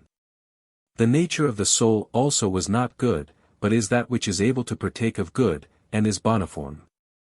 For if this were not the case, it would not have become situated in evil. The good, therefore, of the soul consists in being united to its generator, but its evil, in an association with things subordinate to itself. Its evil also is twofold, the one arising from an association with terrestrial natures, but the other from doing this with an excess of the passions. Hence all the political virtues, which liberate the soul from one evil, may be denominated virtues, and are honorable. But the cathartic are more honorable, and liberate it from evil, so far as it is soul. It is necessary, therefore, that the soul when purified should associate with its generator. Hence the virtue of it after its conversion consists in a scientific knowledge of true being, but this will not be the case unless conversion precedes.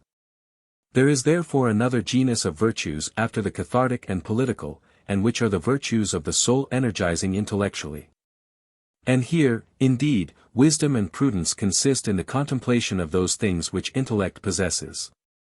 But justice consists in performing what is appropriate in a conformity to, and energizing according to intellect.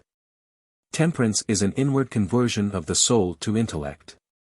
And fortitude is apathy, according to a similitude of that to which the soul looks, and which is naturally impassive.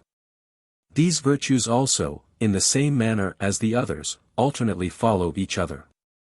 The fourth species of the virtues, is that of the paradigms subsisting in intellect, which are more excellent than the psychical virtues, and exist as the paradigms of these, the virtues of the soul being the similitudes of them. And intellect indeed is that in which all things subsist at once as paradigms. Here, therefore, prudence is science, but intellect that knows all things is wisdom. Temperance is that which is converted to itself. The proper work of intellect is the performance of its appropriate duty, and this is Justice 108. But fortitude is sameness, and the abiding with purity in itself, through an abundance of power. There are therefore four genera of virtues, of which, indeed, some pertain to intellect, concur with the essence of it, and are paradigmatic. Others pertain to soul now looking to intellect, and being filled from it. Others belong to the soul of man, purifying itself, and becoming purified from the body, and the irrational passions. And others are the virtues of the soul of man, adorning the man, through giving measure and bound to the irrational nature, and producing moderation in the passions. And he, indeed, who has the greater virtues has also necessarily the less. But the contrary is not true, that he who has the less has also the greater virtues. Nor will he who possesses the greater, energize precedenteously according to the less, but only so far as the necessities of the mortal nature require. The scope also of the virtues, is, as we have said, generically different in the different virtues. For the scope of the political virtues, is to give measure to the passions in their practical energies according to nature. But the scope of the cathartic virtues, is entirely to obliterate the remembrance of the passions. And the scope of the rest subsists analogously to what has been before said. Hence, he who energizes according to the practical virtues, is a worthy man, but he who energizes according to the cathartic virtues, is a demoniacal man, or is also a good demon. He who energizes according to the intellectual virtues alone, is a god. But he who energizes according to the paradigmatic virtues, is the father of the gods. We, therefore, ought especially to pay attention to the cathartic virtues, since we may obtain these in the present life. But through these, the ascent is to the more honorable virtues. Hence it is requisite to survey to what degree purification may be extended. For it is a separation from body, and from the passive motion of the irrational part. But how this may so effected, and to what extent, must now be said. In the first place, indeed, it is necessary that he who intends to acquire this purification, should, as the foundation and basis of it, know himself to be a soul bound in a foreign thing, and in a different essence. In the second place, as that which is raised from this foundation, he should collect himself from the body, and as at different places, so as to be disposed in a manner perfectly impassive with respect to the body. For he who energizes uninterruptedly according to sense, though he may not do this with an adhering affection, and the enjoyment resulting from pleasure, yet at the same time his attention is dissipated about the body. In consequence of becoming through sense 109 in contact with it. But we are addicted to the pleasures or pains of sensibles, in conjunction with a promptitude, and converging sympathy, from which disposition it is requisite to be purified. This, however, will be effected by admitting necessary pleasures, and the sensations of them, merely as remedies, or as a liberation from pain, in order that, the rational part, may not be impeded, in its energies. Pain also must be taken away. But if this is not possible, it must be mildly diminished. And it will be diminished, if the soul is not co-passive with it. Anger, likewise, must as much as possible be taken away, and must by no means be premeditated. But if it cannot be entirely removed, deliberate choice must not be mingled with it, but the unpremeditated motion must be the impulse of the irrational part. That however which is unpremeditated is imbecile and small. All fear, likewise, must be expelled. For he who acquires this purification, will fear nothing.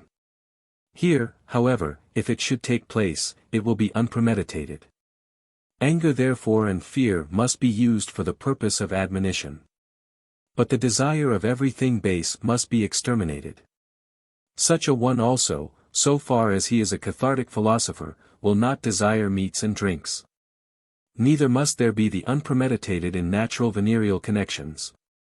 But if this should take place, it must only be as far as to that precipitate imagination which energizes in sleep. In short, the intellectual soul itself of the purified man, must be liberated from all these, corporeal propensities. He must likewise endeavor that what is moved to the irrational nature of corporeal passions, may be moved without sympathy, and without animadversion. So that the motions themselves may be immediately dissolved, through their vicinity to the reasoning power. This, however, will not take place while the purification is proceeding to its perfection. But will happen to those in whom reason rules without opposition. Hence in these, the inferior part will so venerate reason, that it will be indignant if it is at all moved, in consequence of not being quiet when its master is present, and will reprove itself for its imbecility. These, however, are yet only moderations of the passions, but at length terminate in apathy, for when copassivity is entirely exterminated, then apathy is present with him who is purified from it. For passion becomes moved, when reason imparts excitation, through verging, to the irrational nature. Note 28, the theorems of philosophy are to be enjoyed, as much as possible, as if they were ambrosia and nectar, and This sentence in the original of Archytas is as follows: tau omega nu kappa alpha tau alpha phi iota lambda omicron sigma omicron phi iota alpha nu theta epsilon omega rho eta mu alpha tau omega nu alpha pi omicron lambda alpha upsilon sigma tau epsilon omicron nu epsilon phi omicron sigma omicron nu omicron iota omicron nu kappa alpha theta alpha pi epsilon rho alpha mu beta rho omicron sigma iota alpha kappa alpha iota nu epsilon kappa tau alpha rho omicron alpha kappa eta rho alpha tau omicron nu tau epsilon gamma alpha rho tau omicron alpha pi alpha upsilon tau omega nu eta delta upsilon kappa alpha iota tau omicron theta epsilon iota omicron nu tau omicron mu epsilon gamma alpha lambda omicron psi upsilon chi omicron nu delta upsilon nu alpha tau alpha iota tau epsilon pi omicron iota epsilon iota nu kappa alpha iota epsilon iota mu eta alpha delta iota omicron upsilon alpha delta iota omega nu gamma epsilon epsilon pi iota sigma tau eta mu omicron nu alpha. In the edition of the Protreptics by Kiesling, which I did not see, till the greater part of this work was printed, sigma omicron phi iota alpha nu is substituted for phi iota lambda omicron sigma omicron phi iota alpha nu, but in my opinion very erroneously. And this German editor, from not perceiving the necessity of reading alpha kappa eta rho alpha tau omicron nu tau epsilon gamma alpha rho tau omicron alpha pi alpha upsilon tau omega nu eta delta upsilon kappa alpha iota theta epsilon iota omicron nu tau omicron mu epsilon gamma alpha lambda omicron psi upsilon chi omicron nu kappa lambda, instead of retaining the reading of Archytas, has made nonsense of this part of the sentence. For his version of it is, nam et sincera est earum dulcido, et divinum naturam, animum magnum efficere passant. The end.